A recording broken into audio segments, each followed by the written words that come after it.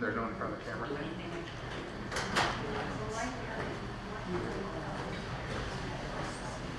We're getting a clock.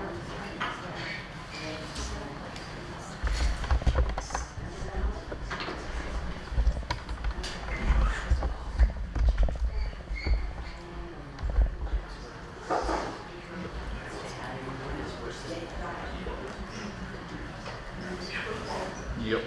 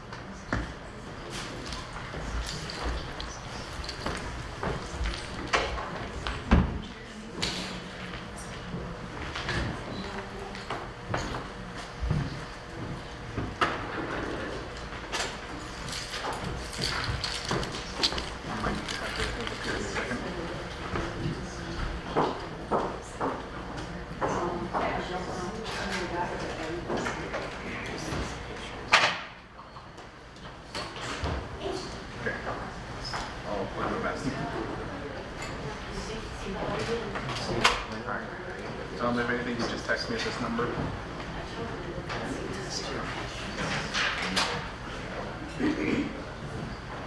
right, sweet. Okay. All right, yep, stay here.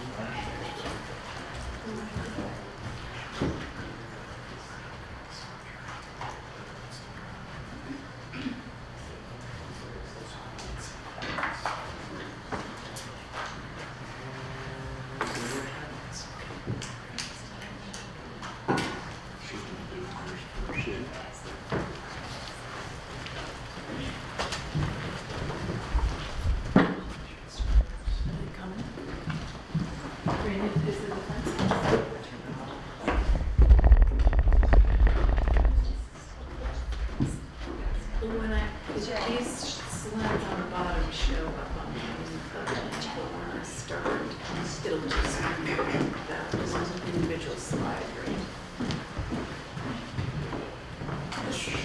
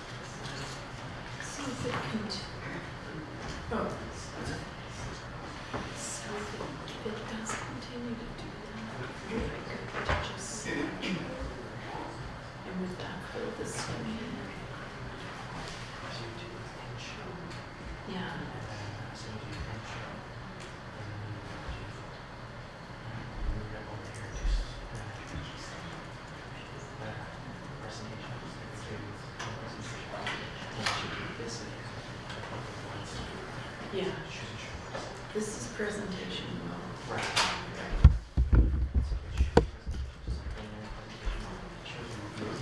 Yeah. Okay.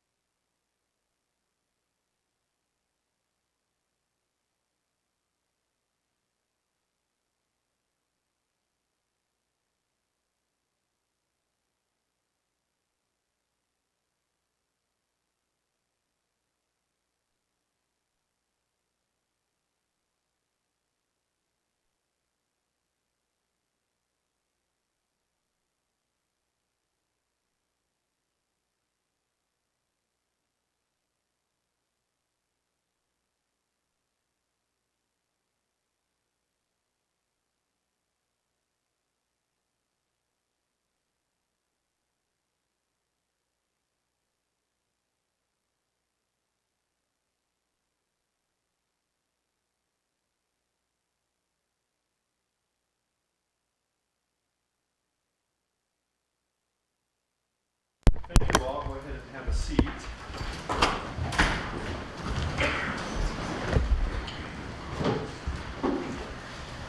And thank you, counsel and ladies and gentlemen, for your patience. Counsel and I were just visiting about the agenda for the day. Let me call the matter.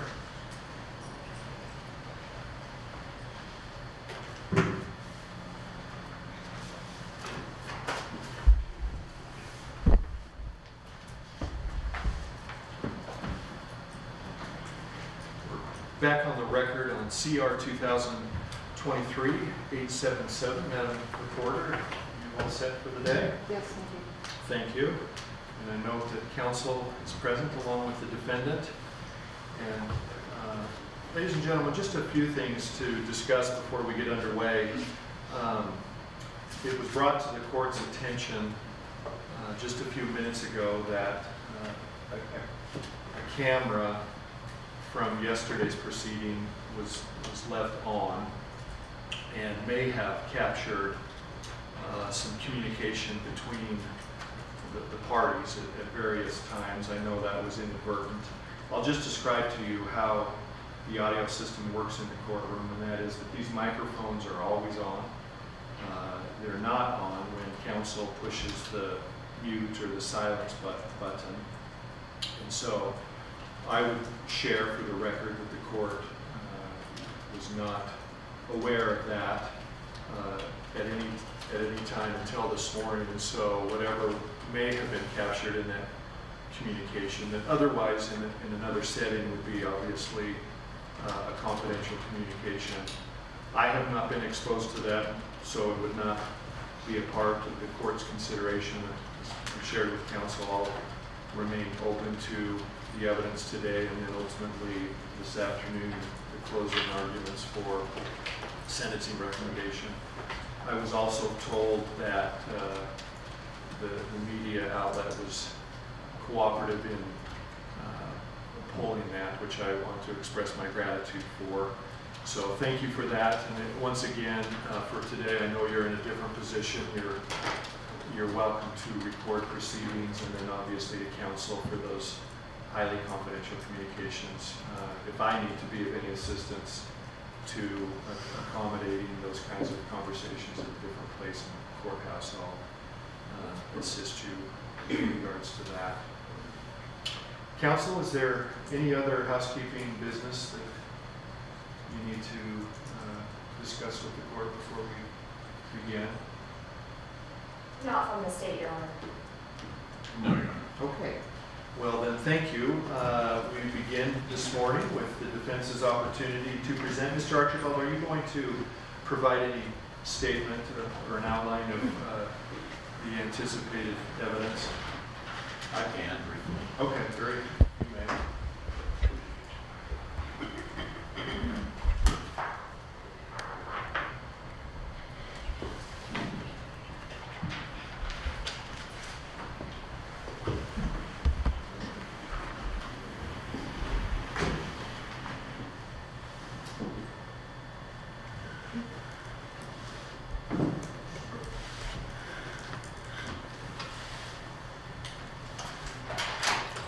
Your Honor, we plan to present today the background history of Jeremy Best.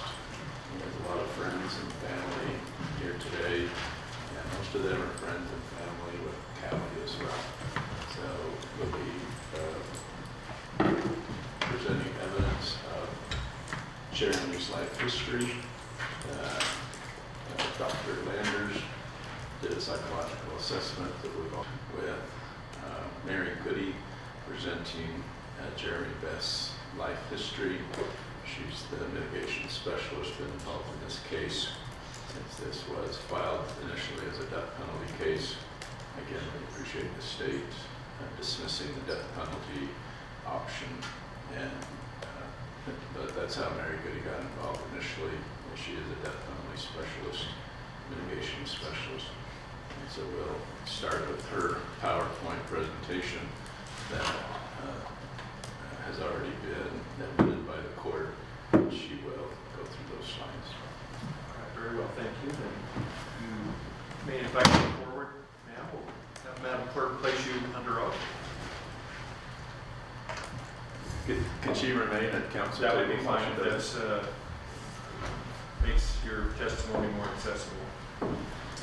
Do you swear the testimony you're about to give will be the truth, the whole truth, and nothing but the truth, so help you God? I do.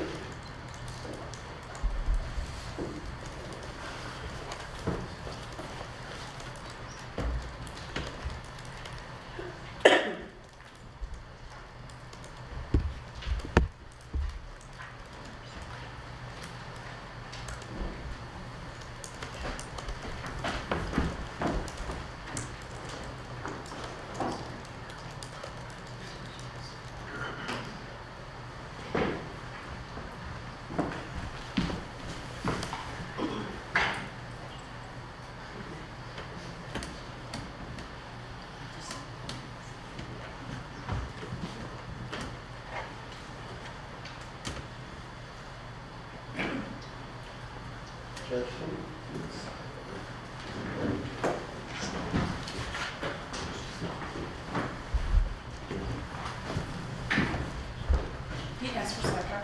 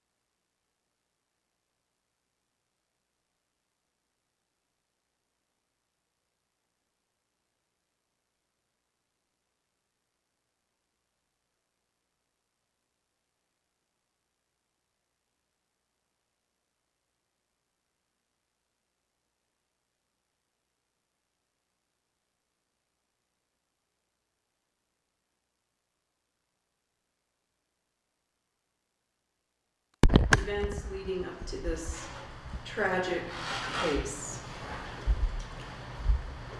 Pat Best and Gregory Best are Jeremy's parents. They are educators from Illinois who have worked in the Park Service for many years.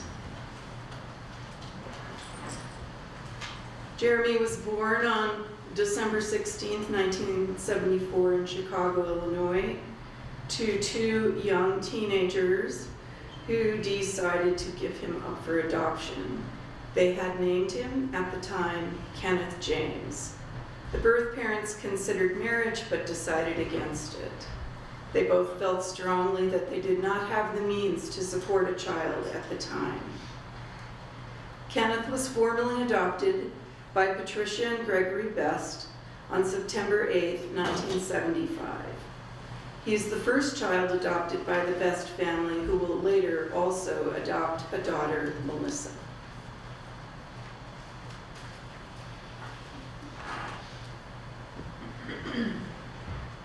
The state of Illinois issues original birth certificates upon request. This is his original birth certificate.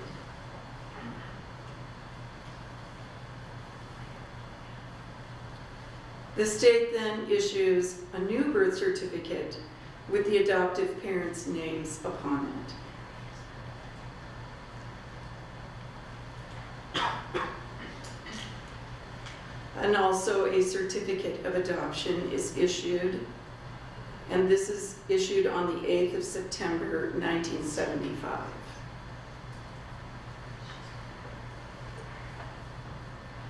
Jeremy was adopted through an organization called the Cradle. These are their records. And a note in the records indicates that his birth mother found it difficult to make the decision to give him up for adoption because she spent several days with him as she recuperated in the hospital. Eventually, both parents signed the documents for relinquishment.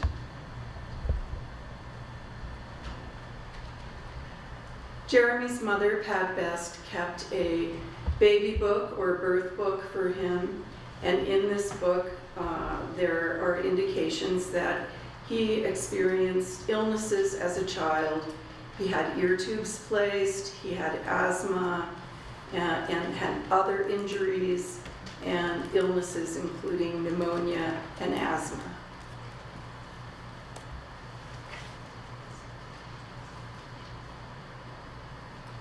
Jeremy attended schools in St. Charles, Illinois, and it was apparent from the very beginning of his life with his adoptive parents that he suffered from ADHD. His school records indicate this, as well as the fact that he had asthma. And as a result of his ADHD, he was placed on Ritalin, and he stayed on Ritalin throughout his school years. And there were often many communications between the school and the parents indicating that there were issues with either the medicine or his behavior as a person who suffered from ADHD.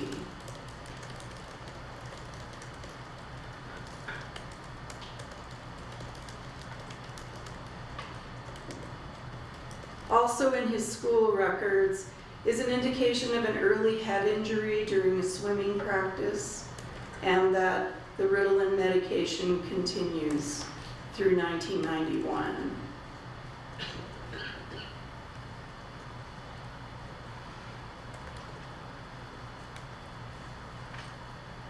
He also had mono, and as I previously stated, he had pneumonia.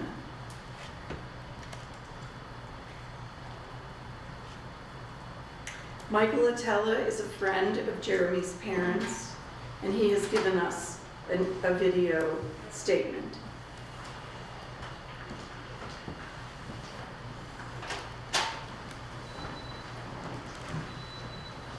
My name is Michael Attella, and I live in Illinois. I'm a licensed clinical psychologist. I have a PhD from University of Chicago, and a lot of continuing education from some really good places. And I've worked for more than 50 years as a psychologist, mainly doing clinical work, and that's also a lot of management consulting too. Clinical work, individual and family therapy, marital therapy. I also am a psychologist who takes an in-depth approach, at the same time a holistic approach, allowing people, as positive psychology says, to bring in their faith and bring in their emotions and bring in their intelligence and bring in their physical reactions as well, to get understanding of the whole person. Well, they're our best friends. Ray has passed away, but I went to kindergarten with him. And even the first semester of kindergarten, we were in the same class, and even went to college together. I didn't go to high school with him. I went to Lutheran North High School.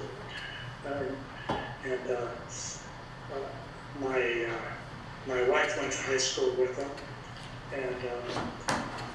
And then we met Pat when he married her. He was about 20 or so, 22 or 3, something like that. And we just stayed friends, and you know, we know them best of any of our friends, and they know us best, and we know and love them all, Jeremy and Missy, yeah, and so for many years, in fact, we knew Jeremy since he was adopted when he was, I think, about 2 or 3 months old. So one time, in fact, when he lived in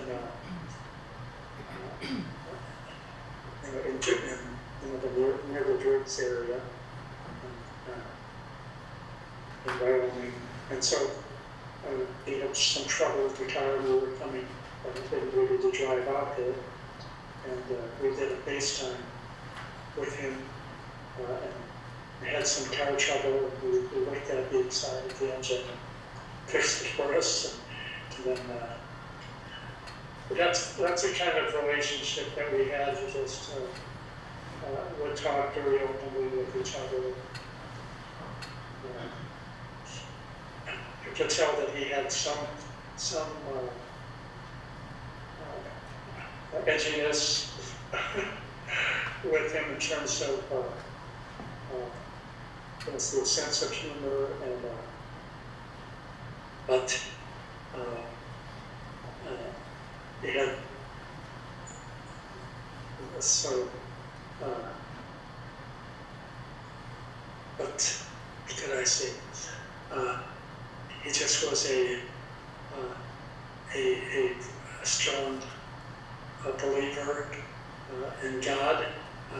He had alcoholism for a while, and he went in and did something about it. And he went to AA, 12-step program.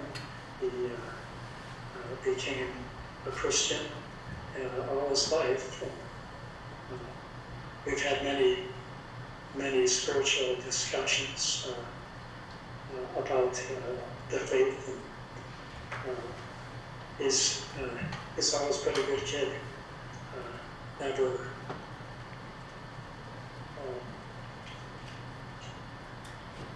I can't remember ever any time where he was an aggressor in a fight, or he let alone breaking the law.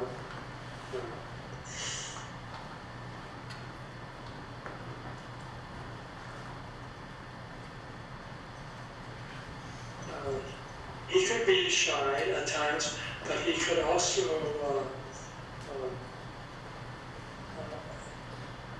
show his emotions too, and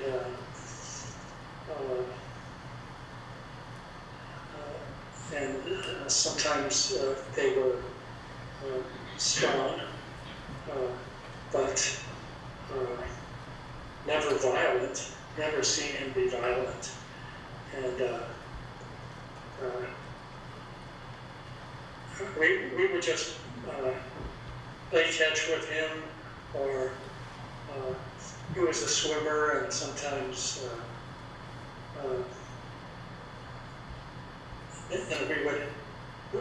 we would go hiking with his parents, and he and Melissa would sometimes come with.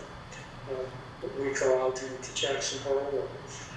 There was a place where you could saw your own Christmas tree, and we would do that with the family at Christmas time. But he was a kid who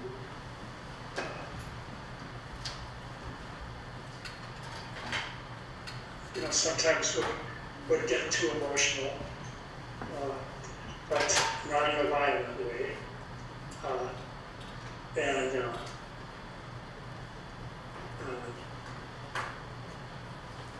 smart and spiritually interested and active. So I think he was receptive when he went to AA. They emphasized bringing God into the alcoholism, and he really went to there, and his life changed in terms of from the alcoholism, and it just brought out the goodness in it.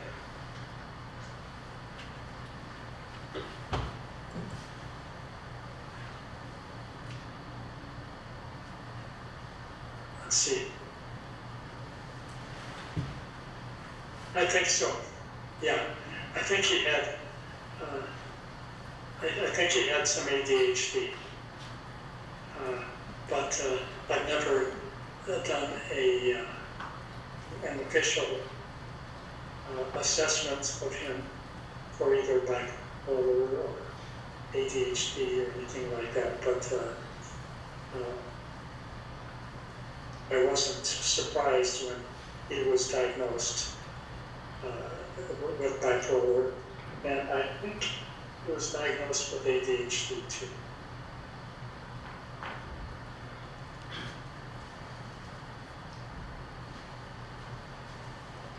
He could get down at times, and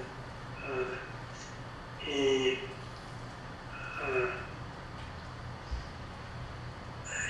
could be very talkative, sometimes even with pressured speech.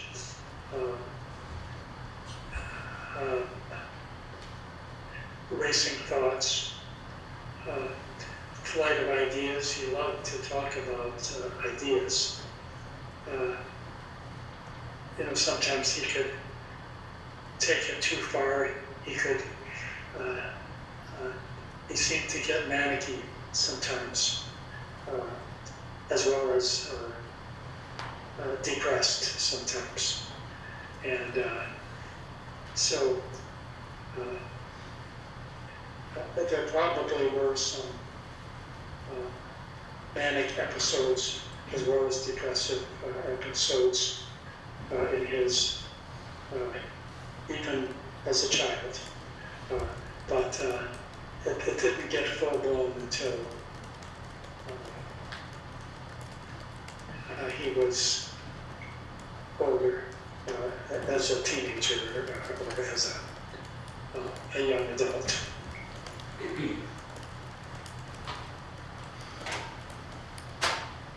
We were heartbroken,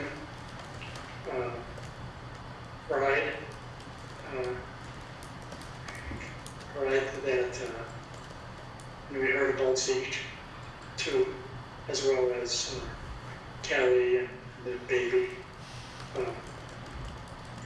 He adored Zeke, and what we've seen videos of him holding Zeke in his lap, and just looking at him with just pure adoration. And we went and bought him a mobile for his crib when he was a baby, Zeke, that is. And, Jeremy said he loved it, and we just felt like you would with close friends passing away, and to think that Jeremy did that was heartbreaking. But I knew that it wasn't Jeremy. That I knew that it was his bipolar disorder, and as we found out later, some other drugs that he had taken. When I heard of what happened, I called up my son and daughter both knew Jeremy well too, and my son was asking me if I was thinking of calling when they hadn't found him yet and didn't know where he was, and I said yes, I had been thinking of calling him, and I'm thinking of it. And he said, I think it would be a good idea. My son is a good person. He's been a missionary for 30 years, something like that, in China and Japan. And he's had spiritual talks with my son too.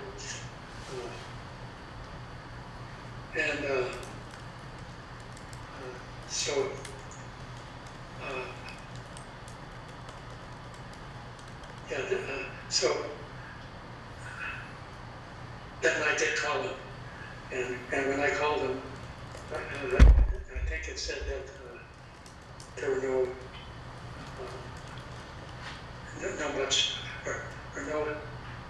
there wasn't enough space on his voicemail, but I found another number and I called it, because we had a couple numbers for him, maybe even 3, something like that. And I called him on the other lines and left a message and told him that I hoped he would realize that God loves him, and that it would be helpful for him and Zeke if he could call up a pastor and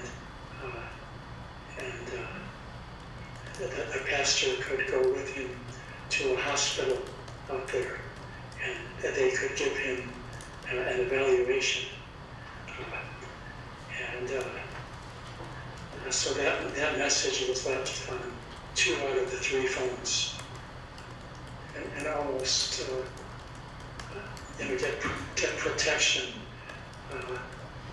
for himself and for others, that he could get evaluated and be committed, and given medication. But I believe he never got the message. We were trying to help him and help him get the right kind of treatment now, not just being treated as a criminal, but more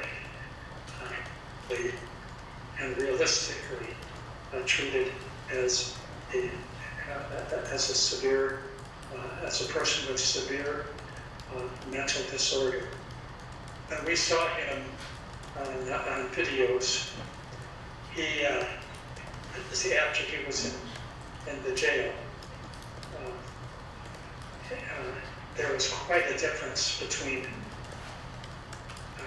after he got medication and the way he was before that. Before that, when he was just caught, the medication seemed to really do him justice, and it broke the true Jeremy. It just shows that even though medicine isn't that great, it is improving. And medicine will still be improving when he's in prison. And hopefully he will be treated as a patient, not just as a criminal. Because I don't consider him doing this as a criminal, doing it as a person with severe mania and bipolar. He needs to get into therapy and even long-term therapy. What I would really hope happens is that Jeremy, with getting some help from prison ministries, and whether they're inside the prison or outside the prison, can really help him. And not just help him, but help him to be able to help others.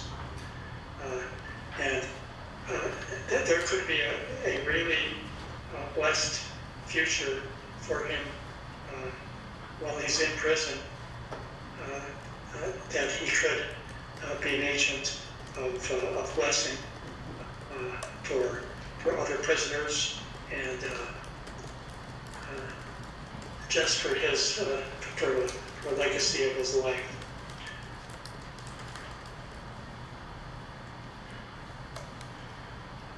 Jeremy played sports as a child.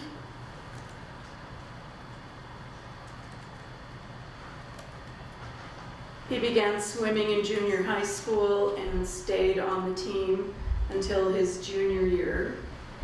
And his parents found that the structure of early morning swim practices and the active swim meet schedule helped him organize himself with his ADHD. The family had a deep love of the Jackson Hole area, and both parents began volunteering and eventually working at the parks in the area. And the family made many trips to Wyoming and eventually moved here permanently.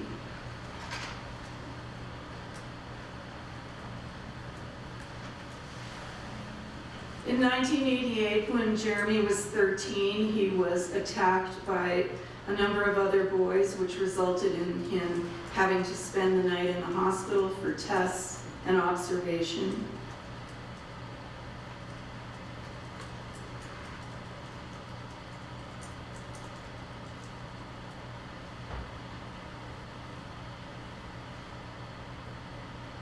He graduated from St. Charles, Illinois High School on June 6th of 1993.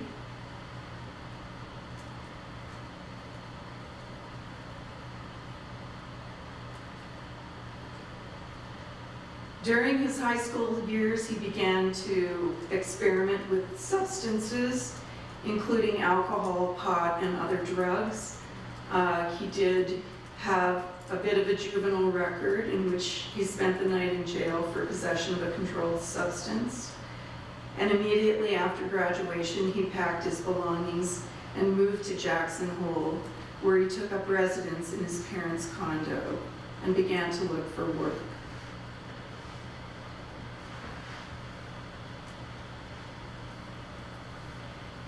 He made attempts to complete auto mechanic programs, both at Wyotech and Central Wyoming College, but did not complete the programs.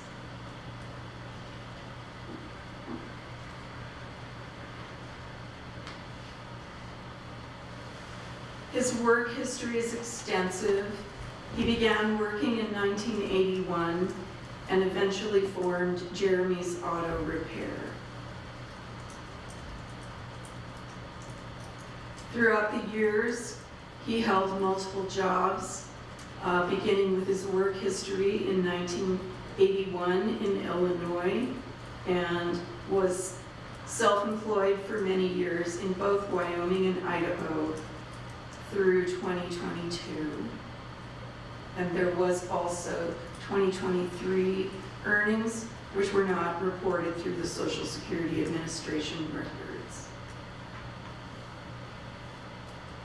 However, if you graph his work history through the years, you can see that he had periods of very high employment and also low employment, and that the years from 2015 through 2023 were not very productive for him.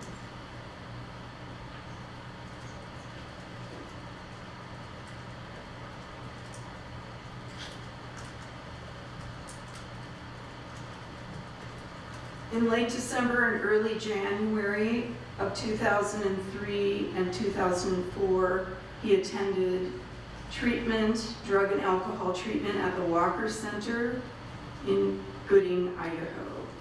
And there he was diagnosed for the first time with bipolar disorder type 1 manic.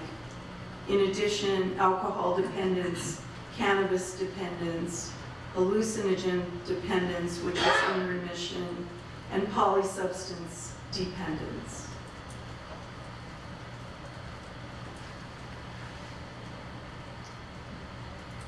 His parents loved coming to the Victor area to help him with his business. They helped him purchase his property, and weekly they helped him with ordering supplies and doing the books.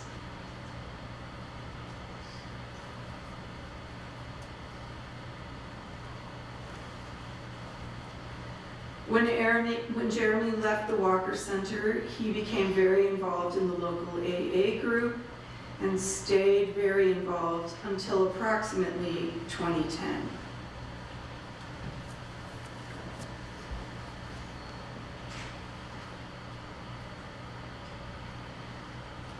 Jeremy met Kali in 2010, although the dates differ depending on who you speak with.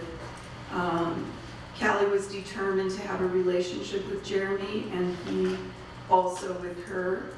They moved in together and spent time snowboarding, dirt biking, and working in the shop. In the home, Kali would leave little notes for Jeremy all over, and this is a little one from the refrigerator which says, "You are smart, caring, and talented. Your stories lighten a room. I'm so blessed to have you in my life. Kay."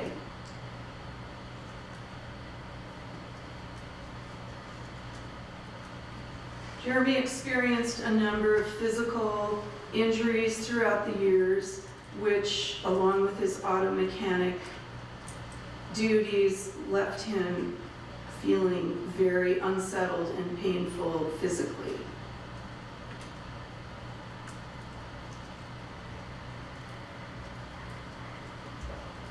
Jeremy and Kali did many things together. They lived and worked together at Jeremy's auto repair. Kali also made jewelry and was involved with the Beachbody franchise. And because the elder Bests had moved to Jackson Hole at the time, they spent a great deal of time together.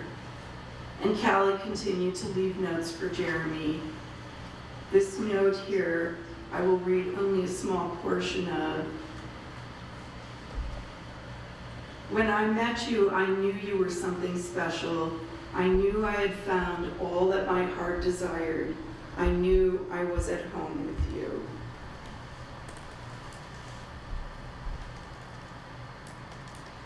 In 2017, there was a fire at the Hayden and Henry Jones home, which was just a block or so behind Jeremy's home in Victor, Idaho. And a neighbor informed him that she thought the house was on fire, and he kicked the door in and helped to rescue the family from the home.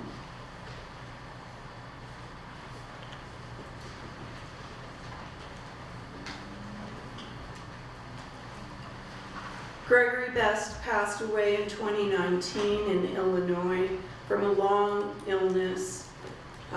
He suffered from Lewy body dementia, and the family tried to keep him in the Jackson Hole area, but there was not enough care for him there. And so it was very sad for Jeremy when his father had to move back to Illinois.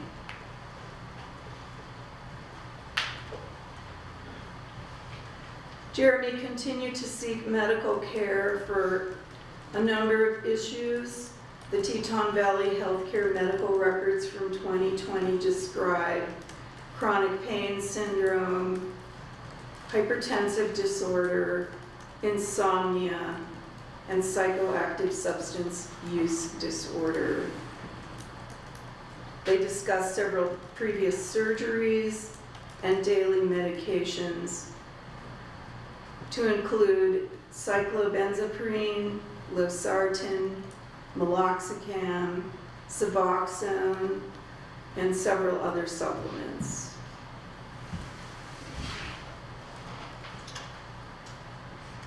Another refrigerator note from Kali to Jeremy in 2020, which is difficult to read, but at the end it says, "I'm thankful for XOXO Kali."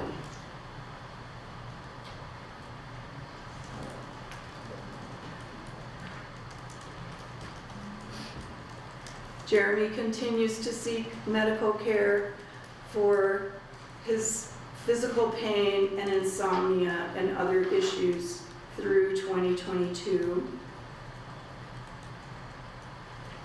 Migraines are added to his issues, along with essential hypertension and chronic pain.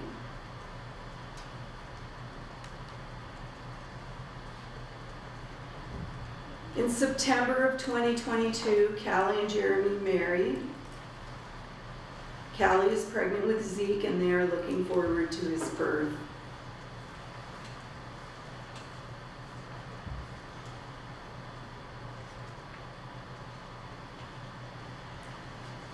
Zeke is born prematurely January 23rd, 2023, and after weeks in the NICU in Idaho Falls, he comes home to his family, and Kali leaves a note on the refrigerator that says, "You're awesome. Zeke and I love you very much, and we're so grateful for all your hard work. XOXOK."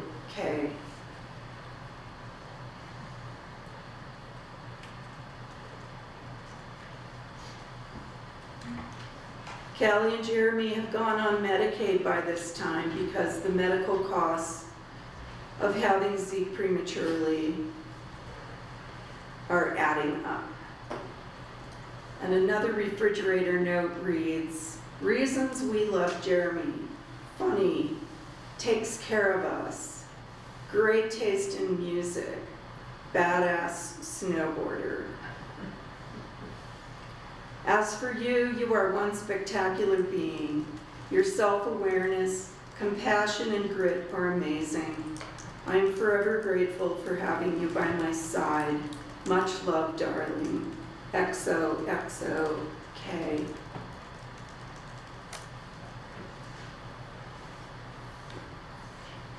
In April of 2023, even though there was still a dust of snow, Zeke went on his first camping trip in Ginger, the van.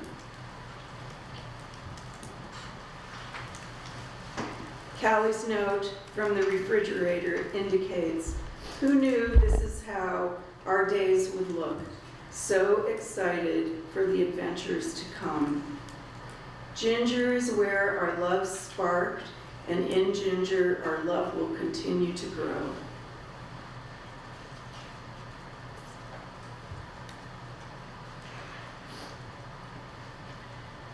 Medical records from local pharmacies indicate that Jeremy faithfully took medications, and the actual date of his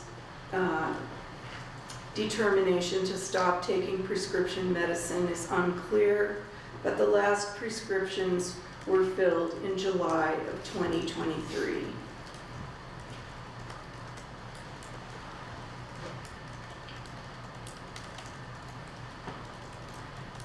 Shortly thereafter, in August, Jeremy has an encounter at the Madison Memorial Hospital in which he believes he's having a heart attack, and Kali sends a text to Mary Toft indicating, "It's been a day. Jay thought he was having a heart attack. Took him to Driggs. He freaked out. Made me take him to Rexford. Ambulance ride from the Teton Dam to Madison Hospital. Then he walked out." Medical records from this encounter indicate that he refused to have treatment and swore all the way out of the door of the hospital.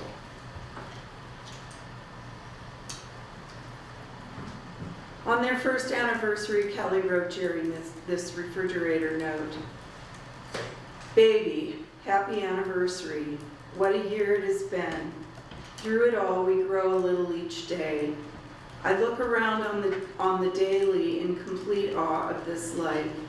Never did I imagine I would be here now, a wife, a mother. I would have never been more proud of two things in my life. Your dedication to us shows me your true and deep loving heart. I am forever grateful for your love.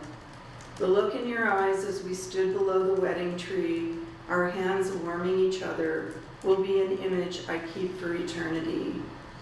The warmth and compassion fuel me daily. I know you were special the second I met you, and you have never been anything less than that.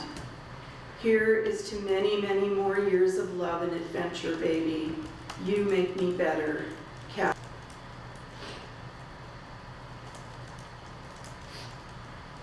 Callie's pregnancy difficulties with Zeke are detailed in her SELA Midwifery Center medical records.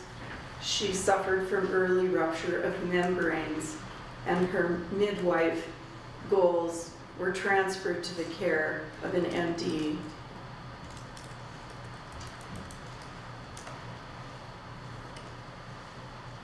Callie became pregnant again, likely in June of 2023. And as she continued with her medical treatments and visits, it was determined that she suffered from a condition known as complete posterior placenta previa, which means that she was not able to use a midwife for the delivery and was transferred to the care of an OB in Jackson.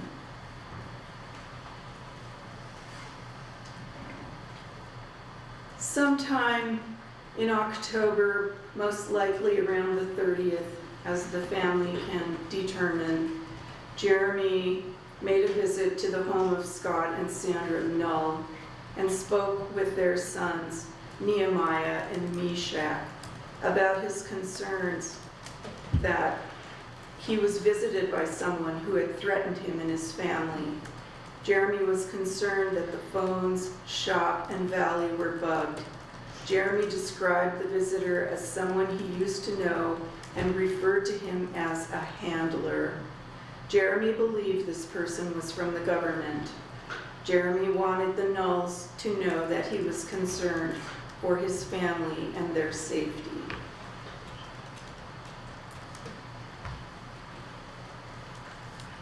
On 11/26 of 2023, Mary Toft, a friend and photographer, took a photo of Jeremy, Callie, and Zeke, which was to be used for their Christmas card.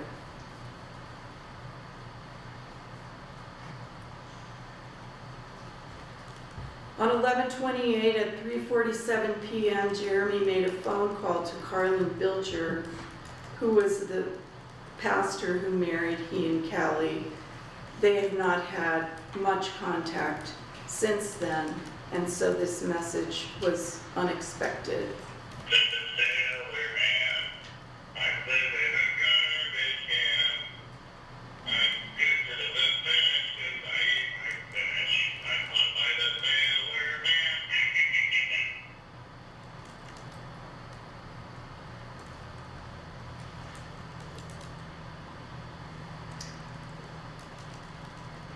At 5 a.m. on 11/30/2023, Jeremy's massage therapist, David Hay, received a text message from Jeremy asking him to send the Mormon missionaries to his home.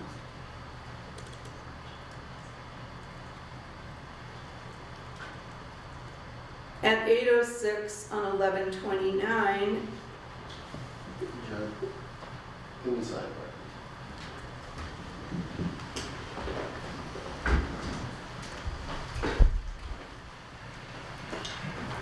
invite this one just in the chambers, just outside the door.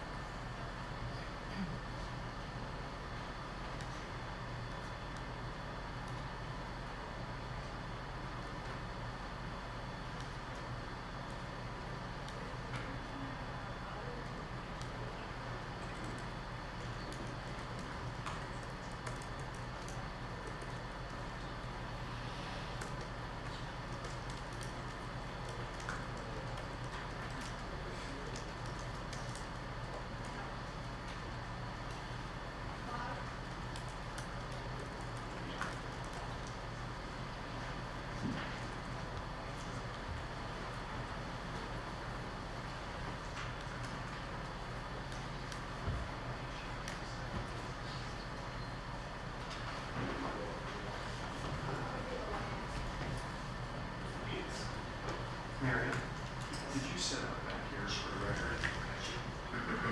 Ladies and gentlemen, I'm going to take up some business on the record out of the public's view, and we'll return in just a moment.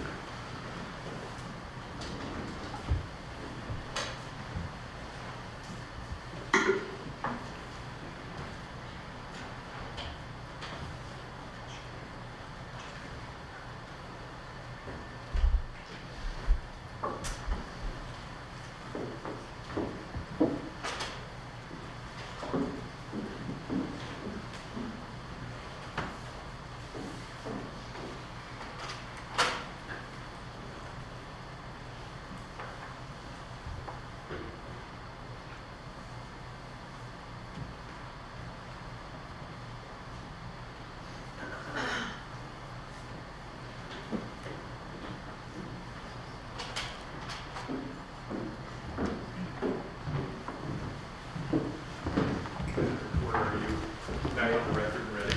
Okay, well, thank you. So, ladies and gentlemen, the court was able to put everything that I deemed necessary on the record.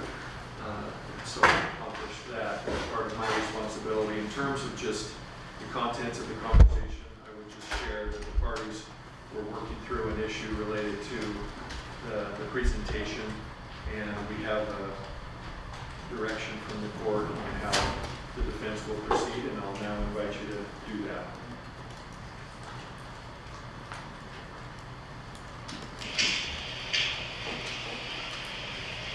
What's up? So what's his van for gas pumps? Oh, okay. He's in the register when I got here. He's completely naked. I got a new one's coming over. He's been up for 2 or 3 days, heavy at meth use. His name's Mr. Randall. Carrie, right? You don't know? Carrie Randall? You know what date it is? Just having a bad day. Kind of bad. It's a bad week. Hasn't been quick for ambulance come in. I have asked nice one for that, so. Anything else besides meth use? Any kind of medical history? Got to worry about? I've got That's okay. What else do you have? You take medications? Okay. What made you pre to this? That's what I'm trying to figure out. You haven't been bothered with nobody, and I appreciate that. Okay? But running through the store naked is not. I literally remember like having Thanksgiving dinner. Okay? And then it's insane. And then I went to go, I don't know. You just don't know. Okay. Where do you live, Carrie? You know where you come from, where you're... I come, Teton Valley is where you told me you were living a little bit ago. All right, we'll get it figured out, okay? We'll get it figured out. Relax. It's all good, man. It's all good. Do you know what day it is? Okay. We'll get it figured out. He's got the gas. Ryan's working on the van part. Yeah. We'll take care of your van. We'll make sure that's all good, okay? See you at the Charlotte's food. Yeah, all the time. Thanks, man.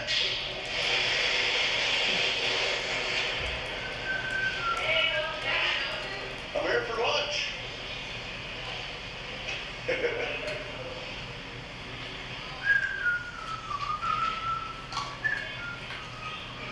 What's up? He's outside. A little excitement, huh? A little bit. Yeah, he's outside. Anything damage? Just had a couple jars of sauce, but I had him back here in the back, keeping him out of the view of the public, sitting upstairs, and he started going off about doing on a binge of drugs, and then he wanted alcohol, and I tried to calm him down, and then he freaked. Anything you guys want to press charges on? Okay. Just get him some help. Yeah. More. Got the ambulance here, so we'll get her on there. Get him on. Thanks. No charges. you good to slip out of this situation? Slip, buddy. No charges. No charges? No. Okay. I'm gonna let that with.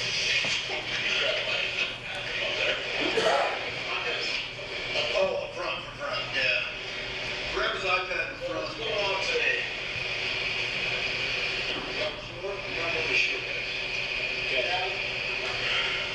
There you go, man. Thank you. Blood pressure come on you, Bob. Do you know where you are right now? Ambulance? Okay. What town are you in? Swan Valley? Okay. You know what year it is? Okay. Sounds good. I was literally having Thanksgiving dinner. Okay. Can I get a temperature here, boss? You old school guys up here, huh? Good to see you. Wow, it's good to be here. Let's do it formally too, just everything's a deal. Any drug or alcohol? You don't know? Been doing drugs. Okay. So it's probably reasonable that you got some drugs in you? Yeah. But you don't know when the last time you did anything was? Okay.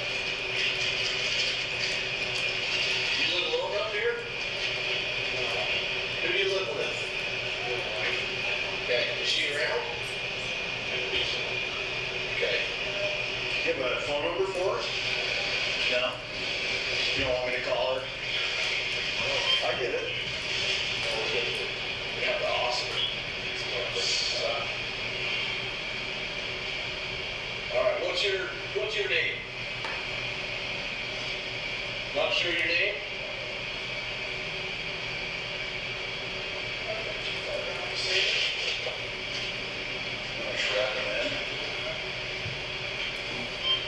He said he got pretty calm for a bit and then lost his. If we had to do some lights, come on. We got no charges on him, but says he doesn't know where he came from, where he lives. I was going to massage. You're going to get a massage? Where? Fairly close, there's a massage place right there. There is actually. Almost me. I think these plates are from Teton Valley. It's Carrie. Carrie, what's your last name? Now you told us. I'll give you just a second. David, you know when your birthday is? Got a wallet. My wallet. Says can't remember his name now. Yeah, we don't even know if it's the right one. Got a picture? See anything in the car? I can see. I got the keys. Some fireman pulled it up. I got. Says he's got a wife. This is the shit they pulled. Some guy pulled it out of his van. Somebody searched the van and found mail. Oh, it is Kali Randall. I wonder if that's who the van's registered to. I wonder if that's the wife. I see Jeremy Randall. The address up there? Up on Fox Street. Are you Kali? Or is your wife Kali? Wife. Wife's Kali. Kali Randall. What's your first name? Jeremy. Jeremy. Okay. That's what it's best. Jeremy Best. Right? Jeremy Randall or Jeremy Best? It was okay. Yeah, I can see that for a while. Well, we're gonna have to move it or tow it. What about the charges? That's my question. Yeah, we're not towing it just yet. Just whatever you can see. I'm searching. Can I look for a wallet? You have to look in the window. Since we kind of have an ID on him. Let me think about it. We're just trying to figure out what's going on, because you're obviously having some issues, because you can't remember a whole lot of stuff. Not sure what's going on. And you strip down in the store. That's not normal. So if we can, kind of at this point, we've got a couple options. We can take you into the emergency room. We can even take you up to Drake's if you want. Or we can try and get a hold of your wife and see if she can come get you.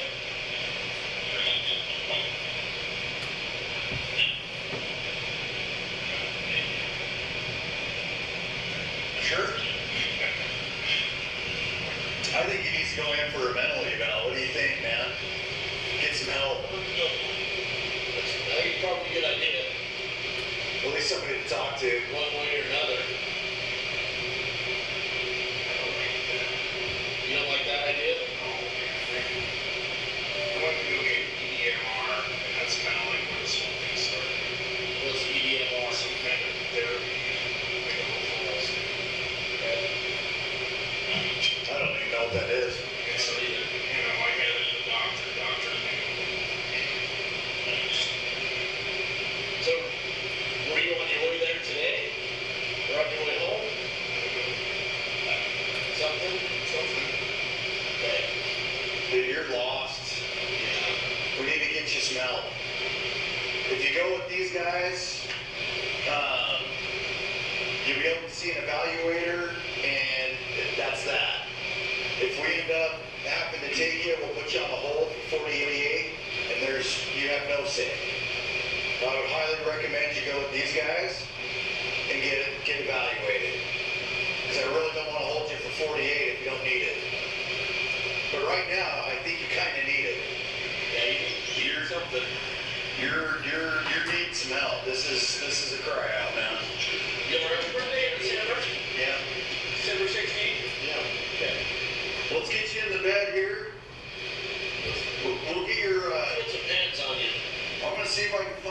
somebody to come get your van. Would you go get your wife, get your van? That way we don't have to tow it. That way it doesn't charge you any money. Let's do that. So we don't tow it, okay? I know it's a lot. It's a lot of info. Let's get you in the bed. Just lay down for a minute. Might make you feel better. Come over this way, Jeremy. Right. We need to get a hold of that wife. See if she's back and find something first. Yeah. That's why I'm trying to get him distracted in that bed right now. Because he's so, like, right now, he's like, oh, yeah, what happened? And then he's like, then he gets kind of, like, tensed up. I'm like, we need to strap him in that bed. Would you have somebody ride with him? No, I don't think so. It's fine. So what do we have, PC or Nicole? Well, they technically do. If they take him, you only need it. Yeah, They're having a hard time getting him. like I said, pair of socks, jumper cables, and a battery. That's all it's in there. It starts. I can't believe you made me here safely.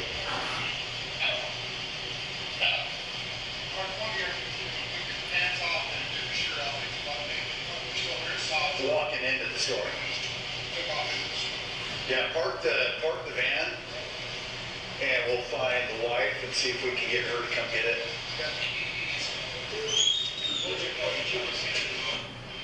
Yes, I did. One recently. Okay. Sounds good. Yeah. All right. We're gonna move your van into a parking spot.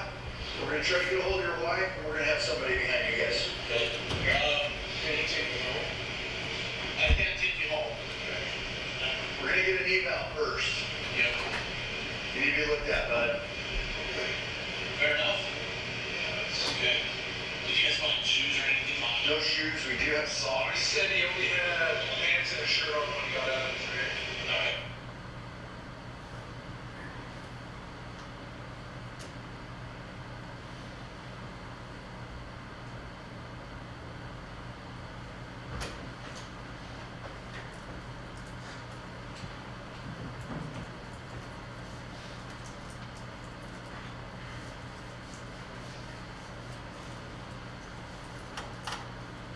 It's Melanie Rayburn, and I live in Tucson, Arizona.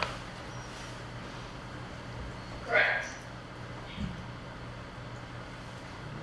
40-some years, 42 years. We got married at age 18. I've known him since I was since I was 5 years old. I was the boy next door, so we've been together a very long time. And we have one child and one granddaughter. I was working full-time in hospitality management, which is when I was a director. It was the Teton Springs Lodge and Spa's sales manager. But right now, I got cancer, so I am not working now. I am just, other than I'm doing my artwork, I have my own art studio, and I'm showing paintings in art gallery for the last 3 years. And I also do a lot of, my art stuff is all the time, but I also, 2 days a week, do volunteer work at the hospital. I bring Holy Communion to the local hospital patients and to people who are homebound. We lived in Driggs beginning 2008 in a rental, and then we moved a year later into the house in 2009. My husband was a machinist, and he had his own machine shop in his garage. Jeremy lives very close to us. We could see his house from our porch. So we were basically neighbors, although not in the exact same neighborhood. And because Jeremy was auto repair, they would help each other out, do business together. And so Scott quickly became friends with him, more so than business. And then I later, was introduced to him by Scott, and we hung out together. So, very normal friendship, neighbors. Callie we would go to on hikes together, we'd do walks around our neighborhood together. Jeremy, he took me, a wonderful day we had at the falls. We love to go to those falls down in Swan Valley. and we hiked all through the right behind the mountain. Whoever thought that was a really awesome day. And we would hang out together in the evening, as couples do. They didn't like to go out very much. Jeremy was definitely a homebody. He preferred to stay home. My husband was too, so, but also my husband did a lot of dirt bike riding with him. I wouldn't say a lot. He went a couple times dirt bike riding with him as well. I don't know, for some reason I don't remember skiing with him. Somehow he missed that part.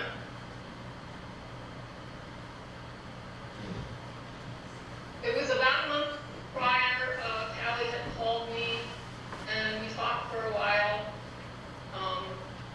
The reason she called me was because our mailbox on our road got knocked over, and she asked me if we wanted it because it had our name welded on it. So she picked it up, and she just wanted to let us know that we had it. And she was walking baby Zeke in the stroller, so we were talking, and yeah, she was concerned about. She talked to me about being with Jeremy, having like anxiety, and ended up in the hospital. And she still didn't know what it was. He said he had moldy cheese, and it was just, she's weird. I don't know why he's saying that.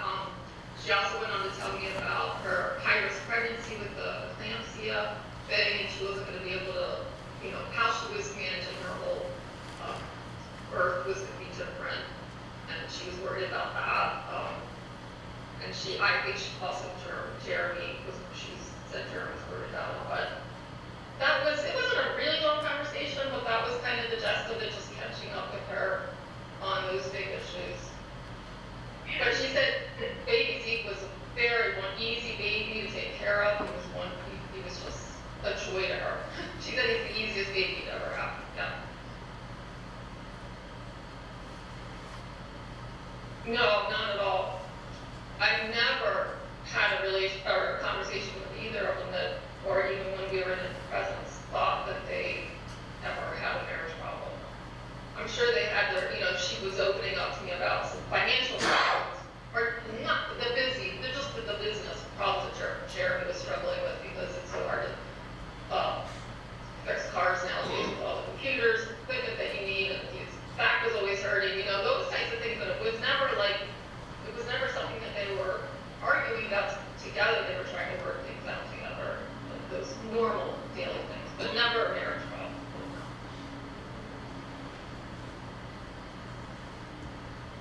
Yes, we both did.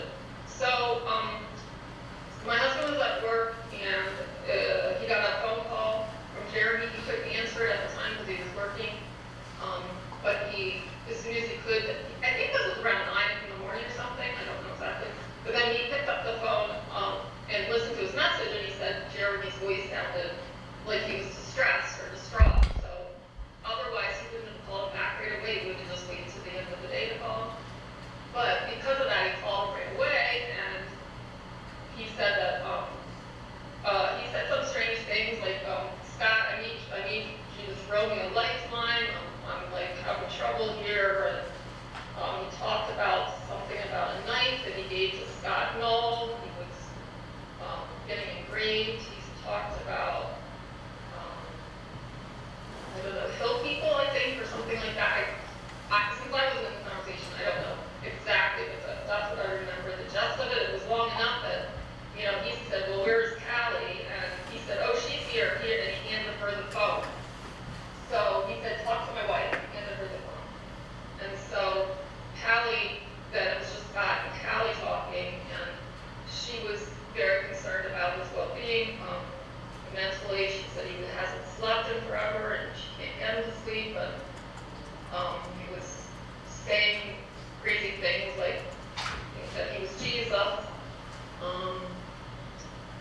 and she was, Scott was trying to help her figure out what was wrong, and they didn't have a really long conversation because I don't know how long it was, but then all of a sudden she said, I gotta go, John Lord is here.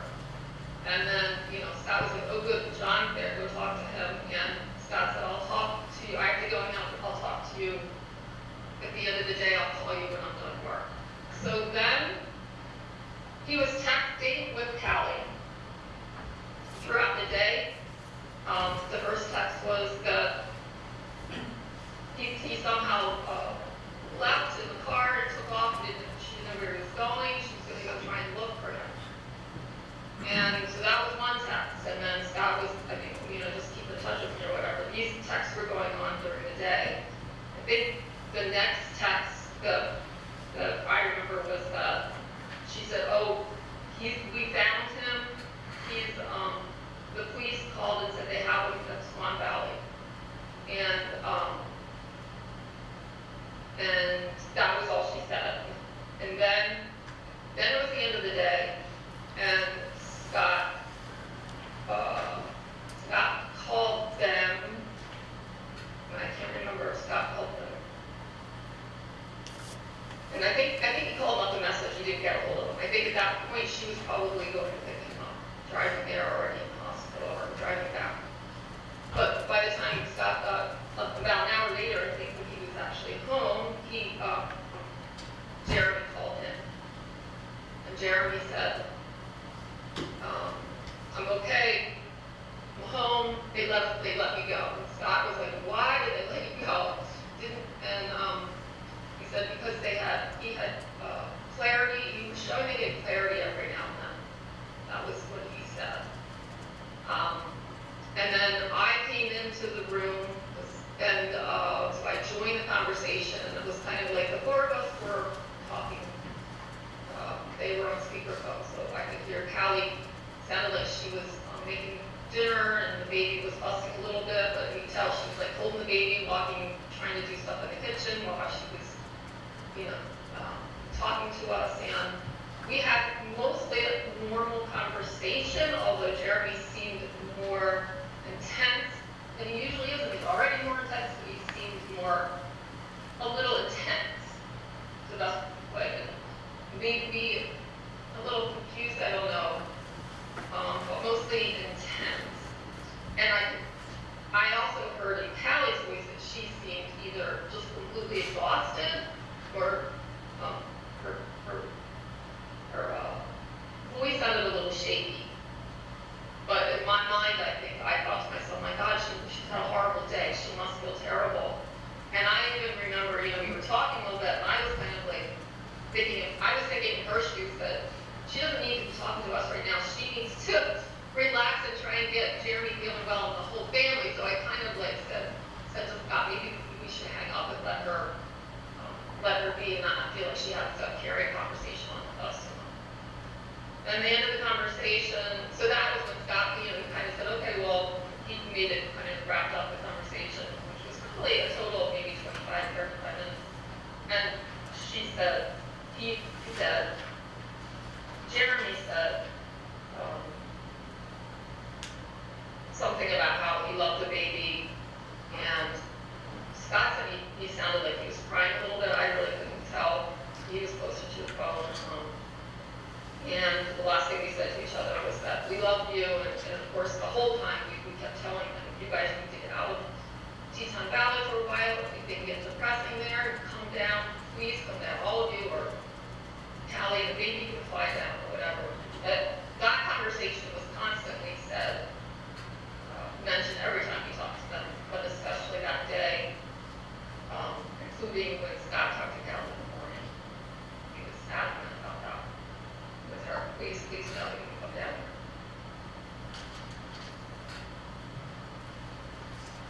It was about 5:30. My understanding that maybe Dr. Jim was the next one who came over right after that, but I don't know for sure. Yes, very much dear friends of ours. They live right next to us.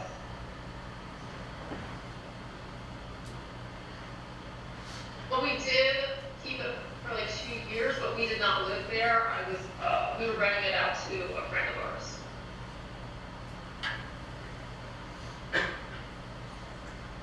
Yeah, for the most part, yeah. After talking to them and the first we found out about, Henry texted us the very next morning, early in the morning, and he said our house burned down. And then we later were able to talk to him, but also our neighbor, our friend who was renting our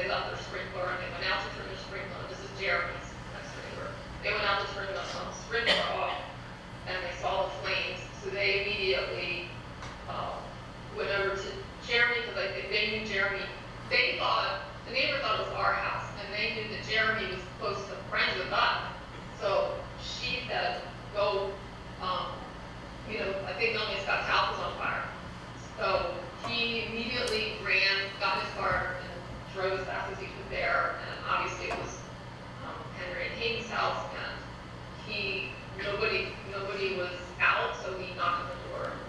He tried to, he was hollering for them, and no staff, they didn't say anything, so then he broke the door down, and he was able, because Henry was at the time kind of wandering around, and like maybe the smoke was kind of getting to him already, and the boys were in bed still, and he went and got the kids out of the bed. And Hayden, I think, was kind of right behind them. They literally got out with nothing except for their pajamas. That's how quickly the whole house burned down and how serious it was that they got out so quickly. Because, being so dead asleep and that much smoke, they could have just, gone out without realizing them.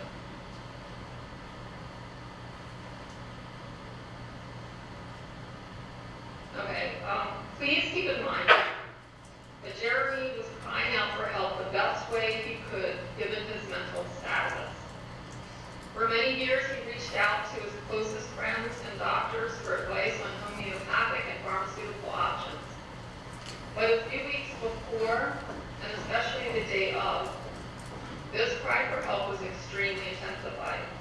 We were included in the list of those people Jeremy and Kali reached out to in desperation that day. And like others, my husband and I have feelings of great regret and guilt for not taking it seriously enough to act on the cry. Freya.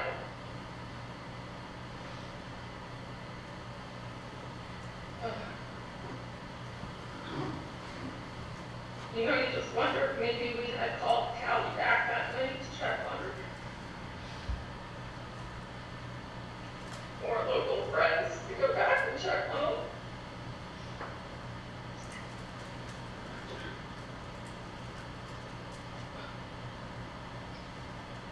Just be more consistent. That they all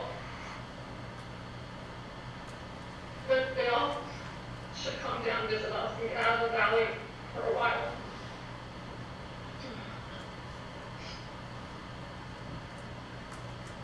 When Kali had texted us that the police took him to Irma, we both gave a big sigh of relief and thank God because we assumed he would be held for 72 hours for evaluation.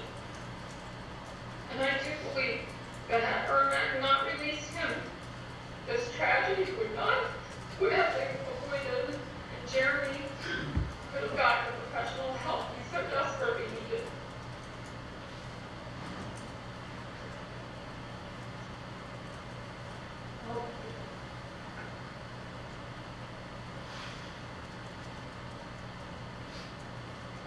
Mental health is much more serious than deadly disease, and it can kill more people than just the one who is sick. And I'm sure that our next staff feel terribly bad that they did not do their job, and they should be held accountable to some extent so others will not make the same mistake. And I'd like the court to take into consideration also that knowing how much Kali loved Jeremy, I believe that she has forgiven him due to his mental illness not being properly managed. And I feel confident that she would want his broken mind and soul to be at peace the best way possible for his remaining time on this earth.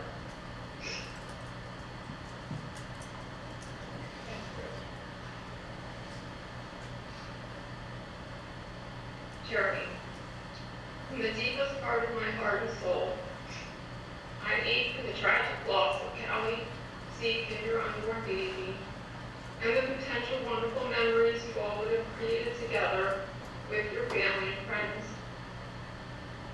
I know that had you been in your right mind, this would have never happened. The last thing you said to us that evening was how much you loved your son, and we all loved each other. Please take solace in the fact that Kali, Zeke, and Freya are in God's kingdom of heaven, and I'm sure they are watching over you with love and mercy. I believe that untreated mental illness. Share your story so it may help others with similar struggles. I believe that your other goal is to live the rest of your life with humility before God, asking forgiveness not only from others, but also of yourself. Please do everything you can to ensure that you will one day join your family in eternity. Focus on your faith and don't do anything that could jeopardize this end goal. Please take your medication and walk daily with God's inexhaustible love and mercy that you deserve. Please also keep your heart open to all of God's graces that may come upon you in many different forms and for various reasons that only time and God will reveal to all of us why this tragedy happened. So take life one day at a time. I will continue to write to you and share your story with others to prevent potential similar tragedies surrounding mental illness. And most importantly, keep you, Kali, and your 2 babies always in my prayers and close to our hearts.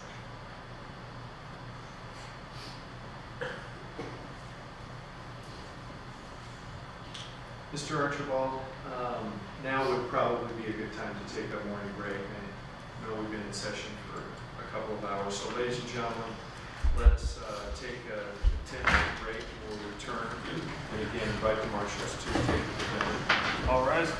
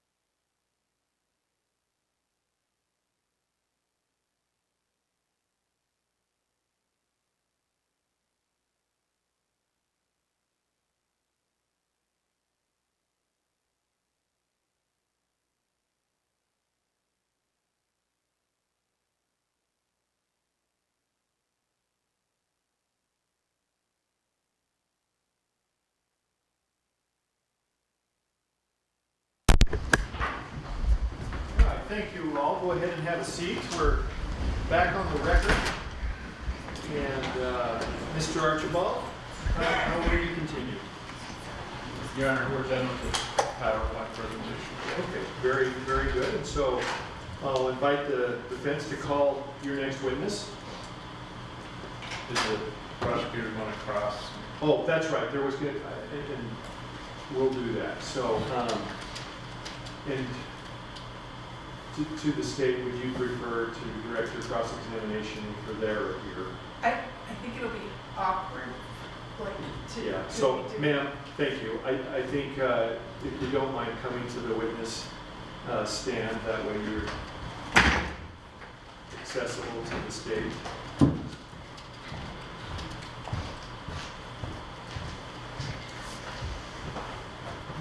Much of what was done was narrative. I recognize that, and we were placed under oath in doing so. Thank you. Briefly, ma'am, good morning. Good morning. Quick question, do I need a mic or can you hear me?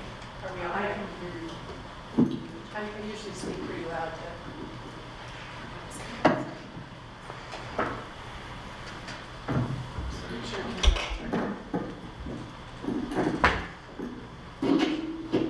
Thank you. Ma'am, just a couple quick questions.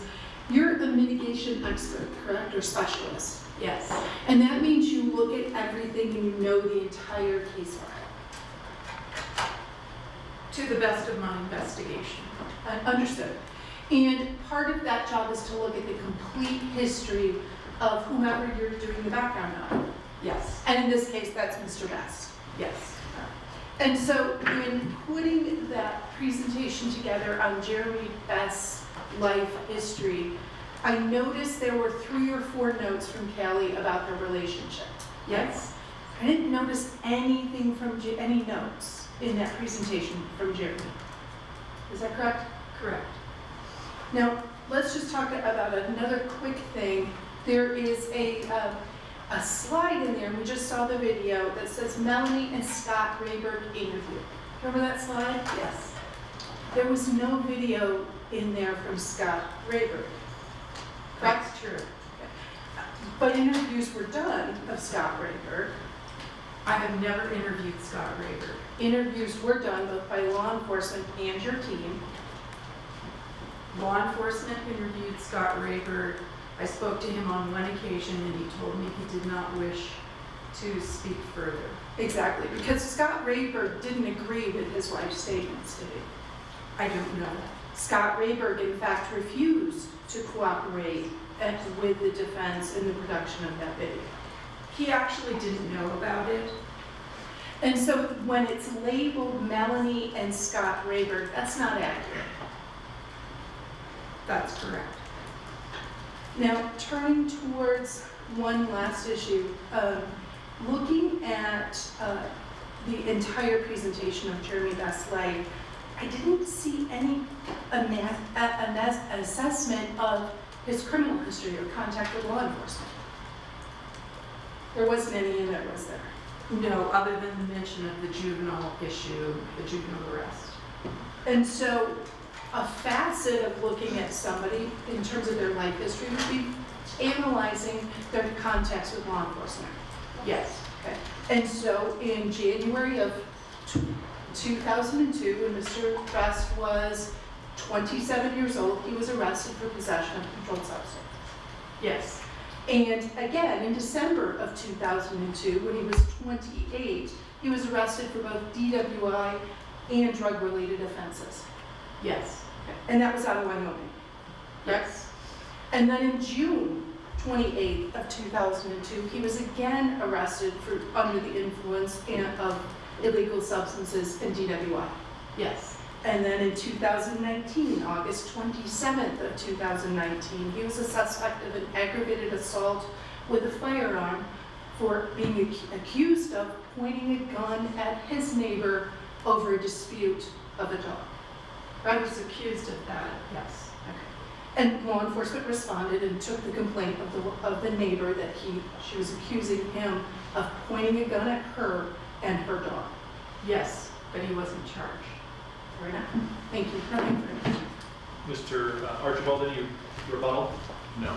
All right, then thank you, ma'am. You may You're welcome. step down, and we'll invite the next witness.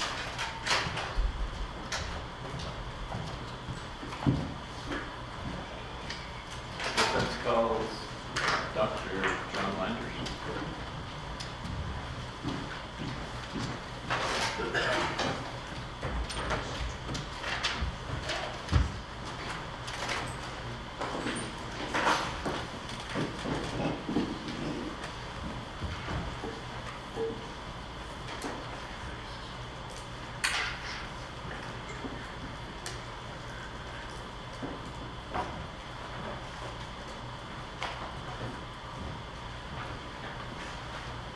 All right, Dr. Landers, good morning.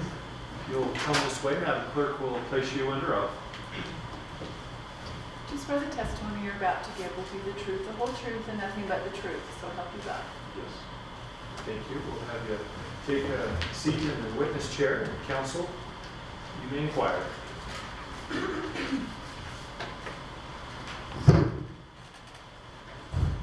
Dr. Landers, will you tell us your name and spell your last name?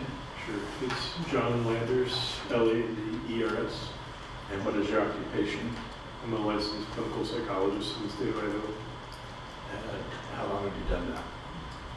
I've been licensed in the state of Idaho since 2006. I've been working as a psychologist since 2002.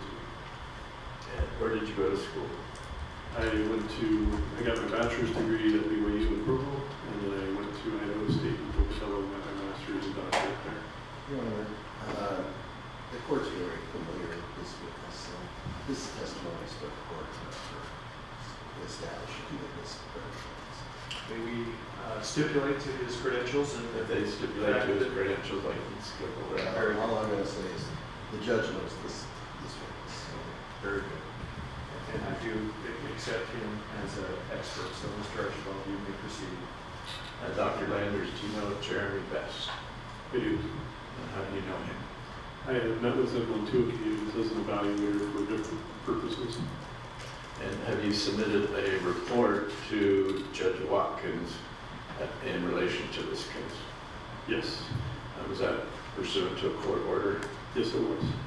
And I have a report that's dated May 14th of 2025 that's entitled Psychological Assessment from John Landers. Would that be your report?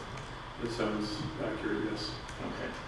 And so when you receive a court order to produce a psychological assessment, what do you do? The first thing I would do is read through the order and make sure that I understand what the order is requesting. And then I reach out to typically the defense, but whomever I need to reach out to and ask for the documentation that I would need to perform the evaluation. Once I review that, then I would meet with the individual, do the assessment, and then I would formalize the assessment and then return it to the court. Was this order from Judge Watkins, did it have specific questions for the court, for you to answer for the court? Yes, per the statute 19-2522. Do you recall what those questions are? I would have to go back to the statute or the order to read them out, have them memorized. Is the first question a diagnosis, evaluation, or prognosis of the mental condition of the defendant? That would sound correct. That would be one of the criteria. And number 2, an analysis of the degree of the defendant's illness or defect and level of functional impairment. That sounds accurate as well. And number 3, a consideration of whether treatment is available for the defendant's mental condition. Yes. And number 4, an analysis of the relative risks and benefits of treatment or non-treatment. Yes. And number 5, a consideration of the risk of danger which the defendant may create for the public at large. Yes. And so those are questions that are set out in Idaho code. Those are standard, yes. And the judge asked or ordered you to do that assessment, is that right? That is correct. And so did you do it? I did. And is this the report that you filed on May 14th of 2025? Yes. What documents did you review as part of this as a psychological assessment? Quite a few. They're outlined in the report. I would be certainly happy to read through that out loud if you would like, but I would need the report, but there are quite a few documents. The report has been provided to the court, and counsel, can I hand him my copy? Well, Judge, this is cumulative. Is there a reason for him to be reading something that's already been seen? Well, I don't know that he'll read it all, but allow some latitude for examination that you would present to it.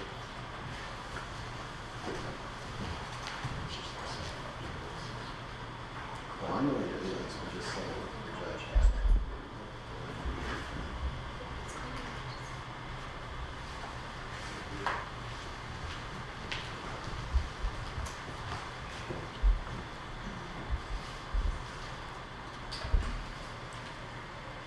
So I think the last question was, did you review documents in preparing your report? I did. And what documents did you review? Would you like me to read through those that are listed on the report? Yes, if you don't remember off the top of your head, because you do so many of these, go ahead, then I'm okay with you just referring to this. Judge, what is the value when reading a list that the court can read itself? Are we just establishing some foundation that he has reviewed some material? Yeah. Okay. Generally, then just perhaps you could just summarize the kinds of things that you recall in preparation for the report. Certainly. Thank you. So I'll just summarize. Yeah. Okay. So psychological records, there were a few of those that were provided. Also some medical records I reviewed. Quite a few of those were provided as well, spanned several years. There were some forensic records that were provided also as part of the investigation. Some law enforcement reports were provided, as well as some collateral information I obtained. I also reviewed some financial and education records. Those were the records I reviewed. And does that help you understand how to begin on your psychological assessment? Certainly, in particular, the violence risk assessment that's requested as part of the 1925-22 order requires that I have data other than from the defendant themselves. I can't just rely upon self-report, and so that data is helpful to be able to gather that information to do that violence risk assessment. Did you do a mental status or observation of Mr. Best's behavior? Yes, I did. And how did you do that? Through observation, through questioning, looking at the responses to those questions, also through collateral information from the jail, how they're behaving outside of my presence, because sometimes people behave differently when they're being evaluated versus when they don't know they're being watched. And so did you meet with Jeremy Best in the jail? I did. And did you talk to family or friends of Jeremy Best? I talked to his mother. I didn't talk to anybody else as far as collaterals go. And you talked to jail staff? Yes. And did you review jail records? Yes. Those are part of the records I reviewed, was jail records. And what were the results of your evaluation? Could you be a little bit more specific, because 18-page report? Yes, I'll be more specific. Did you do a clinical interview for a DSM diagnosis? I did. And what does that mean? Well, the DSM was the Diagnostic and Statistical Manual for psychiatry, psychology, so it basically outlines all of the potential diagnoses that one could use. It's based off the ICD system, which is like a disease registry that is a world-known disease registry. And it just lists off different symptoms that someone might display, and then helps you categorize what disorder is typically associated with those symptoms. Did you do a scale of intelligence called is it Wechsler? That's the WISC, or not the WISC, that's the WASI 2. So Wechsler produces several. Yeah. And what does that mean? What's the Wechsler Adult Scale of Intelligence? It's abbreviated, and so it's the second version of that. It's just a brief assessment that allows me to determine someone's level of intelligence. And did you do a violence risk scale? Yes. What is that about? It's a structured professional judgment assessment tool, which means there are some criteria that you're looking for. And that particular assessment looks at both static and dynamic factors, so things that stay the same will never change or usually don't change, versus dynamic, which means that could change today versus tomorrow versus a year from now. And so there's a structure to it, and basically you're looking at information you gain partially from the defendant, but primarily from records, to look historically and determine whether or not someone is on a scale 0 to 4 at their level of risk across those factors. In your report, you mentioned you took into account static risk factors. What does that mean? An example of that would be like age. That's not something that Mr. Best is going to be able to influence. But statistically, it is related to risk. And so it's something that we would look at when we're doing the risk assessment. The risk of a 20-year-old versus a 50-year-old, those are different. They are different statistically, yes. And did you consider Jeremy Best's criminal and legal history? Yes. Did the prosecutor provide that information to you? Both the prosecutor and the defense provided quite a bit of information, so I would assume yes. I can't remember who provided exactly what. Do you recall your static risk summary? I can certainly give you a general idea of it. It's summarized in the report probably better than I'm going to recall, but yes. Okay. You took into account acute psychiatric instability. What does that mean? Well, acute would be like in the moment, right? Psychiatric instability would be in this moment. Are they displaying psychosis, so delusions, hallucinations, disorganized thoughts, bizarre behaviors, etc. And as part of your psychological assessment, did you consider substance use and relapse potential? Yes. Did you consider Jeremy Best's social support in his environment? That's part of it, yes. Did you consider Jeremy Best's insight and attitude toward treatment? Definitely.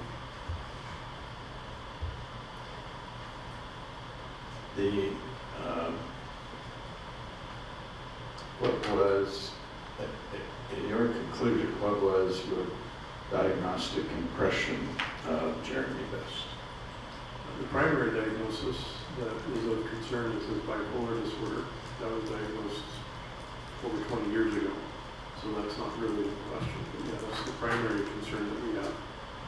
There is also a history of substance use, which is also a concern. Bipolar I disorder, most recent episode, manic with psychotic features. What does that mean? Yeah. So let's just start with bipolar. So bi meaning two. So we've got two different sets of cycling mood, where we go between two different areas of mood. One would be mania and the other would be depression.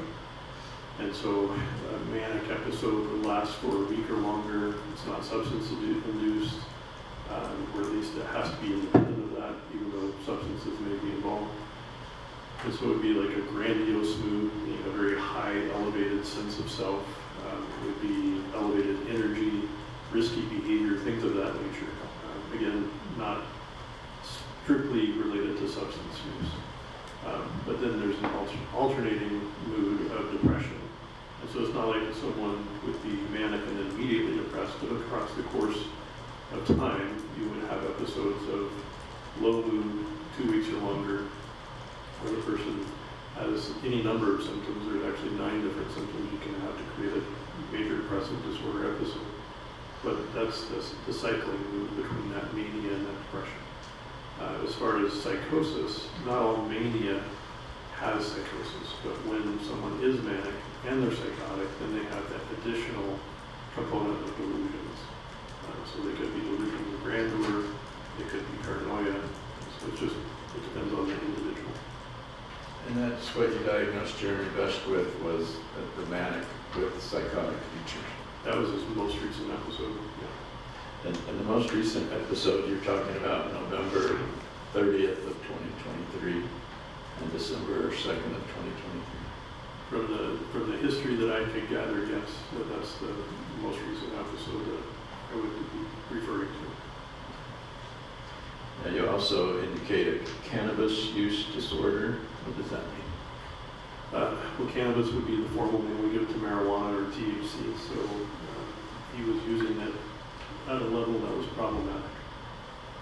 And an alcohol use disorder, what does that mean? Similar to cannabis use disorder, but now not cannabis, it's the use of alcohol in a way that's problematic. It creates functional deficits. And you point out in your report that he has a history of attention deficit hyperactivity disorder. Is that what we commonly call ADHD? Right. It was formerly called ADD, but it's the same thing. It was diagnosed when he was young. And so that was a brief overall of your report. What were your conclusions and recommendations? More specifically, or? And I don't mind if you turn to the back of your report. Sure. It's fairly lengthy. I guess I would just ask for maybe conclusions and recommendations with regard to his risk or with regard to treatment, or let's talk about all of them. All of them, okay. So let's just start with treatment. He would require forever treatment, never-ending treatment for his bipolar I disorder. That requires medication management. It is not something that you can cure, and it's something that if you don't treat it, it's going to get worse over time. So he needs to be on medications at all times to be able to treat those episodes. So that's the first recommendation. So the bipolar I doesn't go away. No. It's something that he needs to manage with medication forever. Correct. And is there also counseling available for bipolar I? You can certainly receive counseling to assist you to gain insight, to assist you to cope with perhaps the secondary factors related to it. So let's talk about grief and loss, for example, or denial, or let's talk about the side effects that I don't like, but it doesn't really address the actual disease, it more address the secondary reactions to the disease or the treatment. So certainly counseling could be helpful, but medication is necessary. And is there, do you know if there is treatment available in the prison system? Yeah, I would assume that there would be. It would be required if there's a condition to treat that. Has he been offered treatment while in the jail? Yes, he has. And what kind of treatment is that? Medication management. So they have a formulary that they base their medications off of. It wouldn't necessarily be the formulary that's available to him in the community. He's using private insurance or Medicaid. But nonetheless, it's medication that has been approved for that disorder. And are you aware, was he prescribed this medication while he's been in the jail? He has been prescribed that medication. Has he always taken it? No. Do you know the reason why? I asked him why he wasn't taking it when I evaluated him this last episode, yes. And what did he tell you? He didn't like the side effects. He also felt like he was functioning reasonably well without it. And he also stated that he would restart it in the fall, which is when he tends to cycle. Okay. So he understands that he needs the medication. Partially, I would say. And he went off of it, do you know for how long in the jail? I can't tell you if he's taking it now, so I don't know if it's continued, but at the time I had interviewed him, it had been less than a month that he'd been off of it, according to the medical folks at the jail. And as far as you know, there were no violent episodes in the jail when he was off of the medicine. During that period of time where he had stopped, so when I had seen him, there were no.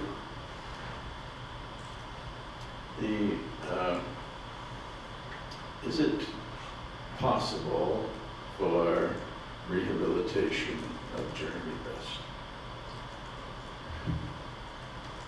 Can you define what you're meaning by rehabilitation?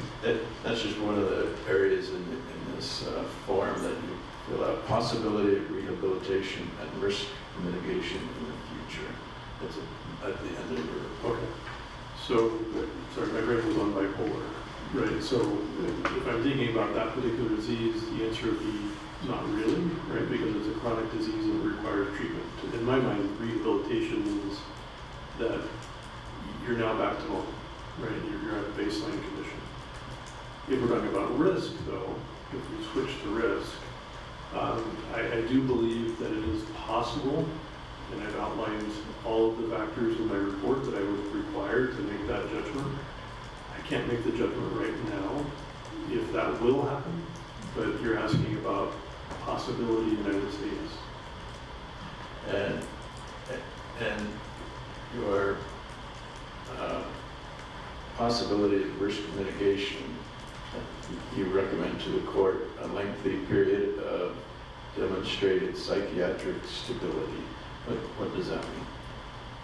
Well, let's go with the different words I used. Lengthy, I'm talking about years, right? Because we've got someone who cycles, let's say every fall, that's what he's saying, he cycles every fall. When he was in the community before, he had a couple of years where he was advocating for treatment, he was committed to treatment, and had no non-compliance concerns and did really well. But then slowly started to not comply. So we would need years where he's not picking and choosing and he's staying with it and has the insight that even if he's feeling okay, he's still going to take his medication. As far as psychiatric stability, what do I mean by that? I would mean no episodes, right? So no episodes of mania, no episodes of depression, no episodes of violence, whatnot. So any of the symptoms that we're concerned about, we haven't observed them for years because he's been compliant with his treatment and he retains insight into that. And do you know if the treatment available in prison is similar to the treatment provided to him in the jail? I would say it's medications. In that case, it's similar. Is their formulary the same? I'm not privy to the formularies. I don't know if it's exactly the same or somewhat different. Do you know of the side effects of the medications that Jeremy Best was on in the jail? I can generally tell you, I'm not a medical doctor, but I could generally tell you what the known side effects are, yes. Go ahead. Sure. Primarily it's lethargy, so that'd be like physical slowness, cognitive slowness, and then metabolism concerns like weight gain. Those are the primary issues. And then you have the secondary issues because of that, right? So if I gain a lot of weight, then I'm going to have other health issues like sleep apnea or potential heart disease concerns or cholesterol issues, triglyceride issues, right? So there are those secondary issues that are caused potentially from the primary concerns. And did Jeremy tell you that the reason why he went off of his meds for a short period of time in the jail? He cited those primary reasons and also the secondary reasons, yes. So lethargy, meaning it kind of numbs your senses as to what's going on around you. That would be a good description. And weight gain, we all know what that is. By your observations, has he gained weight while being in jail on those meds? From time 1 to time 2, when I saw him first versus this time, the difference would be approximately a little bit more than a year between those episodes, yes. He did gain weight while he was in the jail. That was my observation. I haven't seen a scale, but my observation is yes. If Jeremy Best were to ever get parole, would it be important that he stay on his meds? 100%. Would it be important that he have a structured treatment program like with a counselor? Yes. Would a structure, for example, a parole officer, be important? It would be a component important, but not enough, right? And the supervision requirements, if he's granted parole, that would include medication, counseling, a parole officer. Can you think of anything else that he would need? Yes, certainly. You would want to make sure that the environment that he's living in, the housing is appropriate. You'd want to make sure the relationships that you were engaging in were appropriate. Certainly there would need to be substance abuse testing that was frequent and random, so we can make sure that there's no substance use. And I would say that there's not that those services, we've already talked about the services that need to be in place, but there needs to be a review of those services. So like the parole officer would need to have 100% availability to be able to review medical records, psychological records, counseling records, whatever, so that they can verify that there's participation and investment in that. So. And is that typically what's, all those services are provided through the Idaho Department of Corrections Parole Department? I would assume so. I don't know if it's typical, but I would assume that they would have to be provided through the correctional environment. He's not going to be able to provide them through his own private means. So the danger to society, can that be mitigated with what you're talking about? I believe so. Has Jeremy Best been dangerous in the jail? Yes.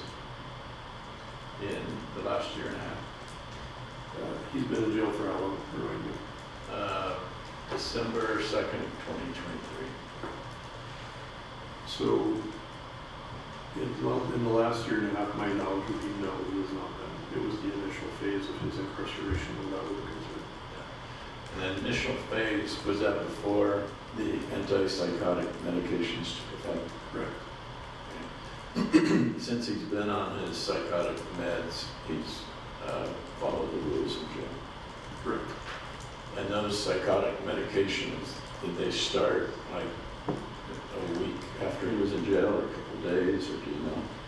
I'm not recalling exactly what the medical records stated. I do know that I saw him about 3 weeks after he was in jail, and by then he had restabilized. All right.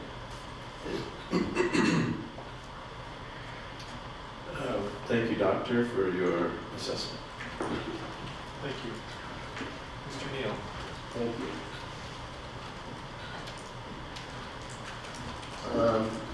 How many of your interviews, especially with inmates, I assume you do both inmates and private clients, is that right? I only do forensic evaluations Meaning, for the court. and so everyone that you interview is someone who has been involved in the criminal justice system. Yes, I do other work, but not clinical work, right? So I may be interviewing someone in a foreign country for national security, but that has nothing to do with what we're talking about today. And so, what would you say the number of folks that you interact with are assessed with some form of bipolar? Like a percentage? Sure. I would say probably 20% or so, because my particular population is a very select sample, right? But fairly common. Yeah, it's not uncommon. And how about with the psychosis? Is that common? With the population of folks that get referred for my type of evaluation, it's not uncommon, yes. And so those are the kind of factors you put into the tool that you use to assess risk. It's part of it, yeah. Okay. And I mean, we're really asking you to kind of look in the crystal ball, right? That's correct. And, you know, I had a couple of friends, and one was an engineer and the other was had a psychology degree. The engineer always made fun of the psychology degree because he said it was a soft science. Mm-hmm. You heard that term before? A couple times. So, if I'm understanding that correctly, so the engineer, if he sees something happen, like, what do they call it, Newton's cradle? I'm not an engineer, I don't know. Fair enough. But he expects certain laws to be followed and reproduced, right? And so does the psychologist. All right. But in the soft science, what's the difference? The difference would be a bias, because the engineer, what they don't understand is quantum physics, where you actually can't predict where an electron is at any given time. Sure, it's a matter of, It's a we guess. live in a kind of chaotic world, right? You agree with that? I do agree that we live in a chaotic world, and there is no such thing as soft science. And so what it boils down to in your assessment in this particular case is there's a lot of unknowns. Fair to say? I would say that there are some unknowns. I don't know that I Significant would- unknowns. Well, that's your statement, that's not my statement. Would you adopt that statement then? Is there significant unknowns in what you're trying to assess? I would just stick with unknowns personally, because significant is a quantity that I would say there's probably 5 unknowns that I'm really uncomfortable with. These are the dynamic that you referred to earlier. Those are the dynamic. high-risk concerns, yeah. Those high-risk concerns. And those are the ones that we don't know how those are going to flush out, right? That's correct. And so to do a prediction, really, without knowing where those dynamic factors are going, would be almost impossible to make a 100% risk assessment. It depends on how we talk about prediction. So if I can elaborate, I would love to. I think what you're going to say is there's limitations on the risk assessment. Right? No. There's no limits. No, that's not what I was going to say. Okay, go ahead. So I think what we have to understand is that we're not predicting behavior. Okay. That's impossible. If I would have known that, I wouldn't have shown up today at 10 a.m. Right? I would have known I could have shown up at 11 a.m. Oh. I didn't know what you guys were going to do today. So I had to predict risk. I knew there was a risk I might be called at 10:30. And so I showed up early enough to where if that happened, I'd be here. Right? Precautions, Yeah. So what we do is we predict risk. Absolutely. And risk is based on statistics. And statistics requires us to understand several factors. What we're talking about is a low base rate behavior. A low base rate behavior is very difficult to predict as far as the actual behavior. When is it going to happen? Who's going to do it? Murder, suicide, things like that. We're not good at that because it's a low base rate behavior. You have to go to your Taylor-Russell tables, which are statistical tables.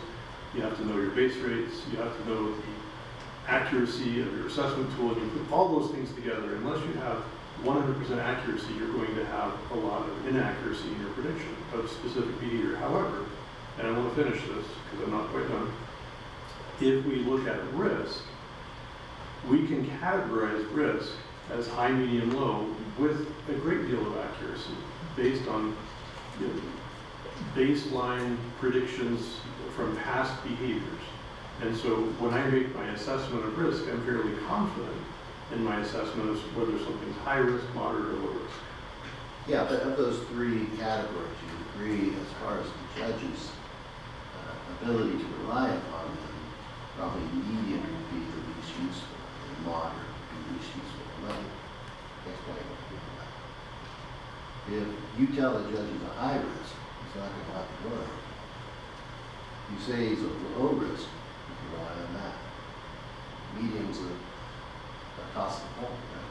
That's a good question for the judge. Yeah. And that's the, I guess the limitation on what you can help the judge with. Yeah. And when you said that it was a moderate risk, you also said, I think I'm using words like significant qualifier. Is that right? Well, I think in my report I said moderate high risk. I don't think I said high, or I don't think I said moderate. I do think I qualified as a moderate high risk. So I Very I good. kind of jumped to one side of the scale, if you will. And the reason we have this high-risk section is not because so much of the historical information. That's right, it's not static, it's dynamic. And, but now I don't think you had some information, I have a card on it, okay, that had to do with a event that occurred in 2019, which was an aggravated assault. Yeah, did you have that when you were doing this for us? Your Honor, I'm going to object. There was no charges.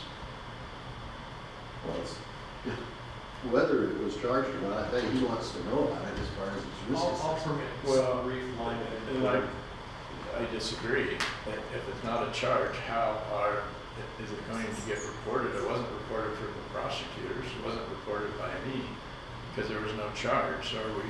I'll rephrase it. Thank you, and that's the understanding the court would be able to process and knowing there's no charge resulted. Sure, and that's a legal determination. You don't do legal determinations, right? I am not the final decider, yes. And if he had been accused, if there had been facts that came out of an incident that involved potential violence, the threat of violence, that would have been useful to you. Facts, yes, certainly. And I want to talk about that just a little bit. So if there's no precursors, you want this historical record, then that would tend to, on this tool that you use, and I'm calling it a tool. Is it an instrument or is it a tool? Is there a difference? I wouldn't have any issue with you calling it a tool or an instrument. It doesn't hurt my feelings either way. And a lot of this is going to be subjective calls, right? You've got a framework here, but it's not like you give them a multiple choice test like a personality test or something like that. It's what we call structured professional judgment. So in there you can tell me that there is subjectivity. And that sounds really cool, but basically what it is, it gives you the list of factors to put into your judgment, right? Yeah. And those are reflected in your report. Correct. Okay. And one of those, of course, one of those factors, and this is based on as much as you know, there's going to be a limitation to what you know about your arrest, right? Absolutely. There's actually going to be some biases that come into it, perhaps unintentional. Well, that's the nature of not understanding all information. Right. And when you met with collateral sources, one was his mother, and you took into account that his mother probably has bias. Of course. And when you say you met with jail staff, how many of the jail staff did you meet I met with the medical provider, or with? Brian. and Sorry, I missed that, Mr. Young. Brian. it's MECHA. And I also asked the officers that were around at the time, so it was probably 2 or 3, I see. about his behavior. Well, slow down there. So when you went to Mitigation, you met with him twice in the jail. Right? 2 different times, yes. And so the first time you went in, you were doing a different type of assessment. That's correct. You were trying to see if he was fit to stand trial. It was 18 to 11, yes. Okay, and the judge knows what that is, so we don't have to go into it. But when you went there, did you talk to jailers? I asked the correctional officers at both occasions what his functional behaviors were. So is he doing X, Y, and Z, or what are you observing? Those are facts, right? Well, sure, but it depends on who's actually there and how much interaction you've had. Right, and that's what they usually say is, well, I haven't been around, and I will ask them how many times have you been on shift when he's been whatever. But yeah, I would ask those questions of the people that have been observing. Met with his mother, met with Brian Meekum. Did you meet with Mary Goody? I met with, I'm going to use video if that's okay, right? Or, so we had an interaction, yes. Did I meet with her personally? No. But yes, I did. And she presented you with quite a bit of information. She did. That's the lady right there. Yeah, that's her. All right. And so in order to make these professional assessments and so forth, it's pertinent your information that's coming in isn't skewed. Right? Certainly. Now, when we talk about your use of the historical information, if there hasn't been any interaction that you're aware of, then you're going to be saying, well, this may be a lower risk than the opposite, right? So for example, if I don't have a really important piece of information that wasn't provided to me, is my judgment going to be correct? And the answer is No. yeah. And also the fact that this particular tool or instrument puts emphasis on that. It could potentially create a false outcome simply because the instrument doesn't take in the totality of the circumstances. And let me give you an example. I'm not comparing the defendant to anyone, but I want to use some examples that I know you're aware of, and I think generally the judge, everybody else is. So let's take Ted Bundy. He's a serial killer. So by the time he was interviewed after 25 murders, 28 murders, this scale would have been off the charts, right? Correct. He had this long history of being very violent. But if you had the same assessment with the man in Las Vegas, at Mandalay Bay, no prior interaction with the law enforcement at all, just using this tool, he would have a lower risk assessment perhaps than Ted Bundy. So we're talking about after or before the shooting? Let's take the shoot right after the shooting. You're called in. It's a mass murder. It's mass shooting. A lot of death. Very serious. Would you take that into consideration when you're comparing that risk, as opposed to saying, well, historically, he didn't do anything prior to that? Well, if you're asking in the end, would I consider someone like the Las Vegas shooter a high risk, the answer would be of course. Of course. And that's because of the nature of what happened, not so much whether or not there have been events that led up to it. Yeah, that's the strength of this tool, because you can have different individuals with very different histories, and you could come out with a risk assessment that's still accurate, because it is accurate. That doesn't have to be based on, it's not a formula that, everybody that does certain things versus other things is going to be ranked differently. Sure, but you in fact did rely on that. It's in your report, right? You talked about the fact that it didn't have this ingrained sense of violence, right? At a moment in time, but when you go to the end of my assessment, it's very clear that I'm at the moderate to high level. Because of the nature of what happened, right? Well, not just that. That would be I think, a minimization of where the risk comes from. I'm with you, but this is a big deal. A familicide. Is that a question? If you wait, I'll give you the chance for you to speak. Okay. This is a familicide, correct? Yes. So we're talking about, it's also known as family annihilation. Whatever it's called, it's a big deal. It's a big deal. And so when you have eliminated your wife, the unborn child, and that's one incident, right? Right? One incident, meaning that we have one instance of individual. One incident in that the child, the unborn child, and the mother were killed at the same time. Okay, yes. And then you have a delay.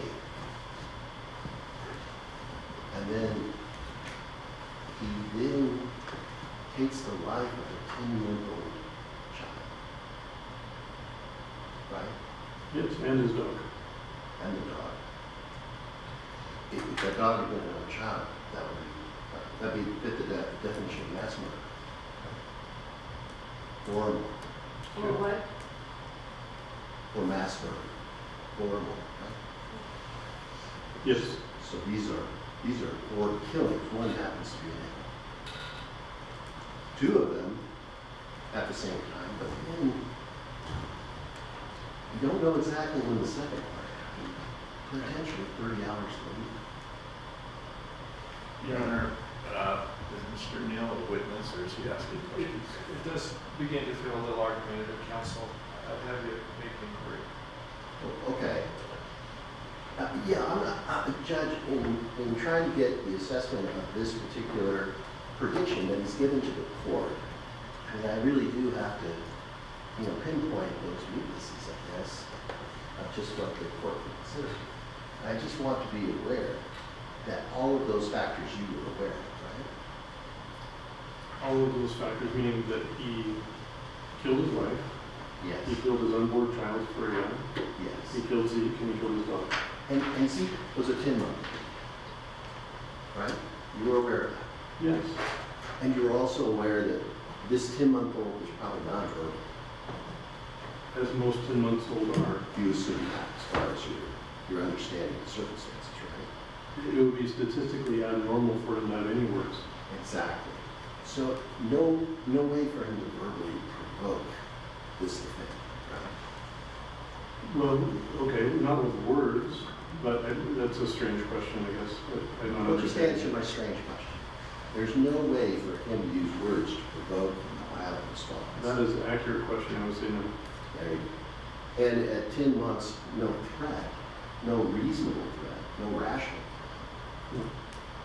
And yet, wouldn't you say that the vast majority of humanity would have a difficult time overcoming that impulse in us not to cause injury to a 10-month-old child? Yeah, I would say that's accurate. That was a significant, he had to overcome that. But not only that, it was his son. Right? Correct. And you would think both of those factors, that is a substantial, that most people couldn't get to. That is a substantial level most people I would like to clarify with a yes or no answer here. Well, what's the yes or no first? What's your question? That is a substantial level that a person has to reach to set aside whatever is natural innocent that protects children, and especially our own child. It is substantial, therefore, you would have to understand a lot more as to what allowed for that overcoming. Well, and I can agree with that wholeheartedly. The question, I mean, how common is this? Well, how common is the reason the person overcame? So you have to understand that reason. Sure, but you would, in your experience and in your studies and so forth, this family annihilation, how common is it? Well, obviously that's very rare, but that's not what we're talking about. We're talking about the reason the person overcame family annihilation. If they were able to engage in that, what allowed them to do that? The number of people who've done that statistically.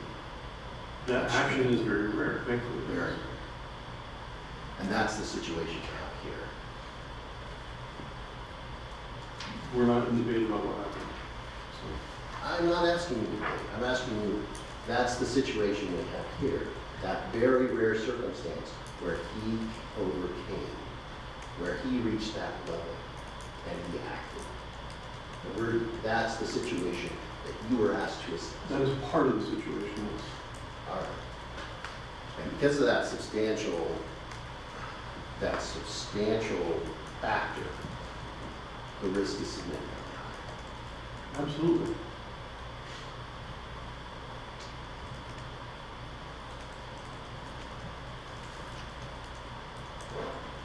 And that, I guess, kind of leads to this final area. Because somebody suffers from mental health, that doesn't equate that they're going to be violent. It depends on the disorder. Correct. That's a yes, right? Just because somebody has mental health, they're not going to be necessarily violent. Mental health is a very broad category, so I would say it depends on the disorder. Sure. And in this case, being bipolar doesn't mean you're going to be automatic. It increases the risk, but it doesn't automatically mean you're going to. All right. Do you have any kind of percentage of a bipolar diagnosed individual who is violent? Not at the tip of my tongue, no, I don't. Small. It's higher risk than the average individual, so it's small but higher. And then the number that will be actually homicidal. Obviously, less than the number that would be violent. Very. Right. Right, and this is not, homicide is rare. And this is, this type of homicide, extremely. Correct. All right. Thank you. That's all my questions. Mr. Archibald?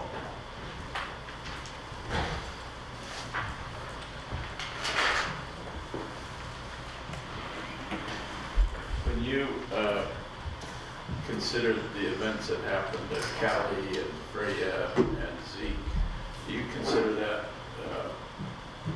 one continuous event? That was over a couple of days. I would call it an episode. Obviously, there were different events within the episode, but I would categorize them as happening all in one episode. And so these psychotic features, managed with psychotic features, as far as you could determine, there was one psychotic feature that lasted 2 or 3 days. Well, it's more complex than that because now we have drugs involved, right? So there were drugs and there was psychosis and yes, there was mania. But all of those were present during this episode. So the prosecutor asked you for a hypothetical. If someone accused Jeremy Best of being violent and the sheriff investigated and no charges were filed, would that make a difference in your assessment?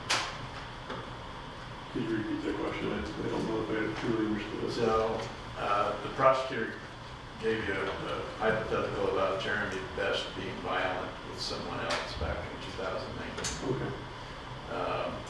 So if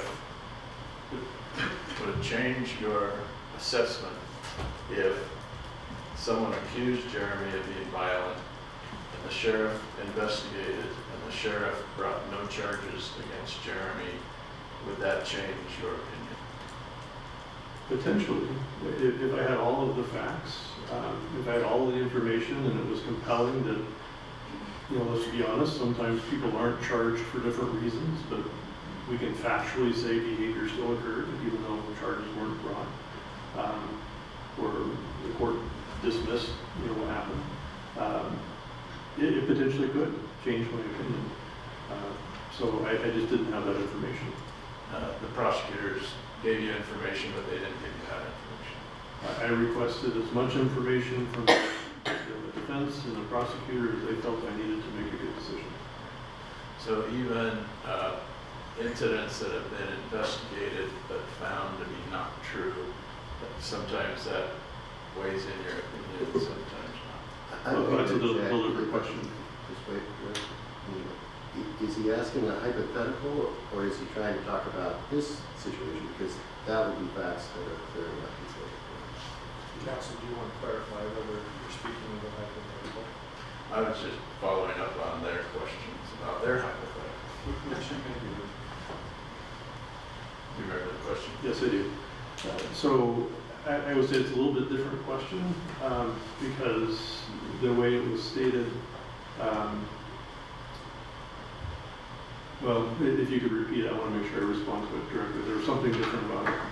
So if the sheriff investigated and found that allegations against Jeremy Best in 2019 of being violent were not true, That's the difference. would that affect your assessment? So the difference in the question there, again, we're talking hypothetically. The way it was stated just then is that it was found that it was not true. Okay, so let's say that there was an accusation and it was actually shown that that was a false allegation. Well, that's very different. That wouldn't be something that I would account for, obviously, in a risk assessment because it was false.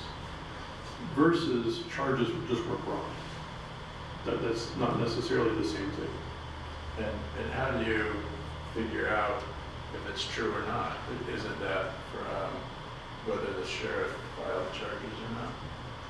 Well, there's other ways to find out truth. Yeah. Any questions from the prosecutor today that make you change your opinion from May 14th, 2025? No, very good questions, but I retain, based on the facts that I was able to have, my opinion. Thank you. Well, thank you, counsel. Thank you, Dr. Landers. Ladies and gentlemen, it is noon. We'll do what we did yesterday and take a 45-minute lunch recess and be back together again at 1:45. All rise.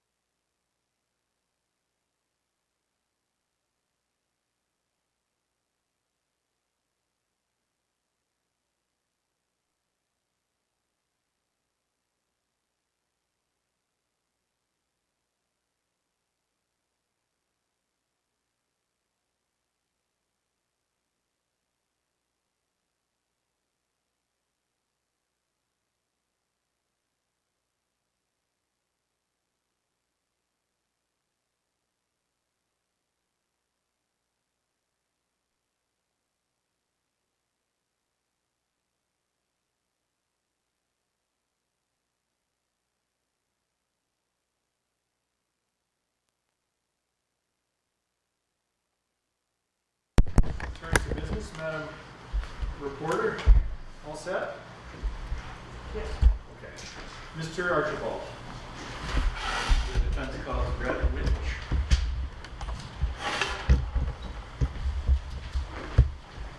Do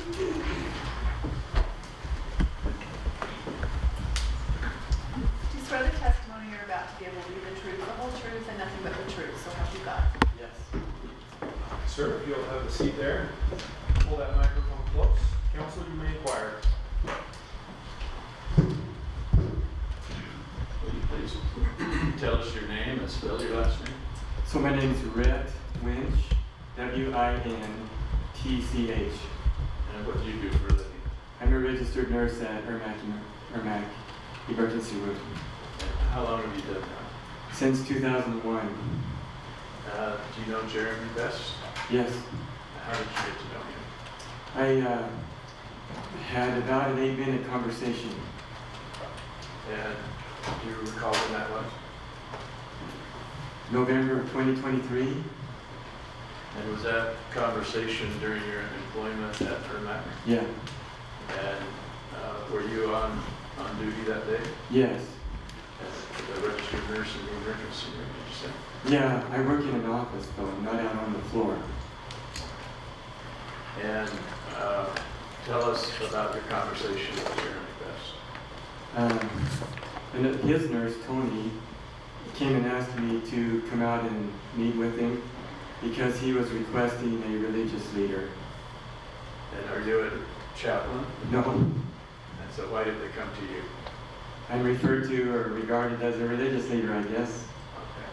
And you're a religious leader in which religion? Church of Jesus Christ of Latter-day Saints. And is that which one that Jeremy was asking for? He didn't specify. Okay. And so tell us about your conversation with him. He mentioned he felt an evil presence and felt concerns about his feelings toward his wife and child. I'm not sure if he said unborn, I think he just said wife and child. And so did he call himself any names? No. Do you remember him calling himself Thor? No. Did he call himself Jesus? No. So he didn't say those terms in front of you? No. And what was your impression of his mental state at the time? He looked like he even stated he lacked sleep, 5 days of sleep.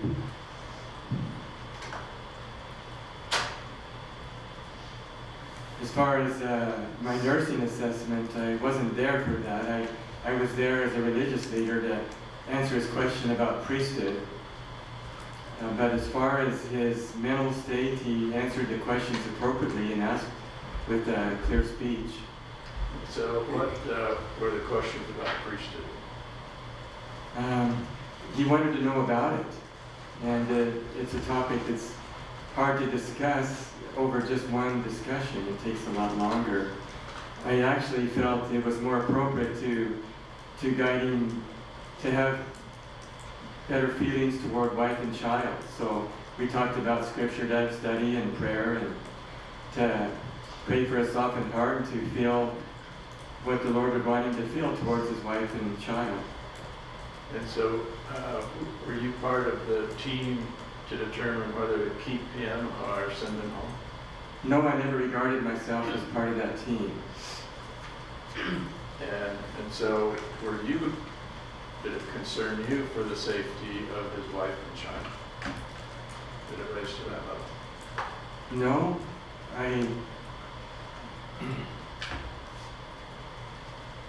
we see a lot of BHC psych patients. It just wasn't my role. I don't recall of having any type of, in 2020 hindsight I could, but obviously at that point I don't recall having those feelings. And so at the time, you didn't think, someone's going to get hurt, I better tell the police or I better hold on to this guy. You didn't think that? My genuine interest was to direct him to have loving, kind feelings. And did you meet his wife when she came to get him? No. I was in my office. It's kind of outside the ER emergency rooms. How long would you say your interaction with him was? I think about 8 minutes. 8 minutes total? Yeah. And you think that because you've gone back to look at your records?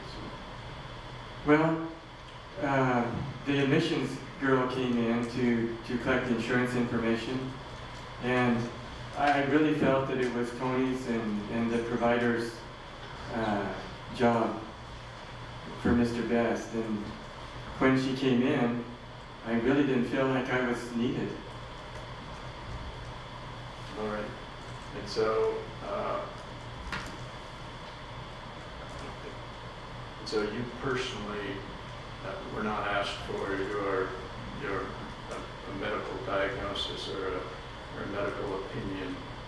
You weren't asked that at the hospital as to what you believed you needed. No, I wasn't asked. I don't think I wasn't even regarded as part of that team that makes those decisions. I mean, as a professional nurse, if there was something that jumped out, obviously I would try to step over. All right, thank you, sir. Any cross? No, Your Honor. Very well. Then the court has no questions for you, sir. You may step down for your testimony. Defense calls James Davis.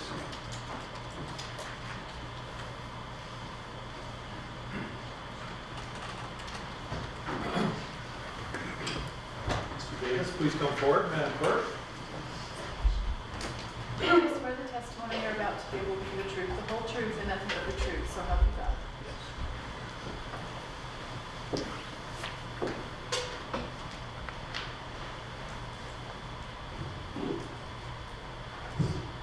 Will you please tell us your name and spell your last name? James Davis, D-A-V-I-S. And can you scoot that microphone a little closer? How's that? Where do you live? What do you do for a living? I'm a chiropractor. Do you know Jeremy Best? Yes. Do you know Kali Best? Yeah. Tell us how you know them. They were friends and patients. Both Jeremy and Kali were patients of yours? Yes. And for how long? Years. I don't know how many years. I'll have you just increase your volume of your voice, please. Okay, Thank you. I'll speak up a little bit. I understand hearing because I can't hear. Okay. Okay, And so as a chiropractor, what's your training to be a chiropractor? graduate school. So, You've been a chiropractor for how long? about 43 or 4 years. And you're licensed in the state of Idaho? Yes. And so what were you treating Jeremy Best for? Lower back pain, What would you do for him? adjusting. He had certain therapies that seemed to help him. He had pain in the middle part of his back that was always chronic, so just from the type of work he did. So tried to help him with pain relief and to keep it mobile. And was Kali also a patient at the same time? Yes. What would you treat her for? Lower back pain and occasional neck pain. What, so the spinal manipulation or massaging, is that what you do? Yeah. And also medicines? No, some nutrition sometimes, but no, I don't do medicine. So you No don't, drugs. when I talk about medicine, you're saying you don't give them any prescription medicine? Right. So would you work with them on natural medicines? Yes. And what kind of medicines was Jeremy on?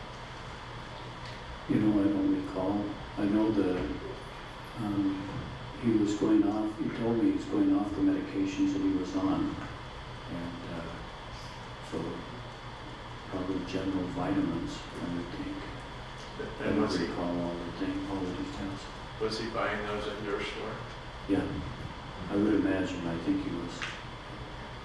And did he tell you that he was using marijuana? No, Did he tell you about DMSO? he did. Yeah. And is that what you had him buy at your place? No. What is DMSO? It's a dimethyl sulfate. It's a solvent, and it's used mostly as a horse liniment. As a what? Horse liniment Horse for liniment. sprains and strains. So it's has anti-inflammatory effects. So was Jeremy using DMSO? Yeah, he told me he was. Yeah. Okay. And did you recommend that for him, or was he just doing that on his own? No, he was doing that on his own. And what about Kali? What was she taking? Vitamins and minerals was about all I can remember that she was on. Both of them wanted to treat their pain with natural remedies. Yeah, much as they could, yeah. What is kratom? I don't know for sure. It's some type of a, I think it's some kind of an herb from what I've read about it. That Do you sell? It's a painkiller. Do you sell kratom? No. And so, leading up to the events of November 30th of 2023, were you in contact with Jeremy and Kali the day before that incident? Yes. Tell us about that. Kelly called me and asked me if I could come over. And I said, of course. And I asked her if Jeremy knew about it, and she goes, yeah, he's the one that said to call you. So I went over to their house. And I think that was on a Wednesday night, and just visited with them for about an hour. And just talked to them. Talk with both of them? Mm-hmm. Yeah, they were all three sitting there, yeah. And were you concerned about Jeremy's mental state? No, not as far as, I was always concerned about the mental state because he said, as I was getting ready to leave, he said, I'm 4. And I go, well, so we talked about that for a minute or two. Said, well, we all probably have these energies in us somewhere, but that's not real. And, but he told me, I wasn't concerned about anything violent. It's totally against Jeremy's nature. It just wasn't part of him. And he looked at Kali and Zeke and said, these two are my lifeline. He said, this is why I live. So that's a conversation. You could tell they were a loving, happy family. Yeah, always have been. Every time you interacted with them, they were happy and treated each other well. Respectful of each other. Yeah. When he told you he was Thor, did he mean Thor, the Norse god? That's what I would assume. Yeah. And was he joking, or did you wonder if he really thought that? I think in the moment when he said that he really thought it. And then I think the next moment he realized that it wasn't.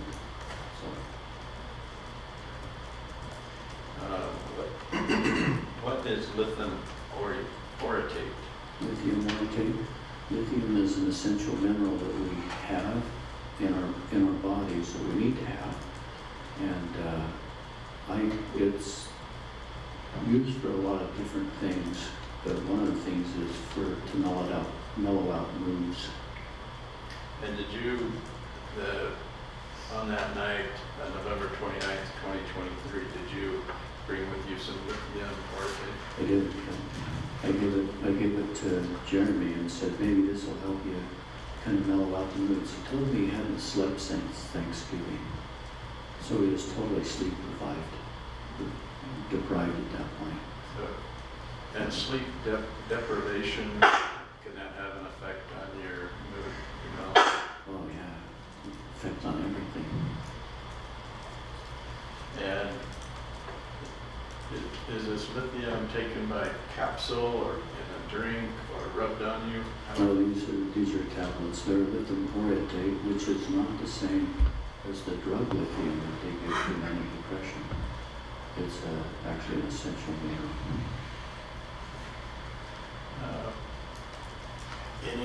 Anything about that meeting on that night that would have caused you concern about anyone's safety? No.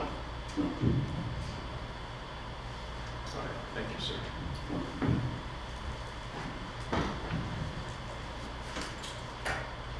Any cross-examination?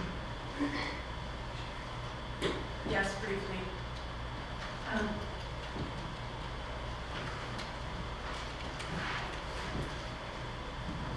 Very briefly, when Jeremy told you he was taking the DSMO, did you caution him about taking drugs like that or supplements like that? Not really, because Jeremy is absolutely brilliant, so he did all the research on that. But I don't know a lot about DMSO.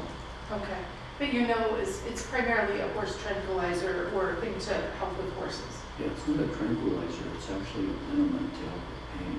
So if you have a sprained ligament or a pulled tendon, that's where you put it on as a horse liniment. And Jeremy was researching and choosing one he took. Yeah, yeah.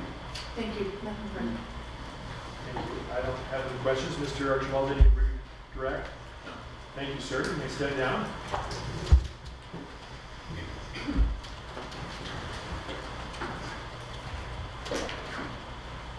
Defense calls Mary Toff.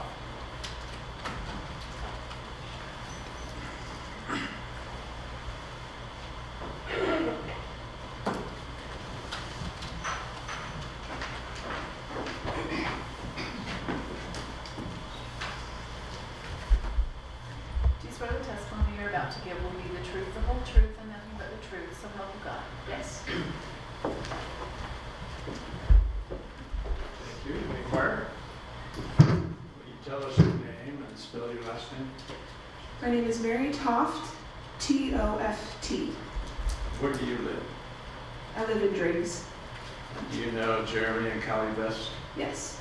How do you know them? From the ski hill. As employer, employee, or just ski friends? Ski friends. Okay.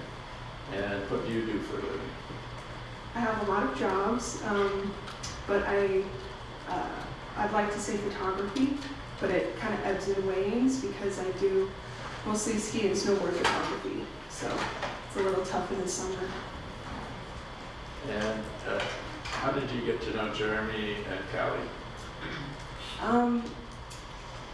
Initially, I sent Kali a DM on Instagram because sometimes Instagram will feed you people in the area, and so I came across her page and I was like, she seems really cool. She's like a snowboard girl. I don't have many snowboard friends, so I messaged her and was like, we should ride sometime, and she's like, yeah. And Kali and Jeremy were at the hill a lot, and I was there every day, so it just sort of naturally happened that we would take laps together, and then from there it kind of progressed.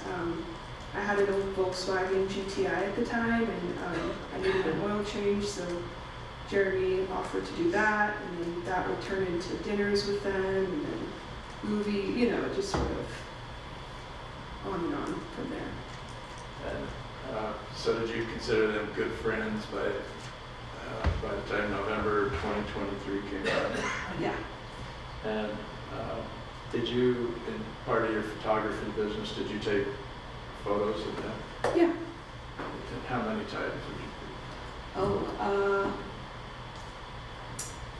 I don't know, but a lot of it was informal, it was a beautiful day, take some photos of them on the hill, or powder day or something, or Kali would need some photos for some promotions she was doing for online things, and then sometimes family photos as well. So I would say maybe a couple times a year, maybe. And did you take family photos of them in the fall of 2023? I did. It was going to be their Christmas card as well as their baby number 2 announcement photos.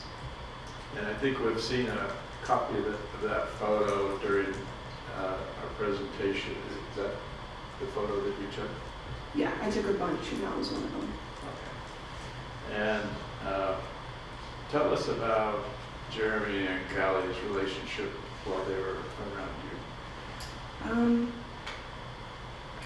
It was always Kali and Jeremy. You know, they were always together, and they were always ready for an adventure, ready for fun, and very supportive, very loving, and yeah, they were just, I considered them my family.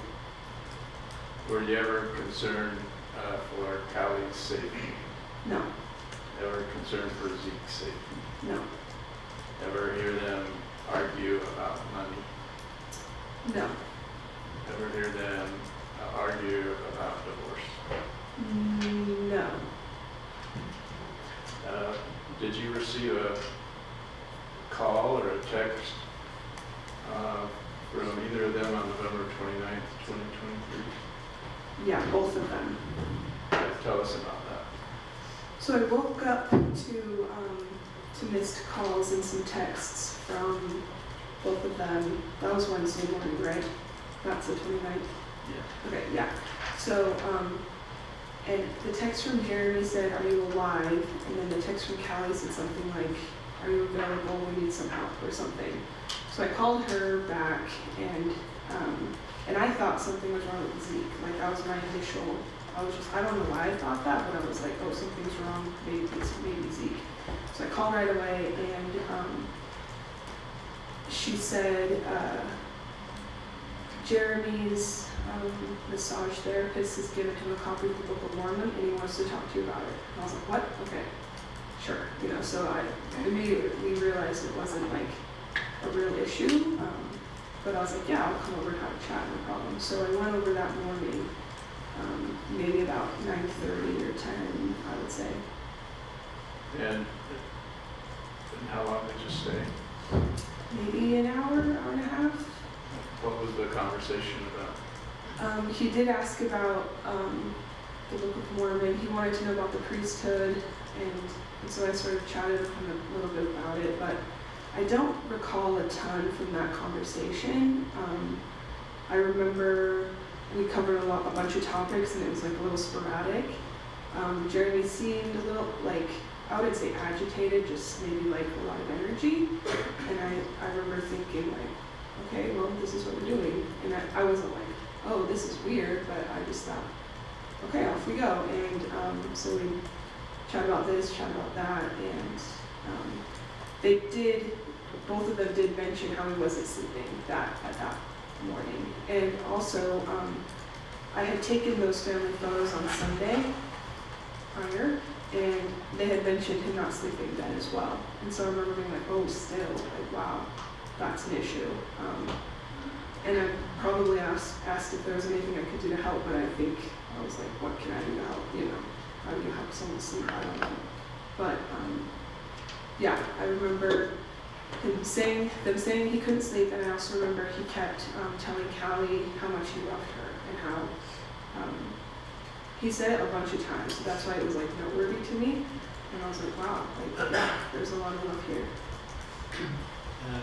And was that unusual? Was that common? I think it was only unusual just because like he kept like belaboring the point. Maybe belaboring's not the right word, but like he just kept saying it. And over the course of my relationship with them, yeah, he would say it. It's not like that was the first time I heard it, but it was noteworthy to me that he kept saying it. And why would they call you for information about the LDS church?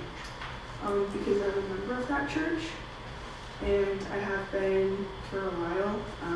They always knew. I think Jeremy had a friend growing up who was a part of the Church of Jesus Christ of Latter-day Saints, and so it wasn't something that we would talk about all the time. But if it came up, you know, we chat about it. And so yeah, they knew I was part of that church. So you say he had questions about scriptures. Were they questions about the end of the world or about other parts of the I scriptures?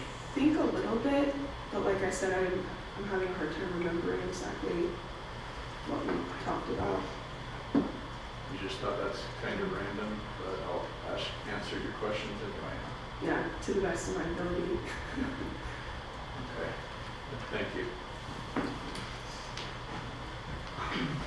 Does the state have any cross? No, Your Honor. Very well, thank you.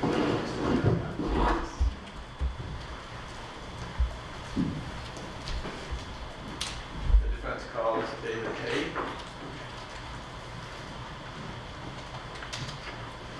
Do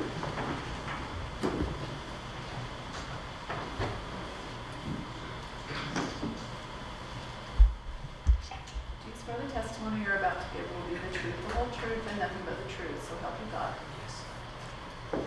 Sir, thank you. Counsel, you may inquire. Will you please tell us your name and spell your last name? David Hay, H-A-Y. And where do you live? I live in Amman, Idaho. And what do you do for a living? I have a couple jobs. I'm self-employed. I have a handyman business and I'm also a massage therapist. And do you know Jeremy best? Yes. How do you know Jeremy? In about August of 2023, he inquired in a phone conversation with me about an appointment for massage. I'm sorry. He inquired for massage through a phone call. And so how often did you give him a massage? He came about every other week or 2 times a week sometimes. Every other week? For how long? For 3 months until November. So August of 2023 to about November of 2023? And what was the purpose of the massage? He was seeking pain relief. And where was he hurting? Middle back, lower back, neck, arms. And are you a licensed massage therapist? Yes. And you felt qualified to give him some pain relief? Yes. And as far as you could tell, what were the massages helping with pain? Yes. And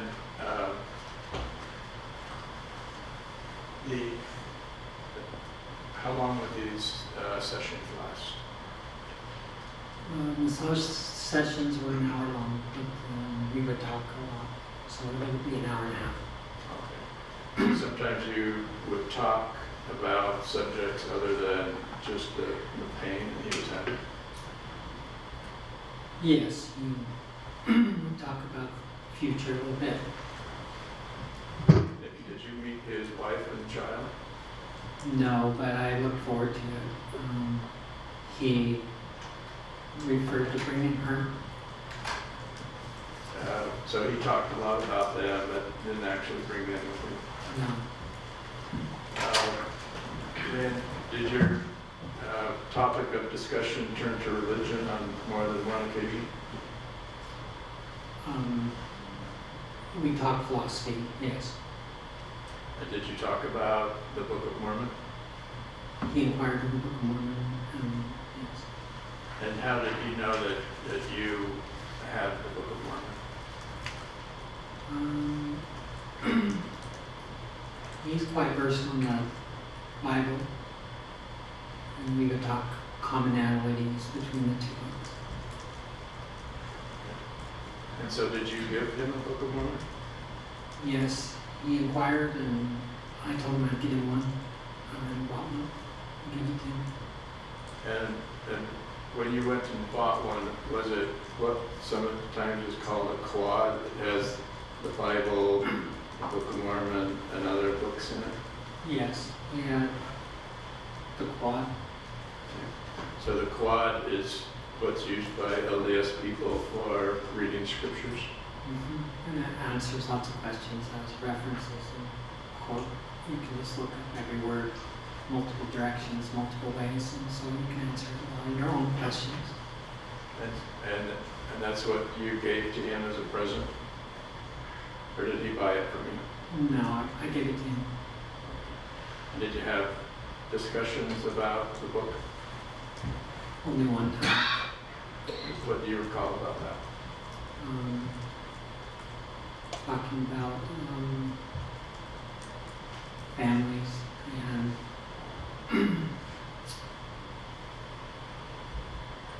it was pretty much general conversation. I remember getting deep into them, but I don't remember the depth of words. Okay. Would you talk about what's called the priesthood? I don't recall. Would you talk about Jesus? Yes. Would you talk about the end of the world? I don't recall. No. And then on November 30th, November 29th, 2023, did you receive an early morning call from him? Yes, at 5 a.m. 5 a.m. Was it a phone call or a text? A phone call. And tell us about that. The phone rang, and I don't normally get calls that early. It was a client of mine, it's Jeremy Best. Sometimes I get emergency calls, but not like that. But I answered, and it was Jeremy. And it was on the caller ID also. And then tell us about your conversation with Jeremy. I said hello, and he said, "I did." I'm like, "Hi." He goes, "Did you have the phone number for the missionaries?" And I go, "No." He goes, "Can you send them over?" I said, "If I can find their number, I will. And that was that. He said, "You better send them over. I need them." So what I took that into that conversation was it felt like he was just in mental anguish and needed more answers to his questions. But I didn't ask any other questions. I just said, "Sure, I'll just send them over if I can find the numbers." I spent about 3 hours after that looking up I think it was Pocatello phone numbers to get a hold of the missionaries. And I didn't really know how, but I finally did and sent them. But that wasn't until about 10 or 10 a.m. Okay. And so this call was strange and unusual? Yeah, it was not normal. There is a code of ethics with the massage therapy that you're not supposed to be friends with your clients, and it was very hard with Jeremy not to be friends.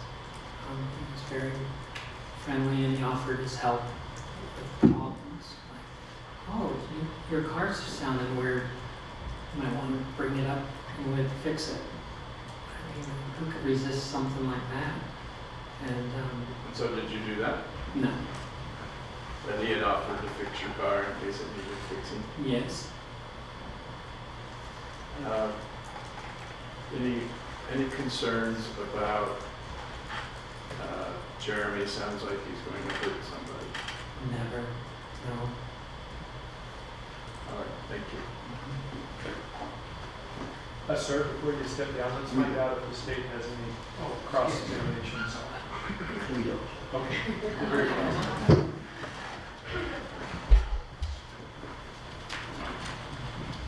The defense calls John Lord.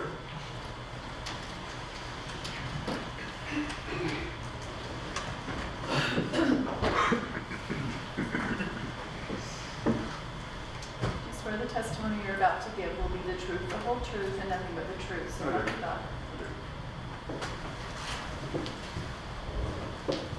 Inquire. Can you tell us your name and spell your last name? John Lord, L-O-R-D.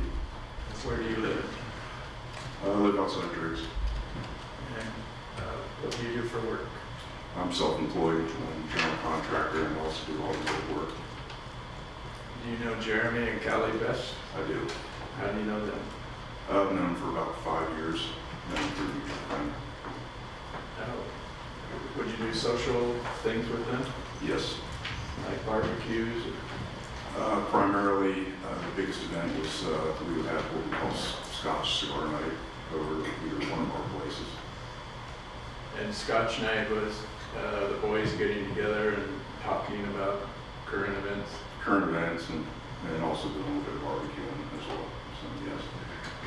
Now, during these times would Jeremy drink alcohol? Never seen him take a drop. Would he smoke cigars? No. And how many guys were typically involved in Scotch night? Primarily it was just the three of us, 3 friends. You and Jeremy and? Well, it was myself, Colin Hill, Scott Knoll, and Jeremy. That was pretty much the 4. And Colin Hill, he's the gentleman who's been seated next to you? Correct. Your Honor, he submitted a letter yesterday morning for the court's consideration. The state received it. The court reviewed it. Thank you. And so, tell us about Jeremy and Kali to give the court some feelings to who they were. They're a great couple. Appeared to love each other a lot. Busy, both of them. Both of them would step out of their way to help you. No questions asked. They helped and offer even if you didn't ask. Just became closer and closer friends as time went on. And, typically for me, I just don't let people too close in my fold, but I felt that those two were, became good friends with them because of their actions. So, say during the year 2023, how frequently would you see Jeremy and Kali? I was in the process of building a home out of state, so my time there was limited.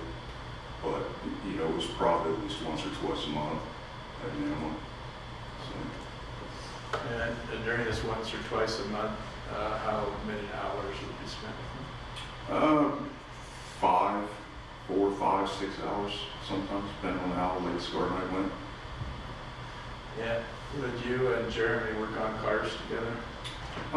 Not specifically work on them together, but as I come over and I'd always look over what he's working on and have some commentary, we'd have commentary back and that type of thing. Or he came over to my shop, he'd stare at what I was doing and kind of go from there.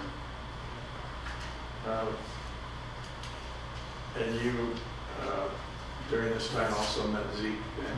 I did. And describe Jeremy and Kali and Zeke together. How would you describe them?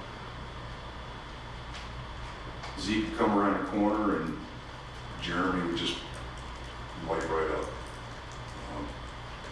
I think quite honestly, it was probably the best thing that ever happened to him. He absolutely adored that shop. Just in his actions, and so did Kali, of course. But together they seem like a great little family. Did Jeremy have a swing for Zeke in his garage? He did. One of his little roller, I don't know what you call it, but yeah, there was definitely some Zeke toys outside in the shop area.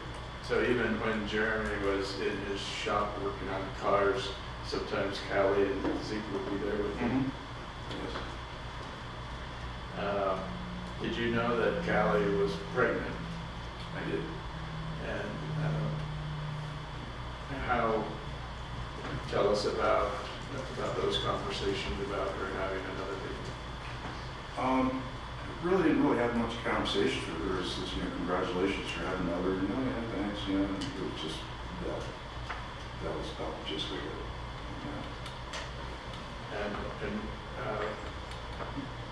were you ever concerned about the safety of Kali or Zeke? No.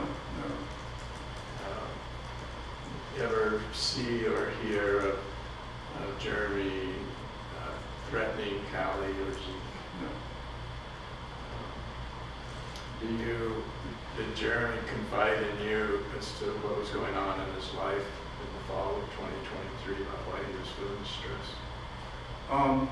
No, not really. I mean, other than the fact you walk in the door and he's, struggling with working on a specific vehicle, or it's giving him a hard time, or, client was being, difficult in either what they wanted done or payment or things like that. It's just standard, typical things, what I see.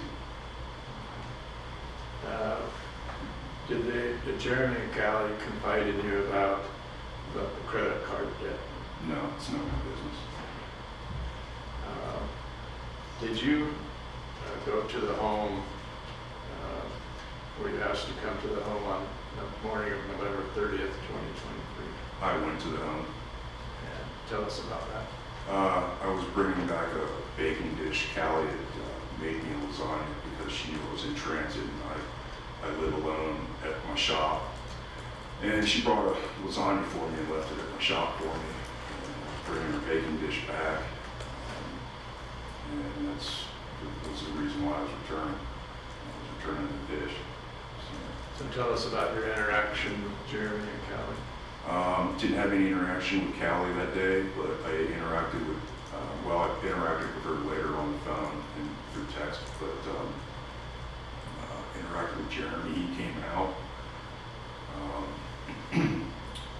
and he just had the look of just scared and fear.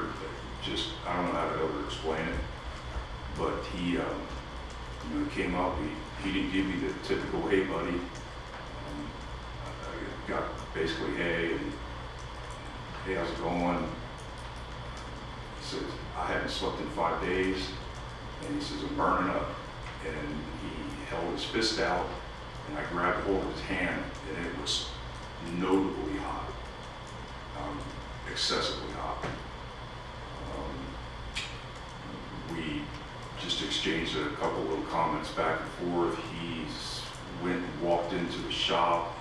He mentioned something. I don't really caught the whole thing. He came back out,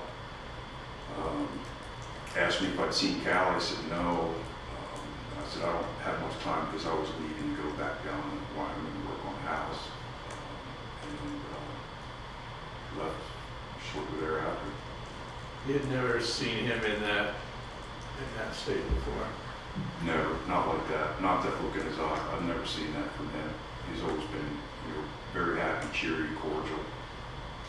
But I've never seen him look in his eye like that, ever. Never felt his skin as being hot to the touch?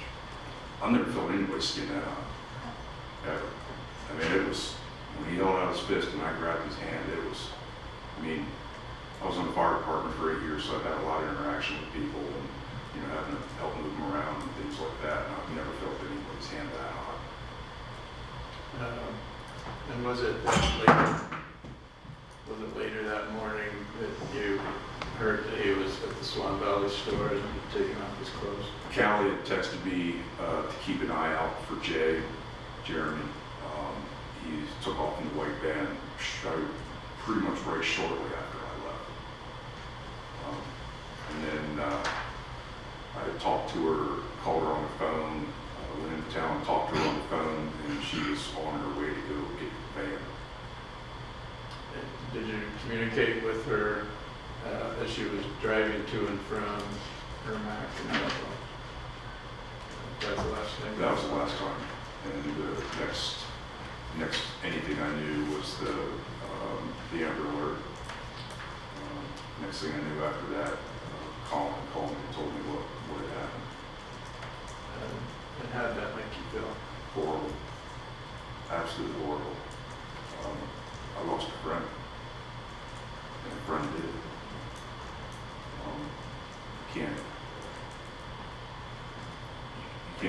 You can't put words to that. It's horrific. It's horrible. In all aspects. so many people just lost it.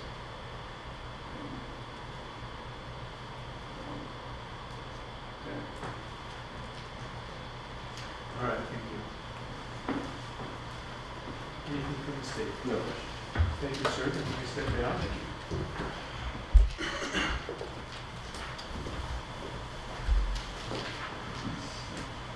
Defense calls Max Randall.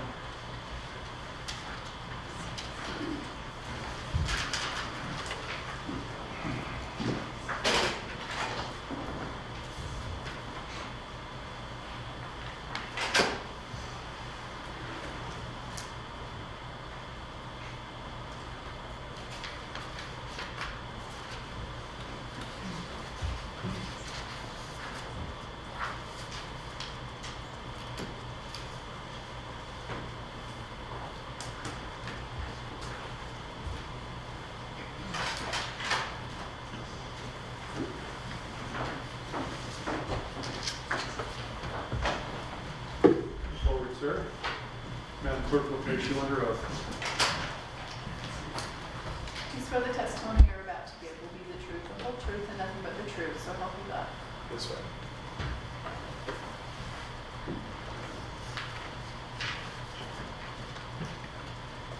You may inquire.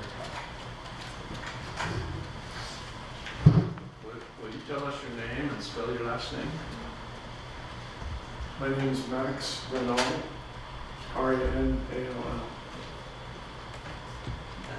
Where do you live?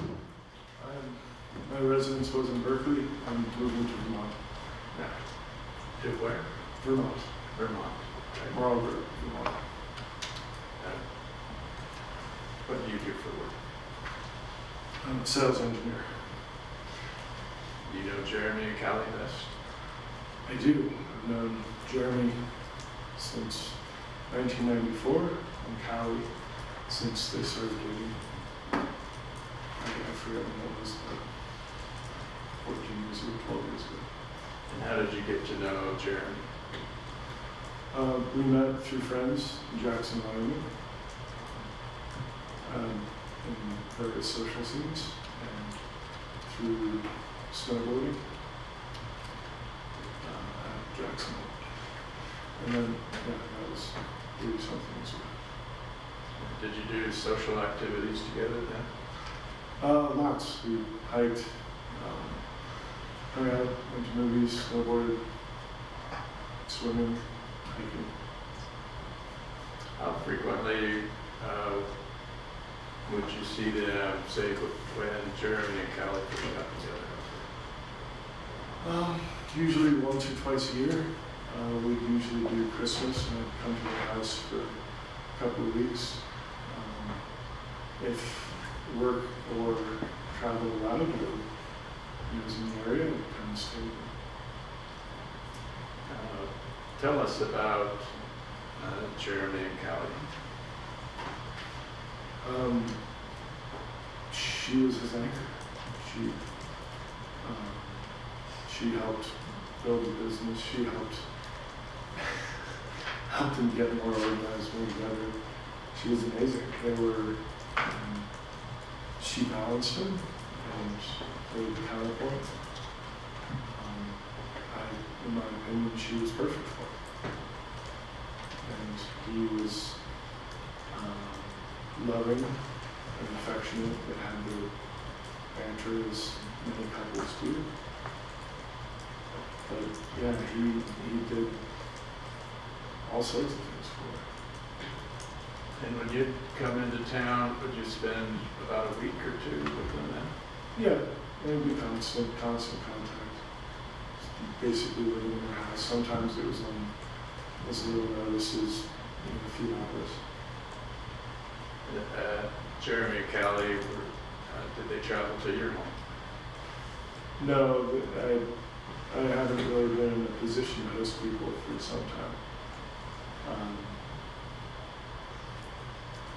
A while ago, probably 20, 30 years, Jenny would come down and visit from Salt Lake City, and I lived there 20 years ago. So you knew them before they got married and then after they got married?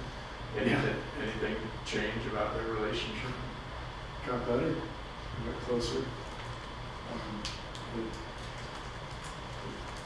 It was the evolution of the relationship.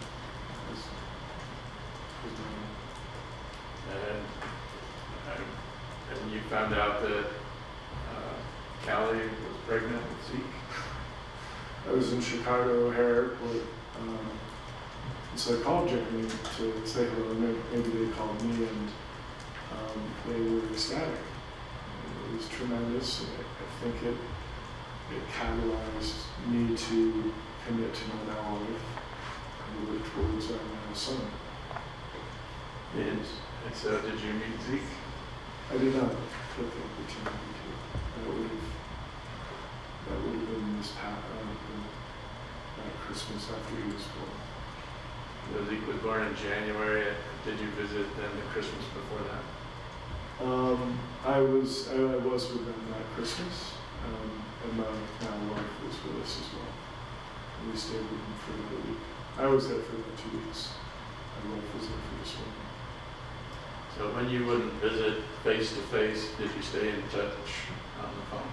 Yeah, absolutely. We'd talk anywhere from a couple times a week to every couple of months. It was sporadic, but our friendship was pretty constant, such that we could fall out of touch for a couple of months and just pick right back up. Did you ever see any disagreements between Jeremy and Kali? All the time. They're a married couple, and they fought as married couples too, but it was pretty much what every married couple does. And, it was never any violence though. Were you ever concerned about Kali's safety? No. Tell us about November 30th, 2023. What do you remember about that? I was packing up to head up to Tahoe, and I got a call from Kali. She was distressed because she was told she had to come get Jeremy, and she was driving to Idaho Falls to pick him up, and she gave me a recap of what had happened and everything, where the days that had led up to, sort of the days that had led up to that day. She was very distressed, and that she had to go get him.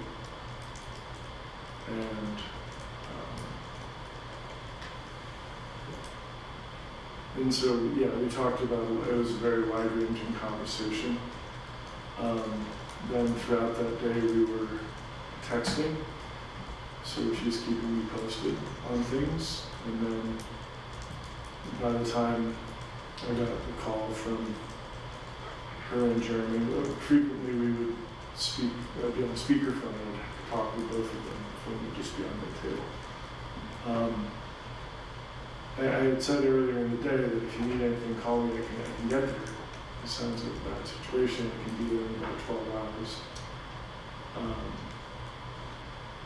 And in the call that evening, she said, "Max, you're on your way, right?" And I said, "Yeah, I'm on my way." That was my cue to pack up. And and so I spoke with them that evening. And tell us about Jeremy's statements to you. He asked me a question that really put me on my heels. He said, "Who is Kali to you?" He had no recollection of his wife or who she was to him. His exact words were, "Who is Kali to me?"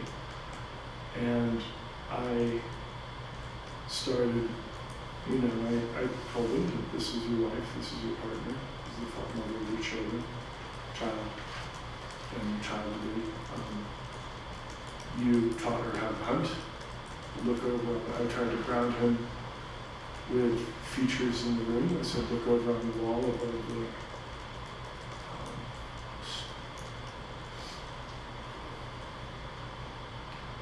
above the stove. There's the antlers. That was Kali's first kill, we taught her how to shoot, taught her how to hunt. Kali showing the scar on her arm. That's from when she's learning how to snowboard, you taught her how to snowboard. So, and he said he didn't know what was going on, and his character was like a flip book, he kept changing from, a normal conversation to being scared, very scared, not knowing what was going on, saying he doesn't know what's going on, and laughing a couple of points. I'm kind of nervous. Yes. Yeah, that's. And so when Kali gave you the prompt, you're on your way, what did that mean? Had you made an arrangement with Kali? I said I could be there, and it sounded like, so this sounds like a bad situation. If you need me to be there, I can be there in 12 hours, and I'll be in Tahoe, in near Truckee, and I can pack up and leave, and so that was my prompt. When she said that, I threw stuff in my car and started driving. And did you learn, or what did you learn at the homicide? At 7 in the morning, about after driving most of the night with a map outside the walls. I was in just past Jackpot, Nevada, when a friend of ours, friend of Jim's and mine from the late 90s sent the Amber Alert to me. I don't know if it was the former Amber Alert or if it was a internal first responder, a friend had somebody who was a first responder in Teton County that I forwarded it to him. And how did that make you feel? Crushed.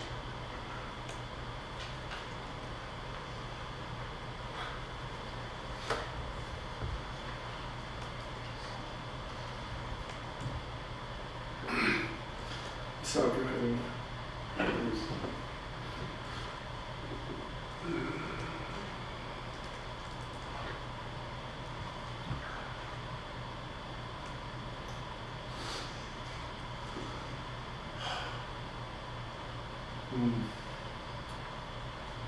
There was no reason to continue driving at that point. So I turned around and went slowly. If Jeremy would have been in his right mind, would that have happened? No, absolutely not. If he hadn't, Kali hadn't gotten him, Kali hadn't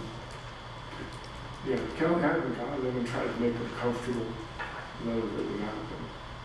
If he had been,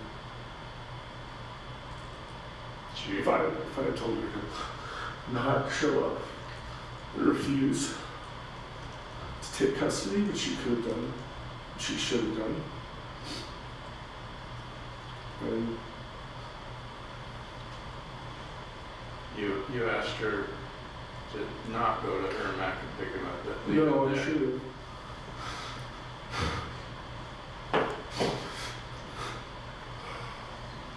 Should have said you don't need to go. There's no legal obligation for you to pick him up. Let him stay there. He wants to be released. Somebody probably has to accept him. They can't, I don't know why he was released. I don't know why she would, I don't know. I don't think there's ever a question of are you able to take care of somebody who's going through a mental health crisis. I don't think that's a question that's asked. Kali loved Jeremy, wanted to help him. Yeah, Absolutely.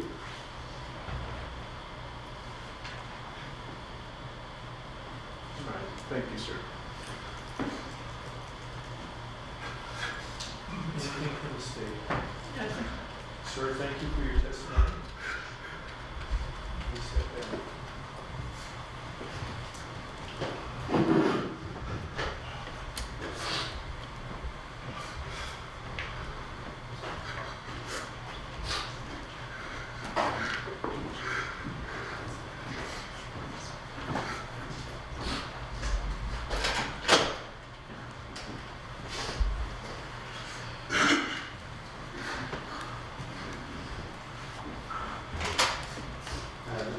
The defense calls Brian Newcomb.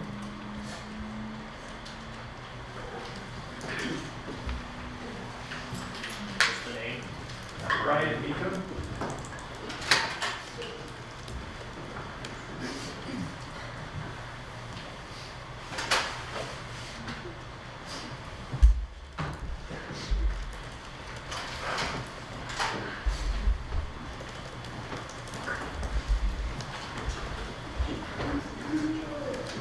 Come forward.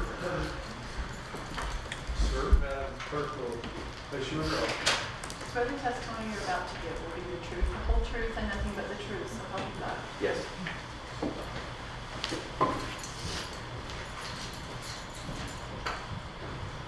May inquire. Will you tell us your name and spell your last name? My name is Brian Meekum, M-E-C-H-A-M. Where do you live? I live in Idaho Falls. What do you do for work? I am the mental health clinician for the Bonneville County Jail. And how long have you done that? I've been there for about 23 years. Do you know Jeremy Best? Yes. How do you know Jeremy? I met him when he was hooked into the Bonneville County Jail a few years ago. December 1st or 2nd of 2023, does that sound right? Sounds right. So you've seen him how frequently since December 1st of 2023? Well, when he first came in, I saw him a few times a week. And then since then, I've seen him everywhere from, once a week to every other week. So I was looking, it's probably about 80 times since he's been in. I should say December 2nd of 2023, when he was arrested. So what are your job duties as it relates to Jeremy Best? My main role with Mr. Best is, in something like that, is to ensure that their mental health is as stable as we can get it. And that entails various different things from, visiting, monitoring, not just with me, but with collateral contacts through the deputies, and so I can check with them and see, how he's doing, how he's eating, interacting with anybody that he's around. So there's various different ways that roles that I play in keeping someone like Jeremy as stable as we can through the process. So what were your observations when he was brought into the jail on December 2nd, 2023? Pretty labile. I moved up and down. He was taken by force into the cell. He was just very angry. He appeared angry, is what it looked like to me. And are you part of the team that gives him some medication? Started with some medication for him? Yes. I work with the doctors that we have and the nurses, and through my assessments and the things that we work on together, they visit with the patients as well, Jeremy in this case, and we would work together to see if we could find a medicine that would help. And do you recall what medicine you started off with, Jeremy? I believe it was a medicine called olanzapine. Is that an antipsychotic? Yes. And did that seem to work? Yes. Did his irrational behavior start to temper? Yes. When did you start to see some improvement in his behavior? Well, I mean, probably, 4 or 5 days after he came in and got on the medicine and started to settle down, and then it kind of just tapered as the weeks went by. Are you part of giving him a diagnosis, or is that done by someone else? The diagnosis, like a formal diagnosis, is normally done by someone outside of the facility. My general perspective of it would be to put it like a mood disorder unspecified or a psychosis unspecified. And do you recall how many medicines that he was then put on when we started out in December of 2023? I don't recall how many he was on at that point in time, but he eventually was on, I want to say, 3 different medications. For mental health. For mental health. Were there also other medicines other than mental health? Like high blood pressure? Yes, yeah. There have been some throughout his time there where his health, like many, would be up and down, and he would require different medications. I don't recall what they all were. I know one was for blood pressure. And then others were for to control the psychotic features? Yes. And did you have a conversation with Jeremy about what had happened? Not specifically. I don't recall probing for anything of what happened. On occasion, there would be a mention of what happened as far as if he was having like a nightmare or a flashback of maybe not necessarily the incident, but something that was I guess scary or that bothered him. Is it fair to say initially in December of 2023, it started out he had no memory of what had happened? That was what he had said. And then as time progressed with the antipsychotic medications, he started to recall some details.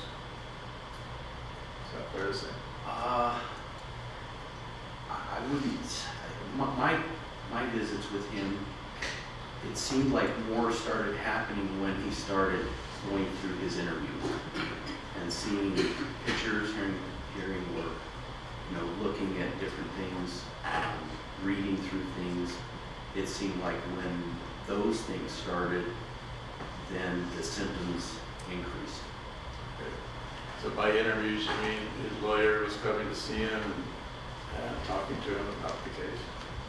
Well, it was all of the stuff. I mean, there were people that would come in and they would do his psychological evaluations, and they would do like a pre-sentence investigation or things like that. So through all of those things, it seemed like everything, negative symptoms increased. What can you tell us about his remorse or regret? I can say from not long after he came in, he would make comments that he would cry himself to sleep at night. He would think about it. That was the last thing he would think about before he went to bed, about his family. And on a number of occasions, he would get emotional in just talking about not necessarily details of things, but of missing his family.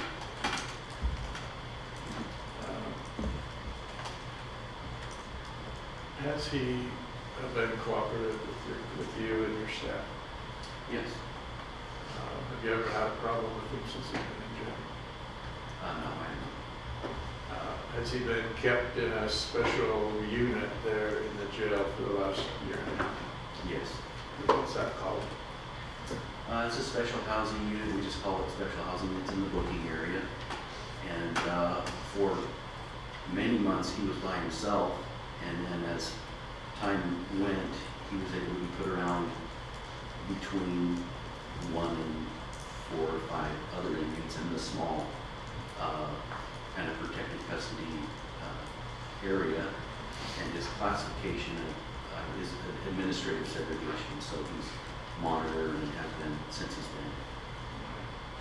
been. And the special housing, is that where they hold people with mental health concerns? Could be various concerns, yes, mental health concerns, medical concerns, behavioral concerns. Yeah, there could be a number of people who would live there. Developmental concerns, yes. Since he's been there a year and a half, do you two feel like you're friends? Do he consider you a friend? I don't know. I mean, he might consider me a friendly person, but I feel like our relationship is also professional. He knows when I go to talk to him that I'm there to check on his mental health. And, when we have visited about lots of different things, and that's part of the reason I visit with him is sometimes to just get him away from where he's at. It's kind of a mindfulness exercise to get his mind to not dwell on, all the negative, and sometimes that entails, talking about hobbies or other things like that. So, might consider it a friendly relationship. Did he recently go off of his medication? Yes. Yeah, a few months ago he stopped taking. And is he back on now? Yes. And did he tell you why he went off his medication? Yes. What was that? There was a couple of reasons. He had been having a number of health issues that I think were partially related to the medicine. We have to look at the doctor's notes, but we did notice that when he stopped taking them, those symptoms improved, the physical symptoms.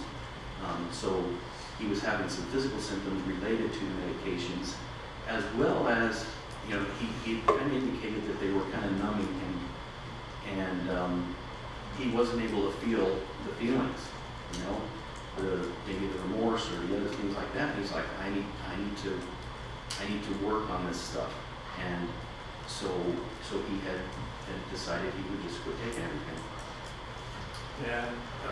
And so some of the side effects of the medications he was on was weight gain. Yes. And masking emotions is another symptom. Well, it kind of has a numbing effect. Numbing? Yeah. But now he's back on. Yes.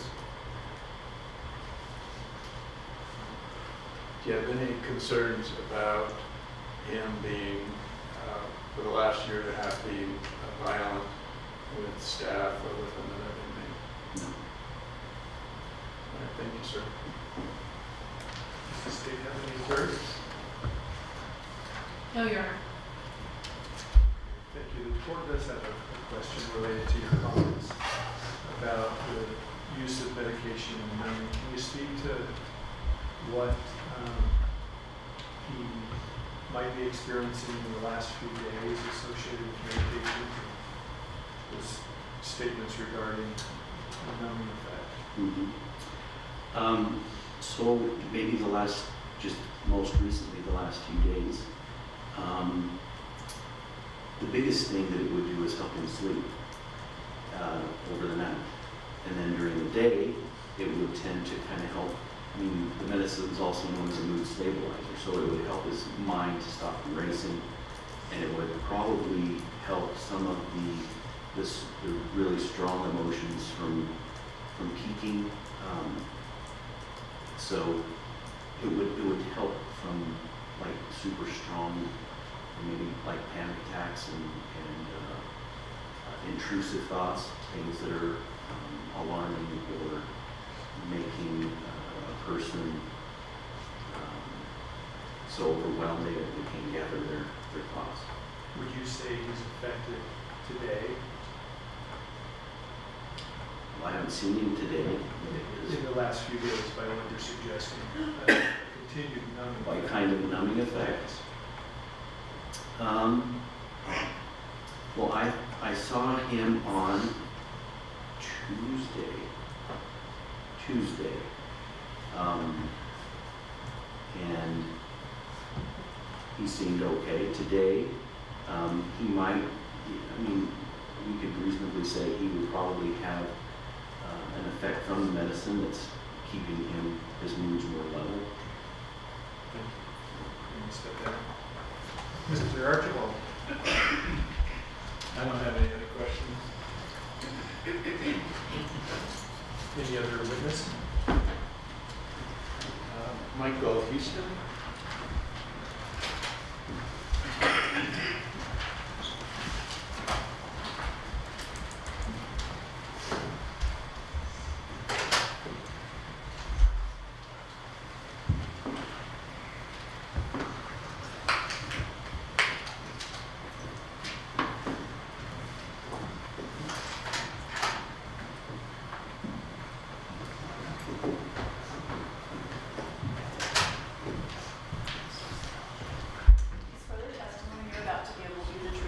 Truth and nothing but the truth, so help you God. I do.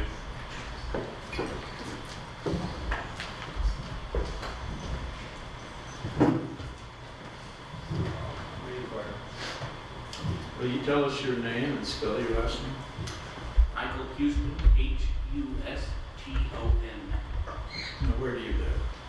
Idaho Falls, Idaho. What do you do for a living? I work as a administrative lieutenant for the Bonneville County Sheriff's Office. What do you do for, what is that job title? I am, as an administrative lieutenant, I'm responsible for several different duties within the jail. I do a lot of HR-related activities. I'm the PREA coordinator. I do internal investigations. I do records requests. There's a whole bunch of stuff I do. Do you know Jeremy Best? I do. Have you been employed there since you came to your jail December 2nd, 2023? I have.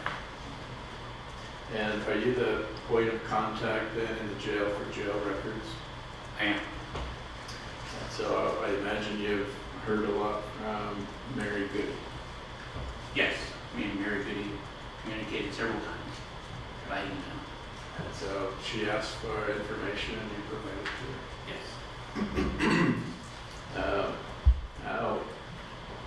How would you, have you ever had a conversation with Jeremy Best? Do you know him at all? A little bit, not real at-length conversations, no. But I have interacted with him a few times. And has he been cooperative with you and your staff? He has. Has he been a problem at all? Other than the initial 2 weeks or so that he had come in, he's been a really good inmate. That's how I describe it. And so when he initially came in, is it fair to say he was still having some mental health issues? I don't know if they were mental health or what they were. He was acting differently than he has been acting since he stabilized. But you don't claim to be a mental health expert? No. All right. Has he been disciplined for anything in the jail? He has never been disciplined in the entire time he's been in our facility. All right. Thank you, Lieutenant. So, Lieutenant Houston, your interaction has been only within a structured environment of jail, right? Yes. And I guess I'm interested, if an inmate wants to stop taking medication, that's That's his right. Yeah, we cannot force medicate without a court order. Okay, and so, whether it's in a structured environment or in prison, anytime he'd be serving a sentence, then the decision whether to continue to take medication would be solely his to make. As far as our facility, he has that option to take them or not take them. I don't know about a prison, it would depend on their own policies and what they have in place. How long was he in custody before he decided he wasn't going to take medication? I don't know exactly. I'd have to review his medical records to know that information. I don't know. But how long? I'm sorry, couldn't hear the question, Mr. Moore. I can't. A little louder. How long you had him in the jail? Since December of 2023. So well under 2 years. Yes. And in that time period, he decided he wasn't going to take his meds. Yes. No further questions. And I have any regret. Thank you. You may step down.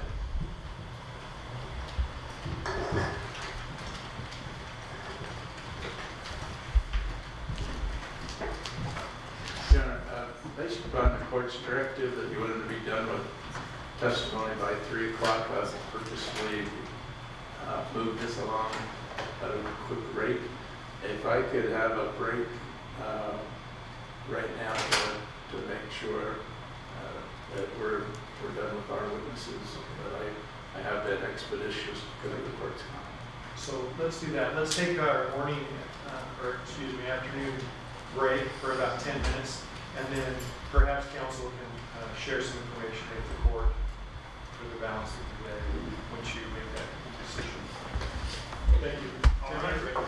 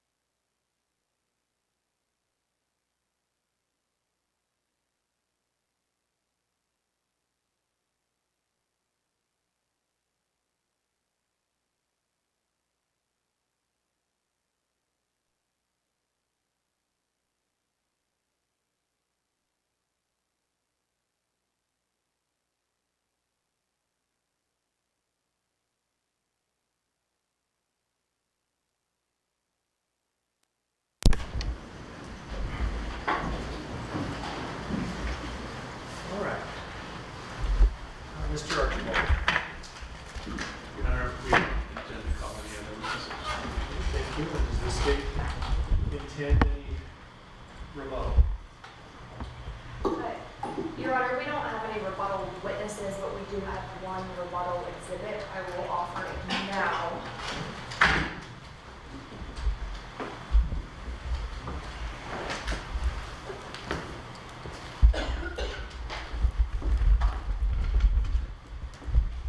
Your Honor, this is a report that was produced in discovery by State Investigator Chris Terry.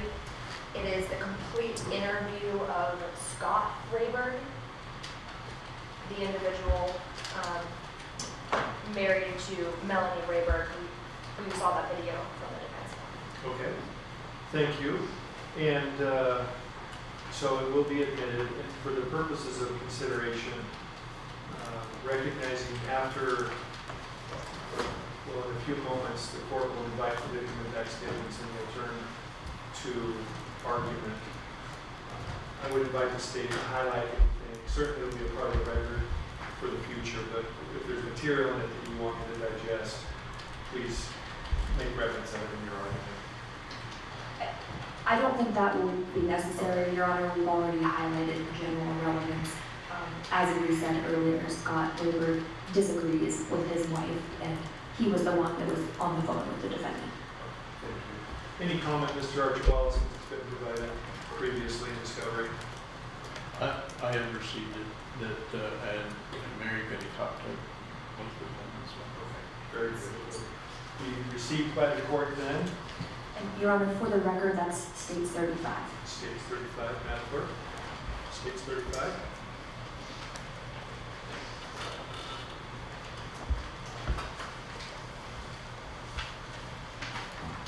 All right, counsel, may I at this time invite impact statements? I think that the court had identified earlier the order in which we would receive them. Unless there is reason to deviate from that, we would proceed in that way. And by invitation, I could ask the state to call them forward individually. I think that's best. Great.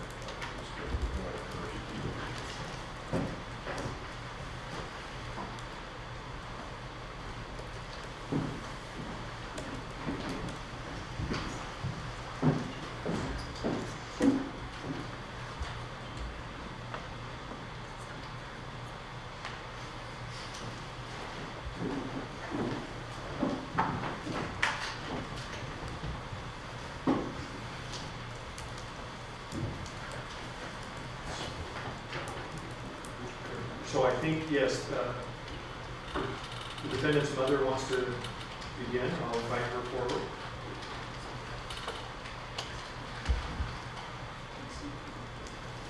And Mammy, what you'll do is you'll come to the lectern. And it looks like you've prepared remarks. You may present those. And I'll have you start by stating your name and spelling it for the record. Patricia Vest, B-E-S-T.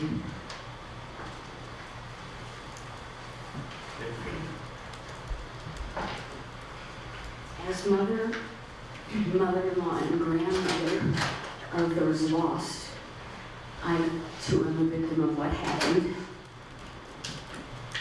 Along with my family and friends, and everybody who knows Jeremy and Kali well, none of us can believe that Jeremy we know could have possibly done something like this. Knowing him as well as I do, I can only believe that his actions were due to a complete mental breakdown. I love him, and I always will, and I know he will bear a horrible burden the rest of his life. My late husband Greg and I loved Kali very much. We knew her well. It was actually a co-worker of mine who introduced Kali to Jeremy, and they had really an instant connection. They were a good match, and they were happy living a rural lifestyle in the West. They did most things together, working in the auto shop, snowboarding, dirt biking, boating, camping, and traveling. Kali was a lovely person who fit easily into our family. During the years we lived in Jackson, we saw her at least once a week, and we shared many holidays and camping trips with Kali and Jeremy. Later, when Greg was suffering from Lewy body dementia, they both helped take care of him when I had a major surgery in Salt Lake City. Kali was a bundle of energy and a very hard worker. She was a really good person, and her loss is unbearable.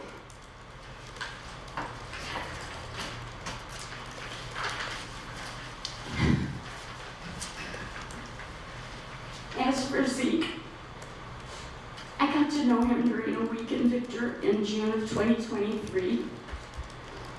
I held him, rocked him, fed him, and changed him. Kali and I took a lot of walks together with him in the mountains. After that, I had many FaceTime visits with him, and I will always picture him with a huge smile, crashing into the kitchen cupboards with his round walker. Circa the 1970s, which Jeremy got, he got all kinds of equipment on eBay that was like the stuff he had when he was a child. Zeke's middle name was Gregory, so he carried my husband's name. After his death, I had a hard time speaking about him. For many months, I put away pictures that reminded me of him. I still protect myself by pushing thoughts of him out of my head when I can't cope, especially at bedtime. It has taken me a year and a half of doctors, counseling, and medication to get me to the point where I can now look at other babies and enjoy the grandchildren of my friends.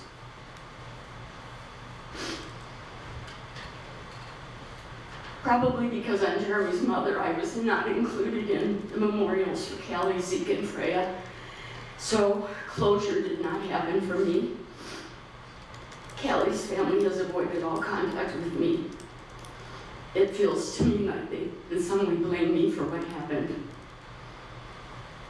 Additionally, the county prosecutor dragged me to court and falsely accused me of mishandling Jeremy's assets as his conservator, a task that I willingly took on because it was something that I felt I could do, something that would keep me very busy, and it has for the past year or so.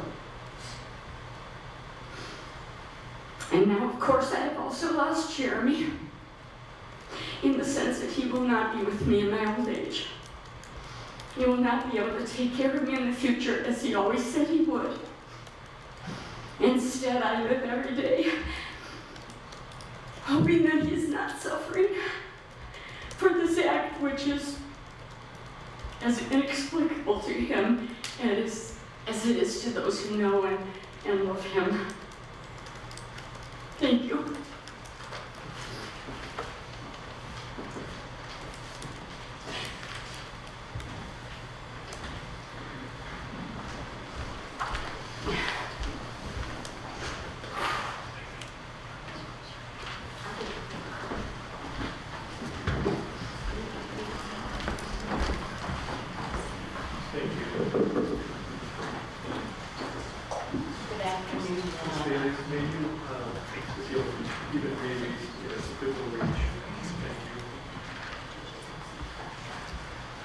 I'm Jean Linda Shrine. I'm Kali's mother and Zeke and Freya's grandmother. I really want to say thank you for letting me try and share some of the impact that this event has created in our lives. My life, my children, and our extended family. I'll do my best to be composed and appropriate. That's my goal. I'm going to start out by saying my girl, my Kali. She was so many things. It's just hard to know where to start. She rode dirt bikes and motorcycles, snowboarded, hiked. She was a chicken farmer, a sourdough expert, part service boat captain, but mostly was a giving, caring, compassionate soul, and a beautiful mom to precious Zeke. 12/1/23, our Kali was gunned down outside her home of 12 years. As she died, her unborn daughter, Freya, perished as well.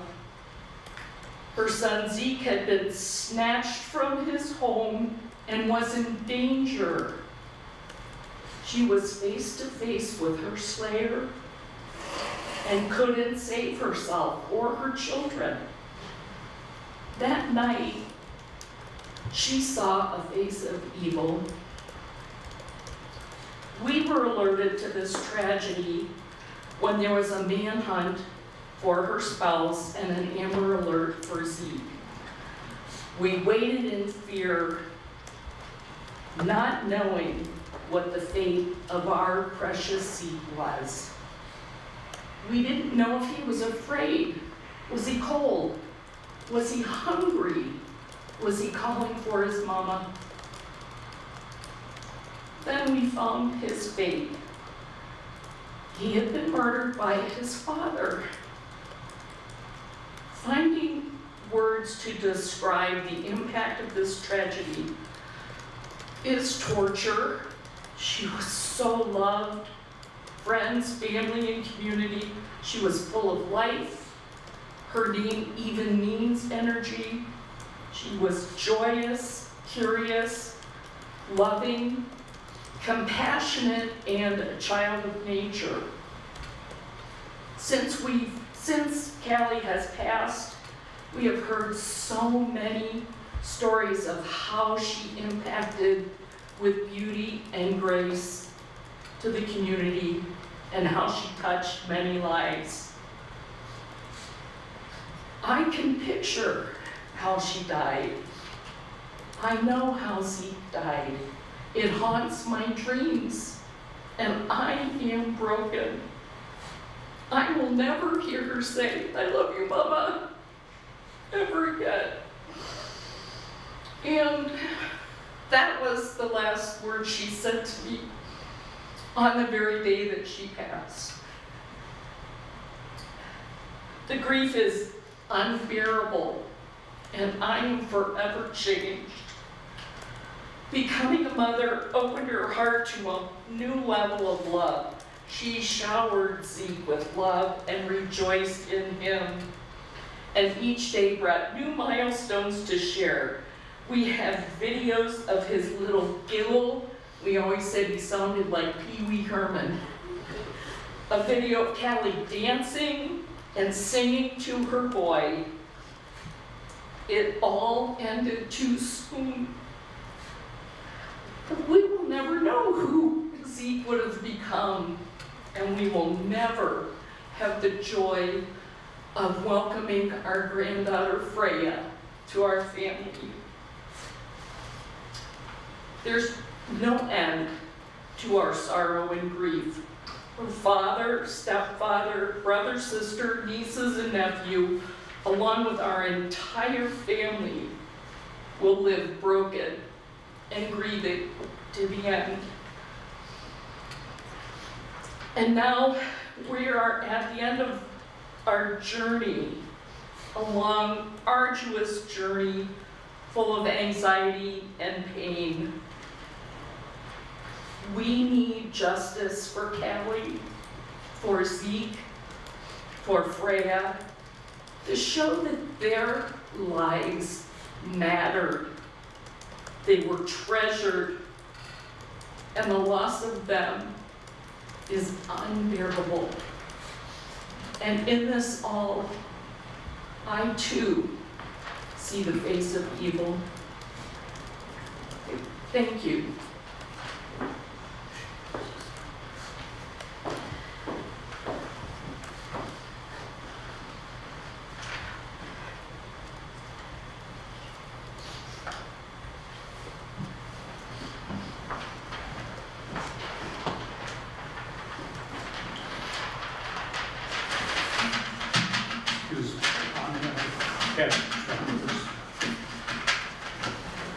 Your Honor, my name is Scott Randall. I am Kelly's father. I remember Jeremy telling me, "Don't worry, Dad, I will always take care of your girl forever." And now these are shallow, hollow words. I remember the day Kelly was born, we were surprised and overjoyed to have a redhead. She needed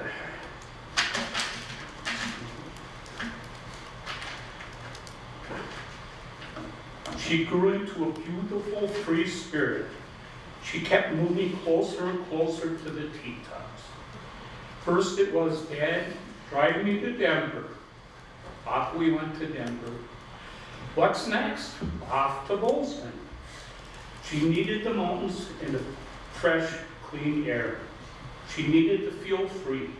Finally, Teton Valley, her home, her place to shine, raising chickens, snowboarding, dirt biking, and even becoming a boat captain. She loved sharing her mountains and Jenny Lakes on my annual visits. You could see how happy it made her. I grew to love her place as well. Oh boy, guess what, Dad?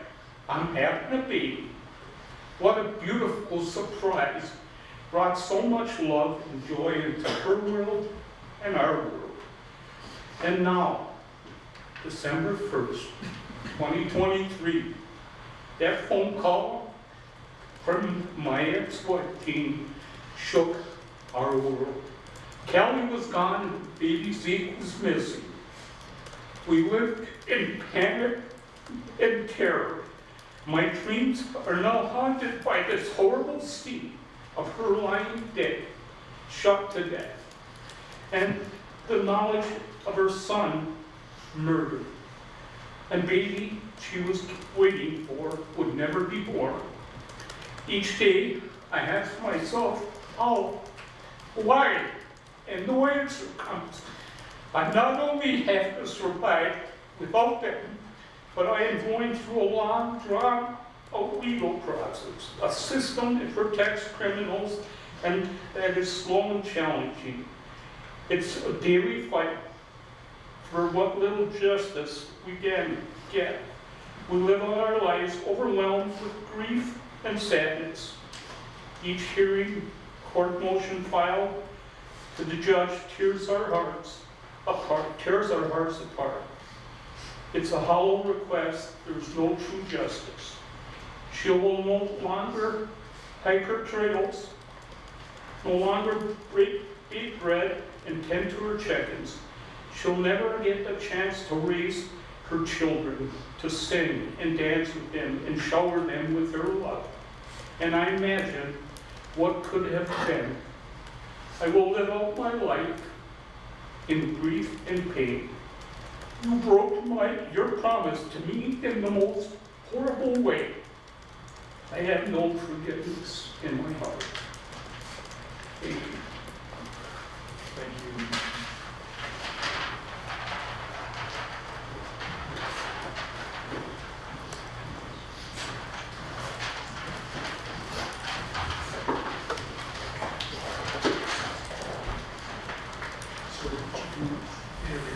Yeah. Honorable Judge Watkins, thank you for your time. My name is Brian Randall. I am the older brother of Kali and the uncle of Zeke and Freya. It has been 601 days since our lives were shattered. I want that number to sink in. 601 days since December 1st, 2023, when we received a call no one should ever have to answer. At 5:30 a.m., my mother's shaken voice told me that Kali was gone, Jeremy was suspected of killing her, and Zeke was missing. That moment is seared into my memory.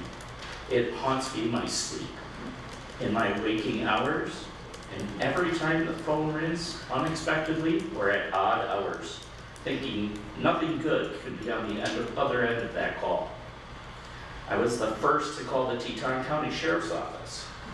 I can't imagine to begin the look on the dispatcher's face when I said who I was, what I needed to speak with Detective Stevens about, and begged them to know, was Kali alive or dead?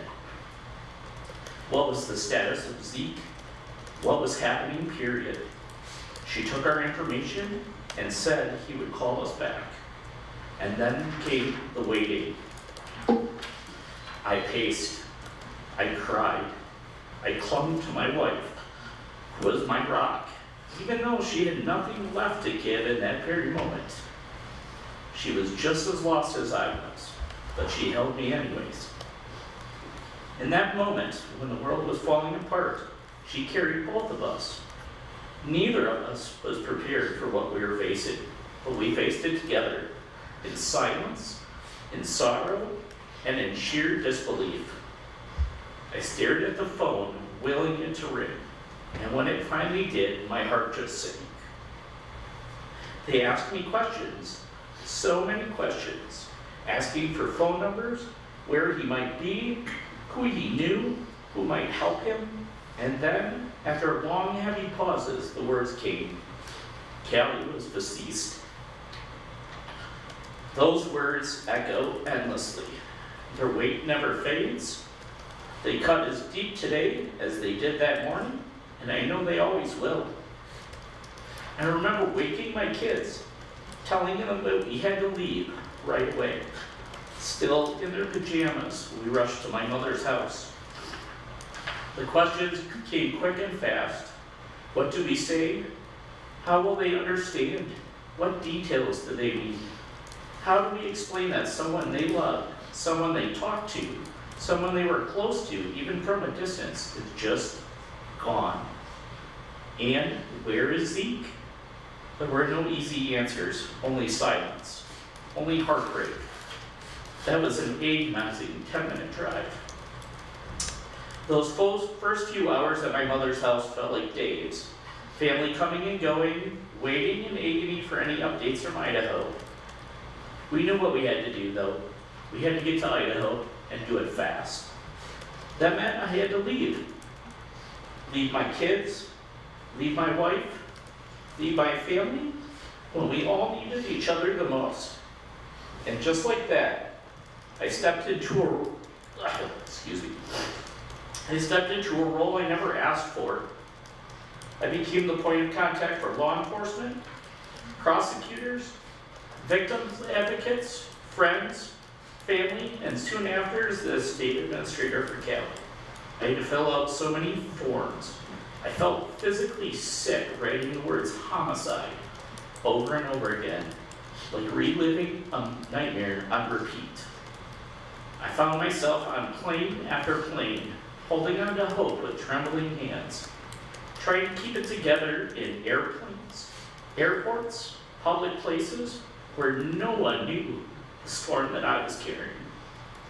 I ran out of Kleenex. My sleeves were soaked. I must have looked like an unwell to strangers around me, but I was grateful that they didn't know why, because even now, I feel like I ruin people's days when I tell this story when it has to be told. I'll never forget the moment I got the call about Zeke. I was on the runway, literally speeding down the runway, just about to take off on my final flight to Idaho. My cousin's employees told me what my heart already feared. Zeke was gone. The man next to me on that plane had no idea what I had just heard, and I'm still glad to this day that he never will. Those first 7 days in Idaho, they weren't just a blur, they were a storm. A relentless, suffocating storm of grief, chaos, and responsibility I never asked for. I was torn away from my wife, my children, separated from people I needed at the time that I needed them most. And instead of mourning, I was thrown into meetings with law enforcement, with funeral homes, with lawyers, with strangers asking questions I didn't want to answer, about things I never wanted to know. I was forced to make decisions no one should ever have to make, to carry burdens no one should ever have to carry. And all of it, every second of it, was because of one coward's choice, one act of violence, one act of destruction. The burden of this is like a boulder crashing into a still pond. The waves ripple outward, fast, violent, and endless. And just when they start to settle, the boulder drops again and again. It just never stops. This pain, this impact touches every part of our lives. There's no corner untouched, no moment unshaken. I am not the same man I was before that. That version of me, he's gone. And that man who remains is still trying to understand how to live in this new reality. The damage is everywhere. It's in our mental health, uprooted and shattered. In new diagnoses, PTSD, anxiety, in the fuse that's now shorter and burns faster. It's in the impossible task of explaining to my children what happened and watching it change them, knowing it will shape them for the rest of their lives. In the boxes of her life, frozen in time, were all my sister's belongings. And we have to go through them, every item, every memory, sorting through the pieces of who she was, knowing she'll never touch them again is unbearable. In the trust that's harder to give, and the songs that once brought joy are now poisoned by memory. And in guilt, the endless acting guilt on the what ifs and the should haves, the maybe we could have, even when we know maybe we couldn't. We're left to survive a version of us that we didn't choose, a version forced on us by one man's monstrous decisions. This path, this pain was never ours to choose, but we walk in it anyway, because we have to. Because of my kids, because of my wife, because of all those who loved her, because of the family that holds me up when I can't stand on my own. And every day, I fight to bring back the parts of me that were stolen, but not for me, but for them, because they deserve the man I was before all of this. All of this, every ounce of pain, every shattered life, was caused by one coward. A coward who was supposed to protect his family. My family trusted him, and he destroyed them all. This wasn't a moment of weakness. It was a choice, a cold, calculated decision to end their lives and walk away from the wreckage he created. He murdered his entire family, even a family pet, and yet he spared himself. He wore a mask for the world, charming, polite, convincing, so no one believes the people closest to them when they cry out for help. No one sees the manipulation, no one sees the control, till it's too late. It's infuriating, soul-crushing, that he still clings to hope for freedom, hope for the return to normal. But there is no normal after what he has done. He didn't just take lives, he shattered futures, tore apart family, and left a permanent scar on everyone who loved him. His actions were not impulsive, they were cold, calculated, and catastrophic. He is not just a danger, he is a threat to the very fabric of safety and trust in our society. He must never again be given the chance to harm another soul. Your Honor, you hold the power to stop this nightmare from ever repeating. You can ensure that no other family is forced to stand where I stand, shattered, grieving, and forever changed.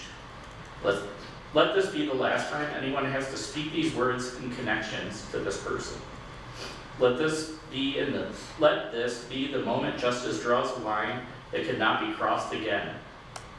Thank you, Your Honor, for giving me the space to speak, for allowing me to be the voice for Kali, for Zeke, and for Freya. They can no longer speak for themselves, but we can and we must. Sharing this has been one of the hardest things I've ever done, but in doing so, I carry their memory forward, I honor their lives, and now, having said that what needed to be said, I can finally take a breath. Thank you. All right, well, counsel, what the court will do is take a, Yeah, we have one. is there an additional one?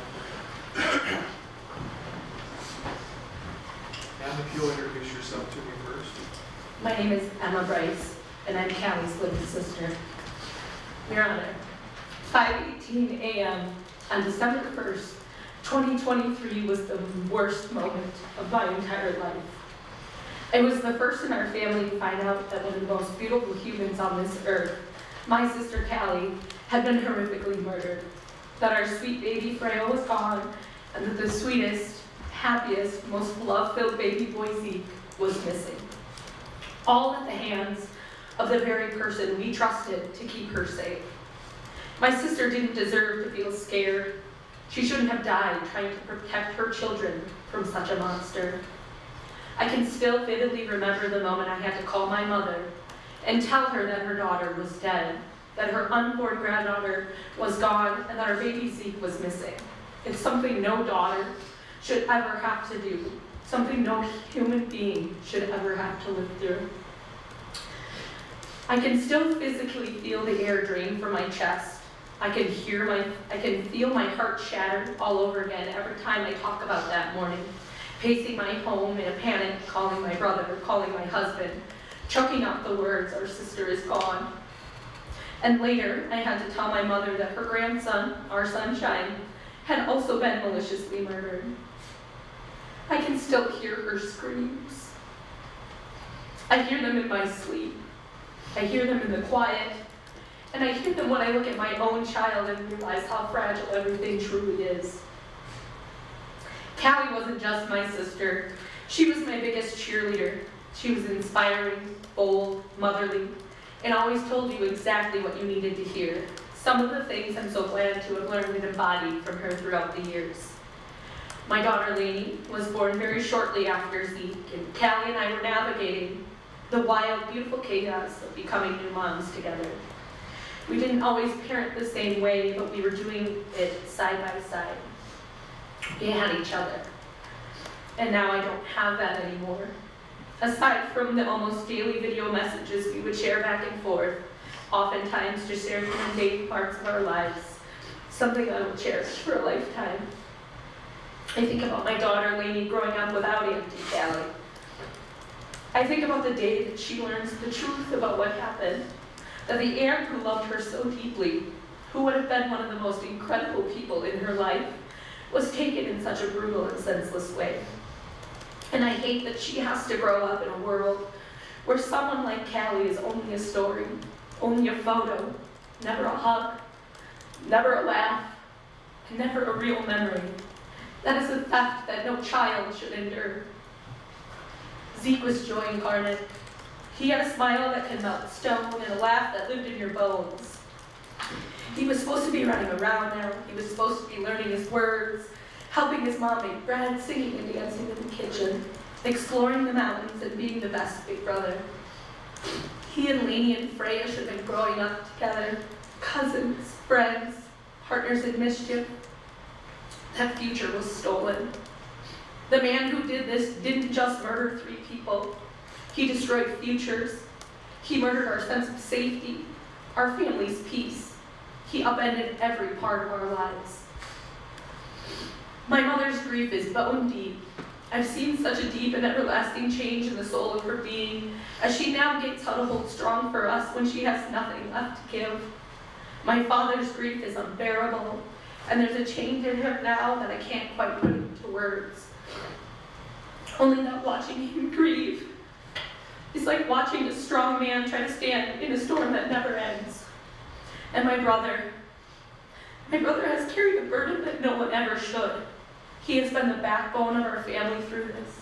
He's handled every legal conversation, every impossible detail, every horrifying responsibility that no son and no brother should ever have to face. And he's done it with strength and grace, even as he's breaking inside as well.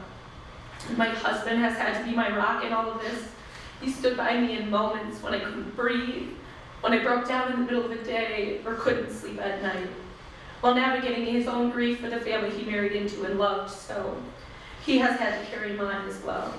He shouldn't have had to, but he did, because this tragedy touches everyone who led Kali and those children. I now live with anxieties in ways I never did before. I question everything. I wake up scared as I remember the vivid nightmares. I worry about things that never would have crossed my mind before she was murdered. I'm sadder, more guarded, more afraid of the world around me. I feel it in my body, in my sleep, in my parenting, and in my relationships. I will never be the person I was before this happened. That version of me died the same day as my sister did. What's left is someone who's learning to live around the hole, but who will always carry it. Always.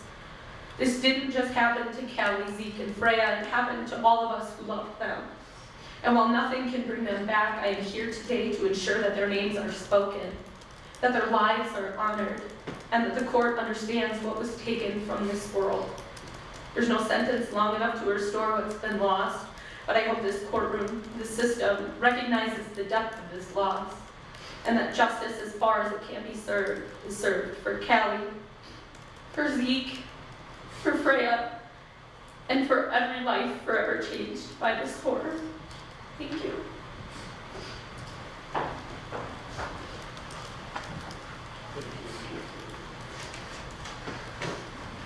Does that conclude the victim impact statements? Yes, Your Honor.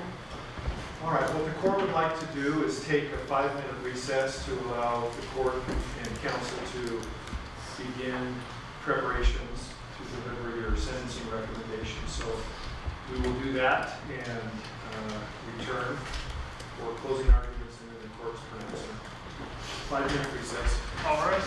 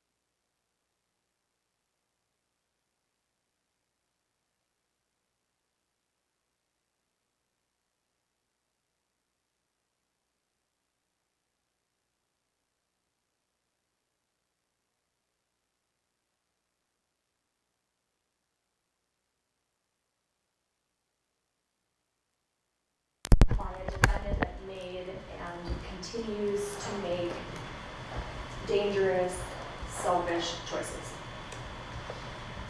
The defendant's crimes are heinous. Some of the most depraved acts this state has ever witnessed. These murders were particularly brutal killings, and they were perpetrated against victims that posed absolutely no threat to the defendant. The defendant unloaded every bullet that he had, all 5 in the revolver. He shot Kali 4 times in the back at close range from less than 4.5 feet away while she was 7 months pregnant, while she was trying to get away from him and reason with him.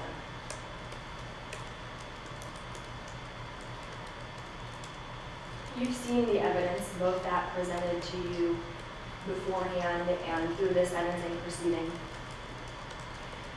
You've seen that Kali wanted to move the gun off of the table and the defendant stopped her. She tried to call 911 from the landline. He stopped her. He threw the phone into the wood stove. He destroyed her cell phone. He nearly bent it in half. And as the defendant himself admits, he tried to bind her with her wrists and she resisted him. She fled the house. Your Honor, it was an awful, extended struggle. He grabbed her by the back of the sweatshirt she was wearing, enough to put that grab mark in it. He pulled her shirts completely off her body. He pulled out a chunk of her long red hair. He dragged her across the ground enough to bloody her thighs and badly cut up her knuckles.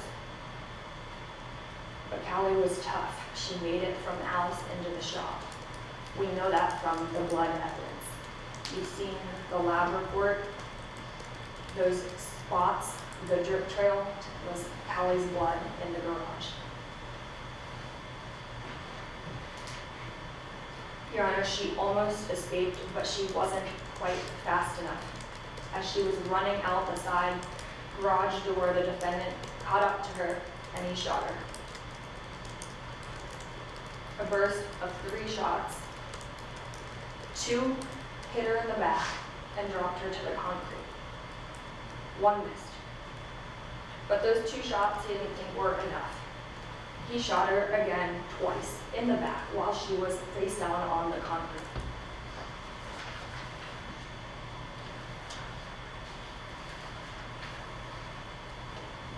Then, Your Honor, after Kali's life was snuffed out, he did the unthinkable. He taunted her. Try calling the cops now. Kali's last few moments were filled with terror, panic, confusion, and pain. And baby Freya never got a chance to see the world. Your Honor, those things alone are enough to merit life without the possibility of parole. But the defendant didn't stop there. He went on to take the life of 10-month-old baby Zeke, a defenseless infant. He drove for 50+ miles from Victor, Idaho, into the backcountry, up a canyon to Kep's Crossing, a remote area where he knew there wouldn't be anyone else.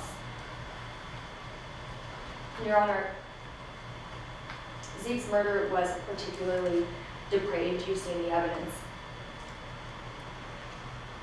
As you heard yesterday, he didn't just cut Zeke's throat. He stabbed him with the pointed end of the knife 5 times. And then he hacked Zeke's neck wide open.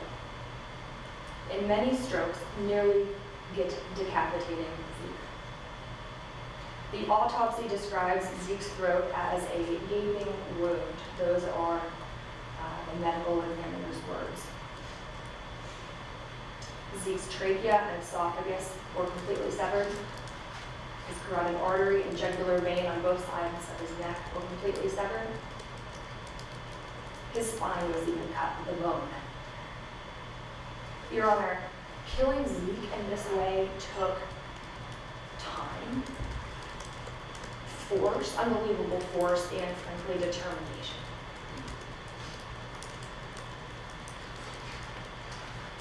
You've seen the photos of the murder weapon, the serrated steak knife from the family set.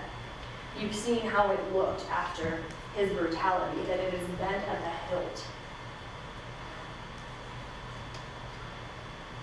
And Your Honor, that isn't even the end of it.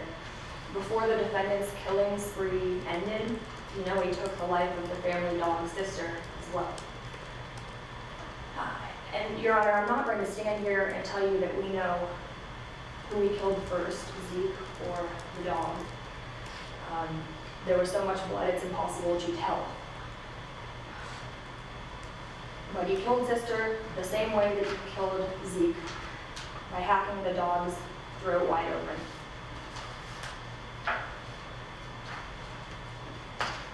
There weren't any other living beings around. He killed everything.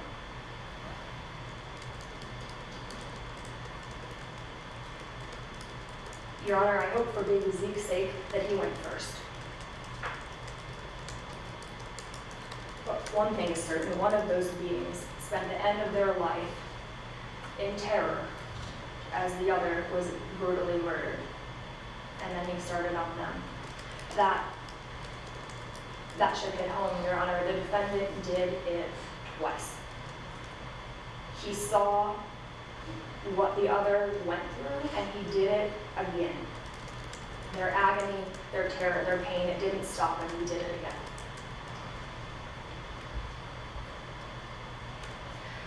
Your Honor, these crimes have caused impacts that can never be undone or lessened. We know that for sure. The Randall family has been gutted. They were devastated by the loss of Kali and their unborn baby Freya. And then they endured 30 hours not knowing what was going on with baby Zeke. 30 hours where the seconds barely ticked by, as Case Agent Neil Stevens said, 30 hours of hope. That was what they were clinging to as they shouldered the burden of Kali and Freya's death. And then that hope too was ripped away from them.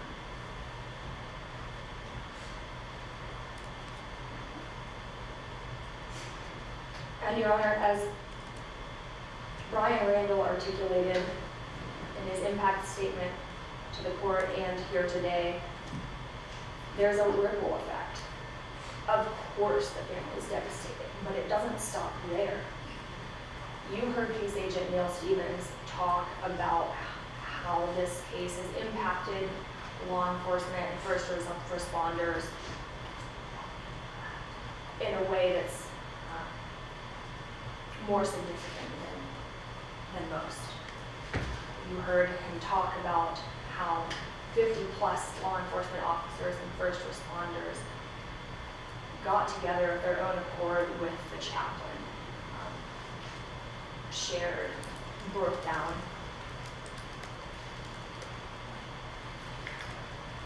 And talked about how they're never going to be able to unsee what they've had to see in this case repeatedly throughout the last 2 years. And Your Honor, I will represent to you that this has had even broader impacts. There have been impacts on this community as a whole, even to people that never met Kali or Zeke. If these crimes have impacted the way that people feel about their safety, it's impacted Teton Valley in a way that can't be undone.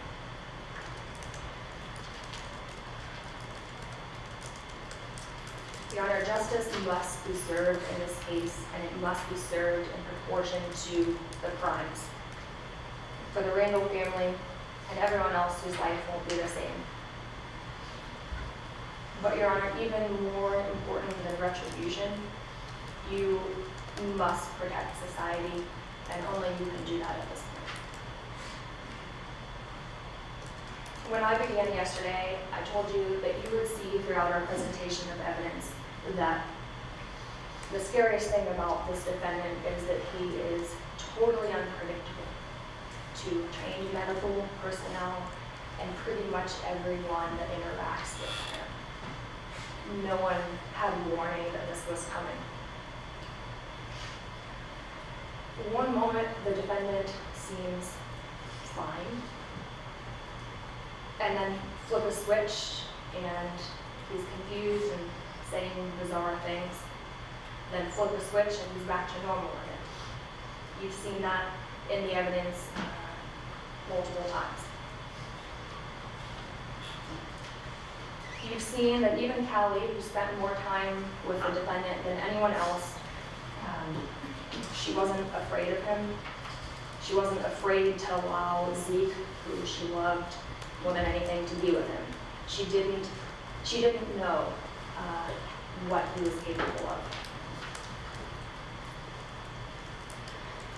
And Your Honor, I would like to point out that on the day of the murder, November 30th, it was only approximately 12 hours from when the defendant was disrobing at the Swan Valley General Store to less than an hour later, he is at Ermac, and all three medical personnel find him calm, oriented, logical. You heard from all three of those people yesterday and today. He went home. Kali didn't have fear of taking him home, letting him be with Zeke. He went home, went to sleep, and then hours later, he annihilates his entire family.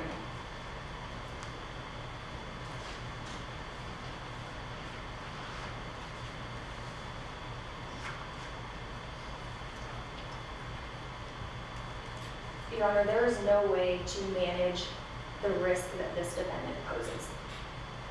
There's no way to adequately protect society aside from ensuring that he spends the rest of his life in prison. The defendant cannot be managed with medications. That's been demonstrated. There will inherently be side effects from taking the medications that he needs. It's inherent in that class of medications. And as you've seen multiple times, the defendant has a propensity to stop taking his medications. He knows best. He thinks it's under control. He thinks he can self-medicate. He thinks he knows better than the doctors. He doesn't need the doctors. He doesn't need help.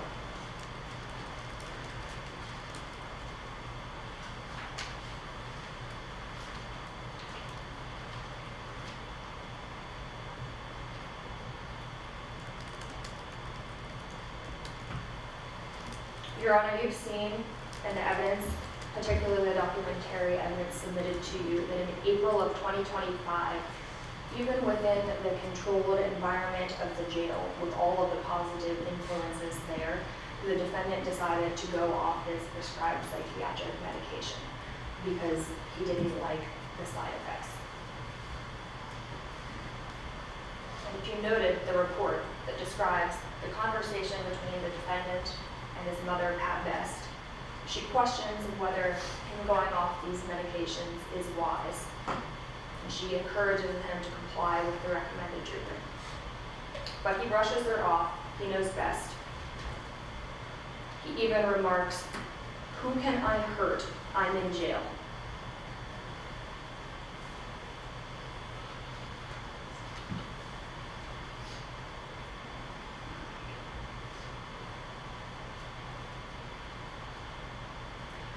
The defendant has poor insight into his need for treatment. As you heard from Dr. Landers today, he has only partial recognition of his need for his medication. The defendant was at Ermac less than 12 hours before his murder spree began. Staff there offered him psychiatric help and resources essentially on a silver platter, and he refused it. He didn't want help.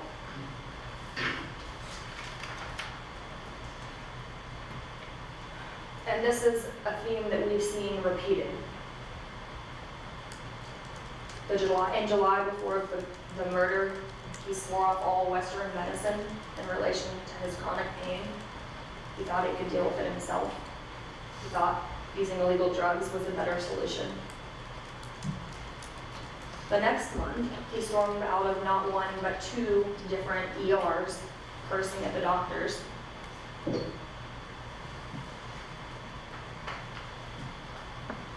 And Kelly tried to get him to go to counseling in 2023, but he left mid-appointment. You even heard what he told the paramedics. The defense played the video, or one of the videos from the Swan Valley incident today. They suggest that he should probably talk to someone to get some help. And he says, nah, I don't like that. He doesn't want help. He chooses to refuse help.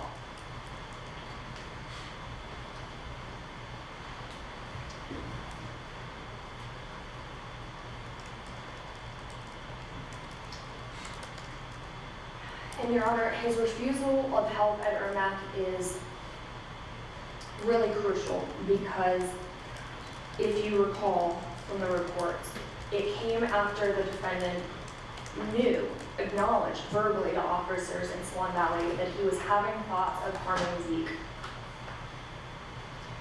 Your Honor has the police reports on what he said there. He said, I don't want to hurt my baby.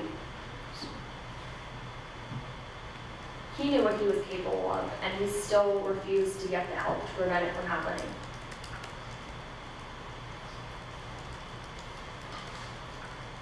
There is no reasonable way that someone like that who refuses help, who doesn't have insight, would ever possibly be a success on parole.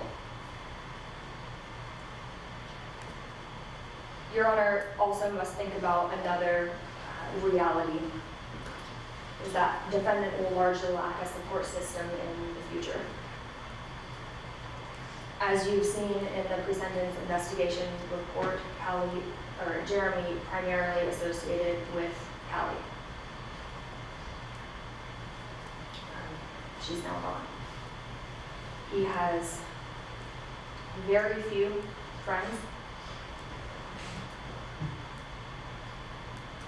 Realistically, his mother is most likely his most important support, and the reality is that she's approximately 80 today. And you have to think about the realities of what will exist 25, 35 years from now. Another reality is that the defendant is a drug addict. Multiple types of addictions. Your Honor knows this. Parole is a stressful time for anyone that goes through it. The instances of relapse by drug addicts is quite high.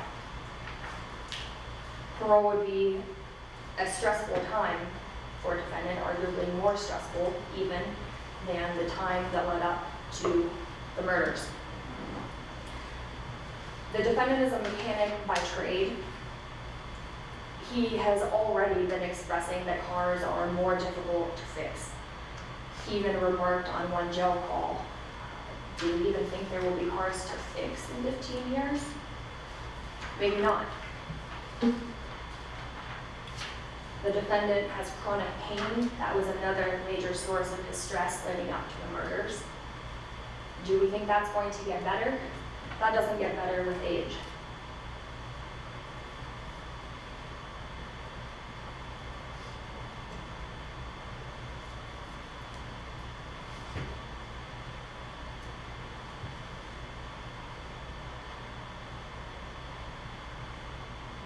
Allowing the defendant a chance at parole would put society at risk. And that's a risk that you cannot take.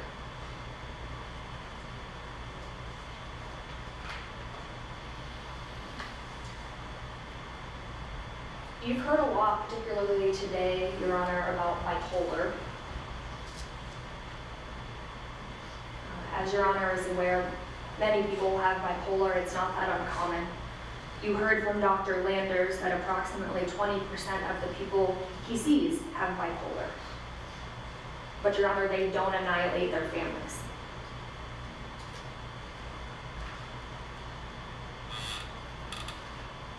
You have heard a lot of lay opinions today about bipolar and this, that, and the other mental health topic. Your Honor is capable of weighing those lay opinions for what they're worth.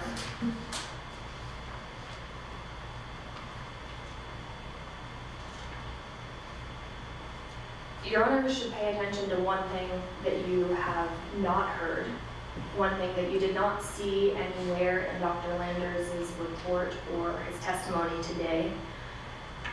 Nowhere has he said that the defendant was incapable of understanding he was taking lives or that it was wrong, because that is simply not true.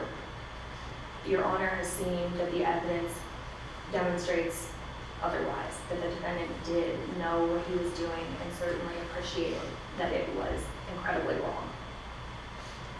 He took purposeful, logical, goal-oriented actions, made choices time after time.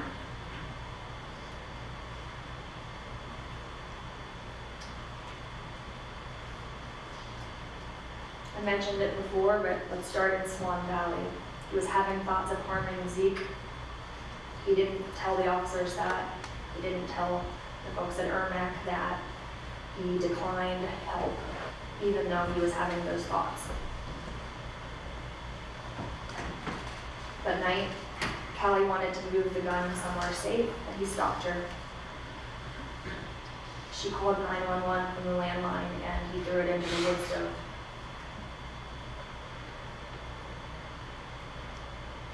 Flipped off the electricity breakers. He broke her cell phone. We've already gone over the way that he shot her multiple times in the back. And Your Honor, he fled the scene. You heard that from Timothy Ockenpaw. You heard from Detective Foster that he was smart about it too. He didn't drive around recklessly. He drove the speed limit. He used his turn signals. He stopped at stop lines. He avoided the patrol location by the Victor City Park. He avoided the main intersection in Swan Valley. He avoided law enforcement. And where did he go? He drove into a remote backcountry location where he knew there wouldn't be anyone. This was on December 1st at night. Your Honor knows from the reports that a snowstorm was blowing in.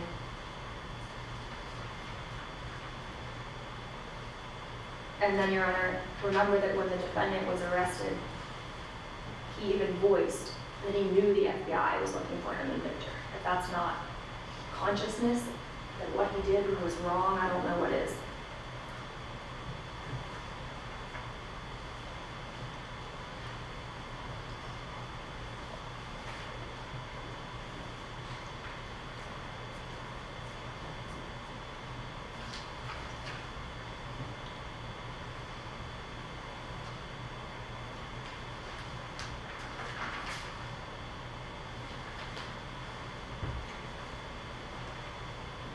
I'd like to touch briefly on Dr. Landers' report and testimony.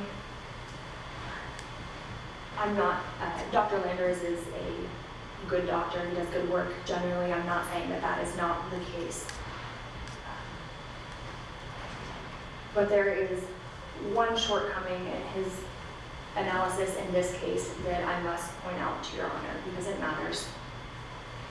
Dr. Landers only spoke to one person from Ermac and he picked the wrong person. The only person that he spoke with was Rhett Wench, who you heard from today. The nurse that works in an office, he wasn't even on the floor. He spoke with the defendant for 8 minutes. He was not responsible for treating him. And he did not talk with the treating PA, the treating physician, and he unfortunately misquoted the notes from those 3 witnesses. It's also noteworthy, Your Honor, that through no fault of Dr. Landers, one piece of information that simply was not before him when he rendered his initial report is that he did not have the police report that Your Honor now has that demonstrates that Jeremy Best, as the reporting party, admitted that he pulled a gun on a 60-year-old woman in 2019. Dr. Landers sat here and told you today that violence or a threat of violence certainly would have mattered to him. It wasn't his fault that he didn't have this piece of information, but he didn't have that piece of information when he rendered his first report, and that is noteworthy.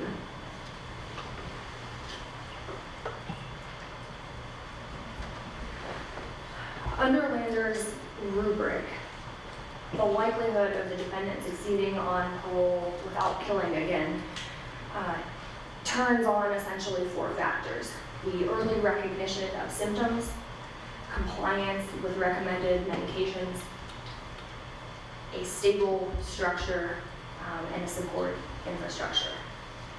I've already touched on each of those things, and Your Honor, the reality is those things just aren't going to exist for the defendant. He will always be a risk based on what we know about him. And the risk is dealing with consequences that are of a magnitude that can barely be described in words. The defendant is capable of brutal, homicidal violence, and that renders the risk one that you just cannot take.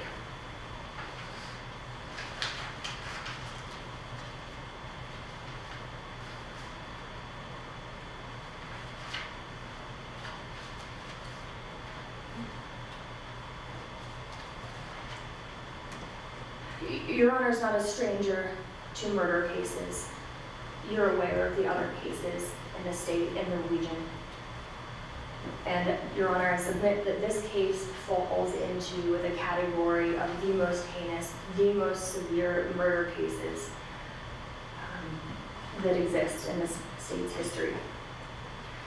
Defendants have received 25, 30, 35 years fixed for domestic murders of the type that the defendant committed against Kali. I'm not saying that that is just or that I agree with that. I am merely noting that that is the reality of comparable sentences here.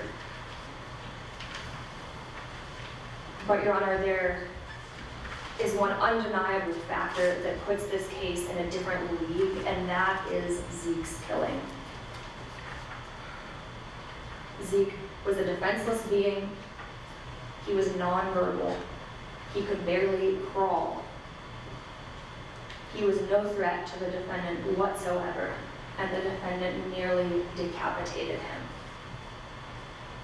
That pushes this case beyond doubt into the category of the worst, and it must be sentenced as such.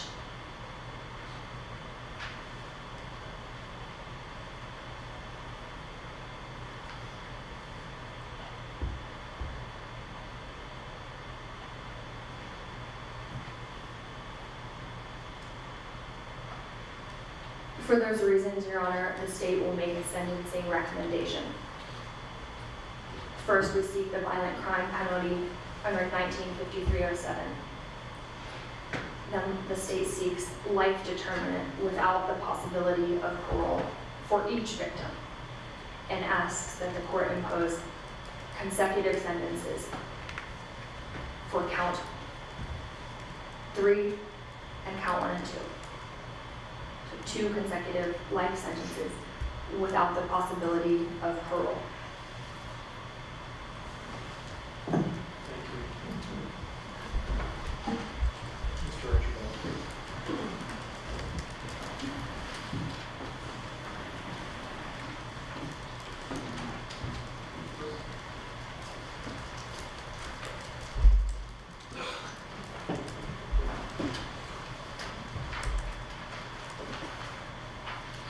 Your Honor,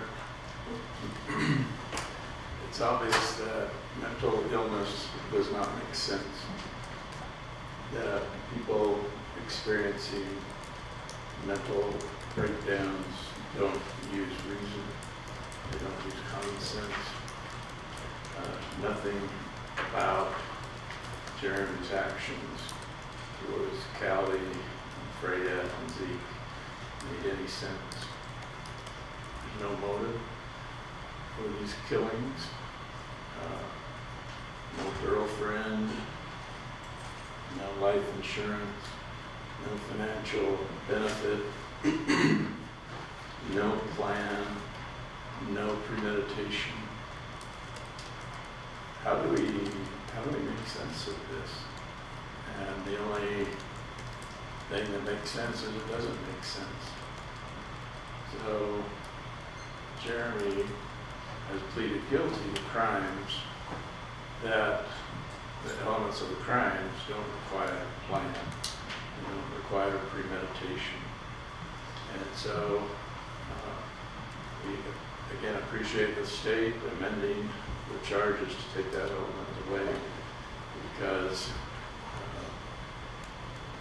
when he was charged with crimes that required premeditation, that was our fundamental disagreement. There was no plan. There was Jeremy Best was reaching out to everyone for help. He knew he hurt.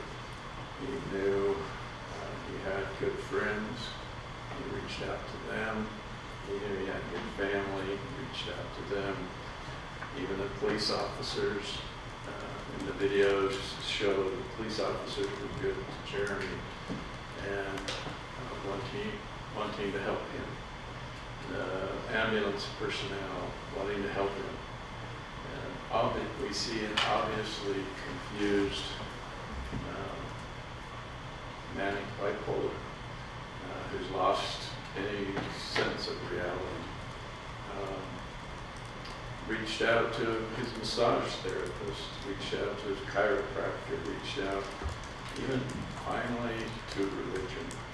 Maybe that'll help me. And his best help was Kali. She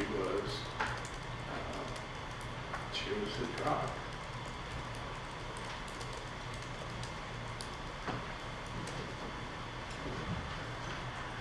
So, what do we do with a situation like this? According to our goals of sentencing as outlined by the Idaho Supreme Court, we have to talk about deterrence and rehabilitation, punishment, and protection of society. So what does deterrence mean? How do we deter mentally ill people from killing people? And again, mentally ill people aren't using reason and common sense. So they're off their meds, trying to self-medicate. So whatever sentence this court does is not going to deter other mentally ill people who go off their meds because they don't use that reason. Hopefully it will deter people with mental illness who are on meds, who can use reason and common sense.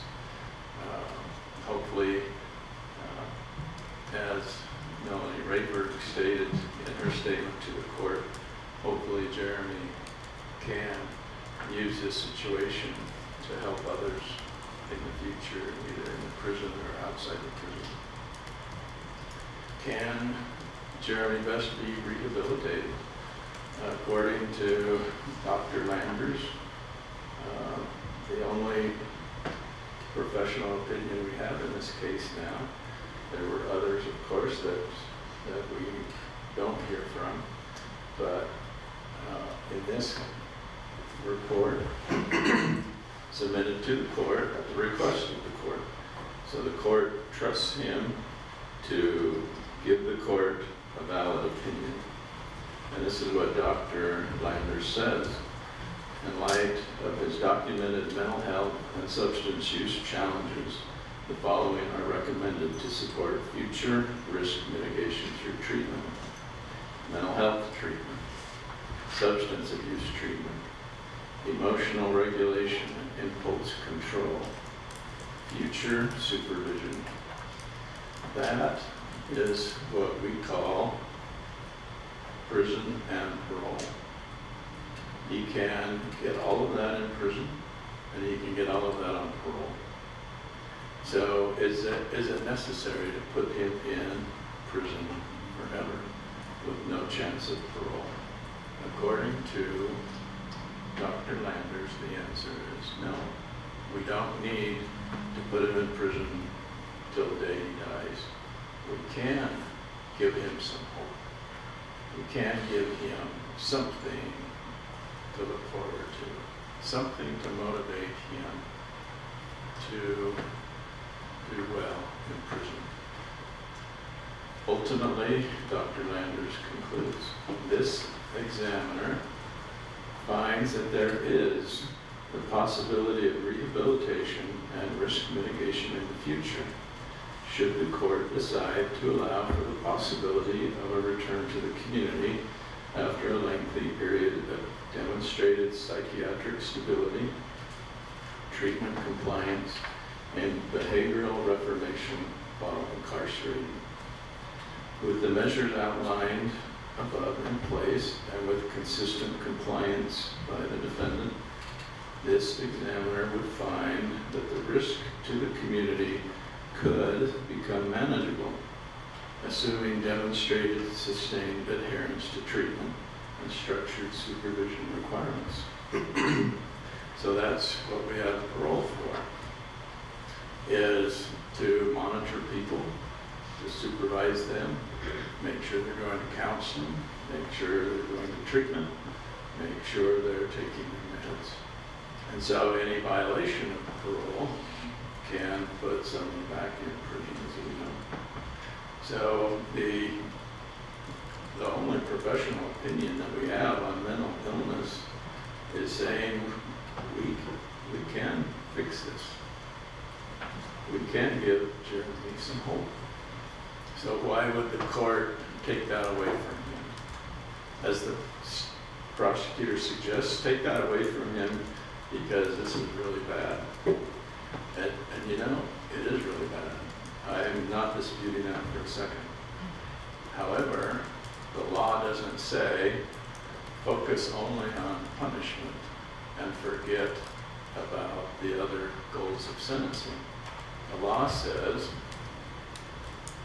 deterrence, rehabilitation, punishment, and protection of society. So, is punishment important? Yes, according to Idaho Supreme Court, he needs to be punished. Jeremy is not asking for probation today. He knows he's going to prison. That's punishment. Does society need protected? Yes. He knows, again, Jeremy knows society is going to be protected from him while he's in prison, while he is adhering to mental health treatment, while he's adhering to substance use treatment, while he's showing that he can conduct himself properly. And for the last year and a half, he has conducted himself properly. The two people who have observed him in the jail have testified that yes, he has complied with the rules. So, given future compliance, future compliance with the rules of the jail, the rules of the prison, the rules of his mental health provider in the prison, there is hope for him.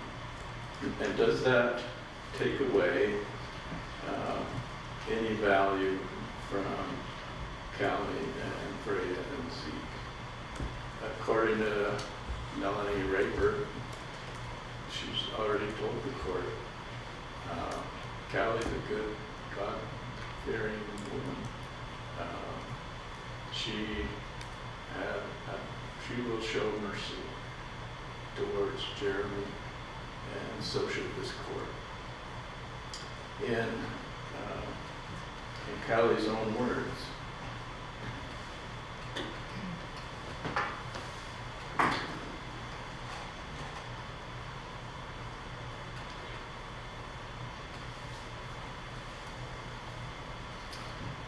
was part of the PowerPoint presentation that was admitted. Jeremy, I remember the first time I met you.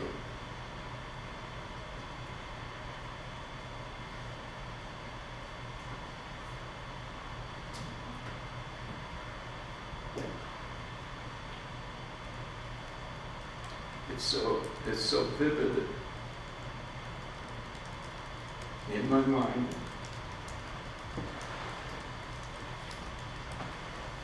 You, my dear,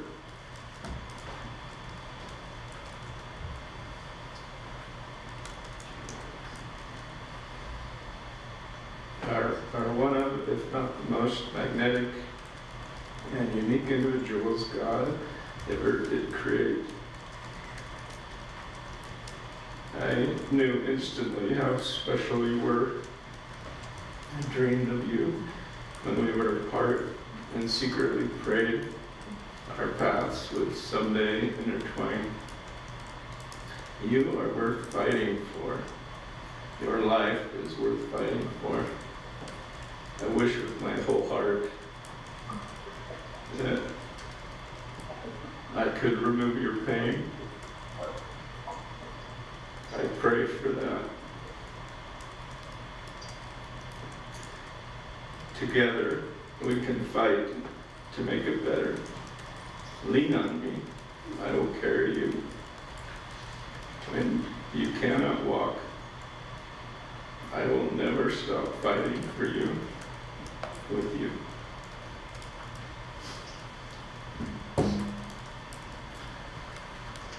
So with the last and final words from Kali, I think she would want this court to temper mercy with justice and oppose a sentence that gives Jeremy a chance at parole. Thank you. Thank you. Thank you, Mr. Archibald.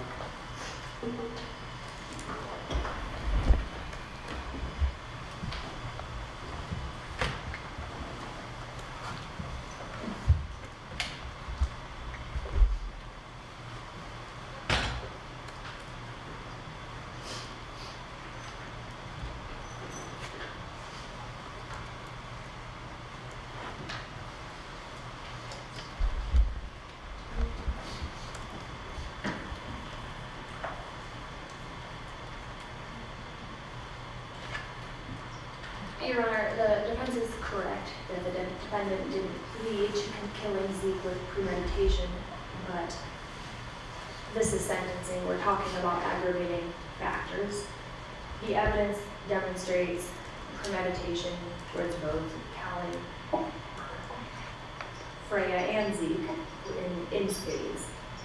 And this is exactly the type of aggravating evidence that Your Honor should and must consider when imposing a sentence.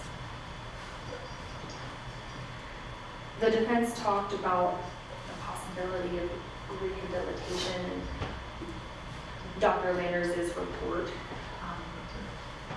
One thing that Your Honor must remember is the words that came out of Dr. Landers' mouth today, and that is that this defendant is a moderate to high risk of reoffense, that he does this again.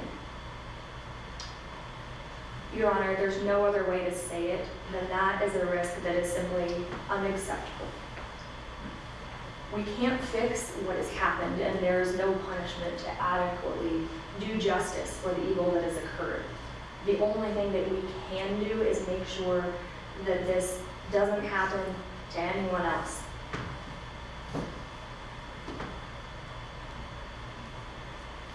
For that reason, Your Honor, we ask that you not give the defendant any chance for parole.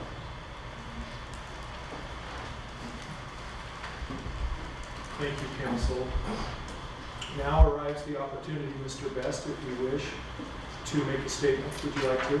And sir, I think I'll have you remain there. You're welcome to sit or stand.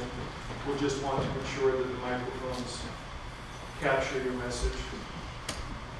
Just in short, I want to offer my apologies to the Randall family And to my family and my friends and Teton Valley as a whole, I have no excuse for my actions.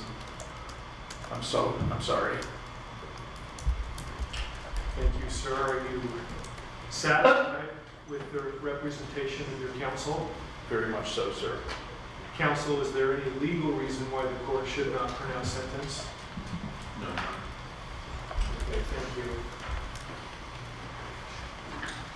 Preparing for, I want to address a few remarks towards the attorneys that have worked so very diligently over the course of this tragic, consequential case, who work every day in the system. The defense ensuring that the constitutional protections are afforded their client, developing a relationship of trust with the defendant, doing so with professionalism and experience. The state working with law enforcement, investigating, solving the crime, remaining objective and doing it in a professional and constitutional way. All of this, by the court's observations, has been done by both sides with integrity. And I want to express my gratitude for the manner in which you have all done that. I have watched counsel over the course of this case, and particularly over the course of the last 2 days, exhibit emotions, which demonstrates the investment that you have in your cause. In this court's view, you have done this with honor. I know the hundreds of hours of preparation that have gone into this work. The defendant has been well represented. The state of Idaho has been well represented. This court will now fulfill its duties, and they are duties that I undertake with great humility. It is a weighty decision that has profound implications for many. The people that have participated in this hearing today are all wrapped up in this very somber experience, each with a perspective. The attorneys on each side and their team with many, the loved ones who have been affected by this offense and beyond. The community, and now this court enters with its role. I am guided by 4 objectives imposed upon me by the law, and they include protection of society, deterrence, rehabilitation, and punishment. I have reviewed the close to 1,000 pages of the pre-sentence investigation report, reviewed every record of the file, every exhibit, watched every video, listened to every audio recording, taken notes, listened carefully to each argument, each impact statement, and the words of the defendant. When I speak to all. There will, however, be instances that I speak directly to certain individuals, including you, Mr. Best. Please understand that the court must consider all things. The mitigation, and these, Mr. Best, are those positive and redeeming attributes of you.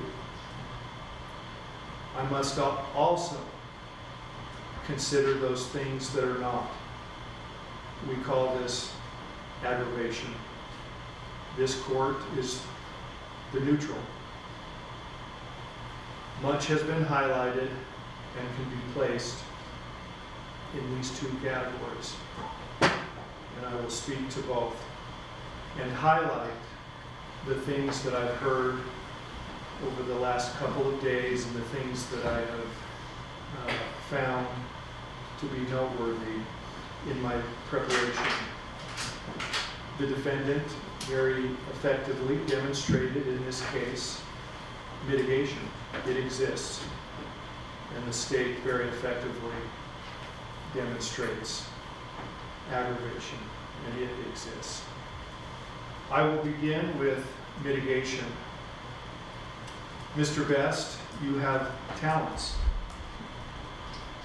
Running your business takes skill. It appears that you did quite well at that and had a knack for automobiles and an understanding of engines and repair. I reviewed school and business records. You worked your way through school, including educating yourself in a trade. You contributed to the community and provided a service to many patrons. Kali was a stabilizing influence in your life. In any sentencing, and this one in particular, there are things that touch the court. Little facts or points of interest or information that bring a human side to these kinds of tragic events. And I shared a few of these from my notes in the context of mitigation and aggravation. Mitigation of a time prior to the effects of your actions, and aggravation as a reminder of what was taken, what was lost.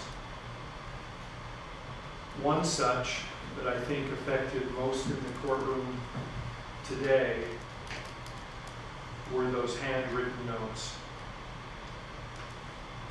found in your home from her expressing encouragement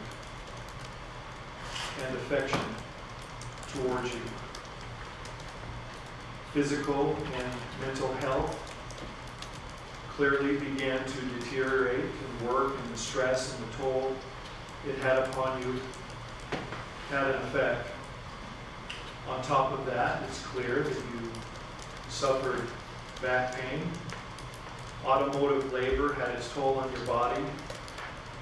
Neck and back pain arrived. Chronic pain was difficult.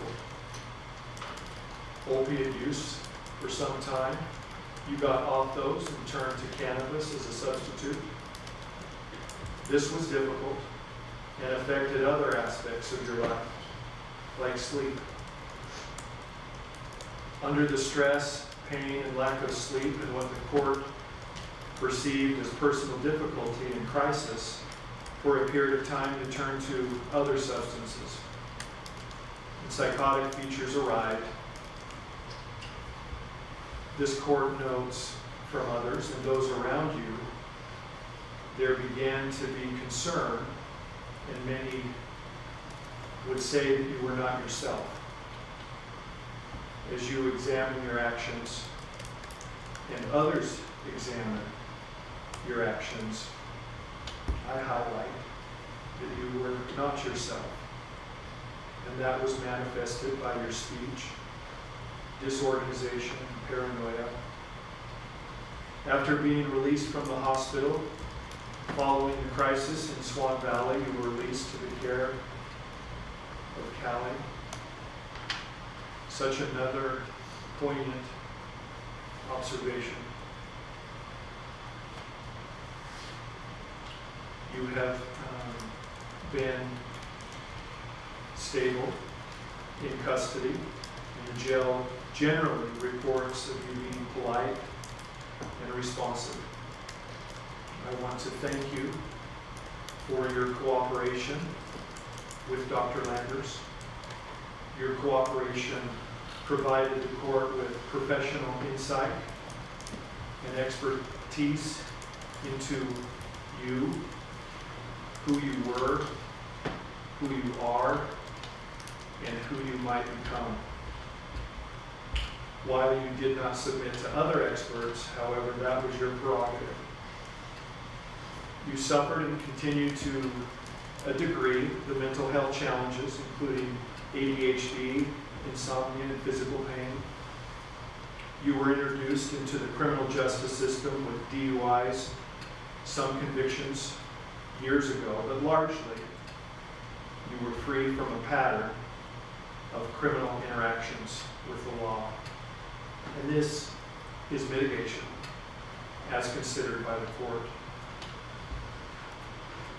Kali knew you and that you needed help. She intimately knew that.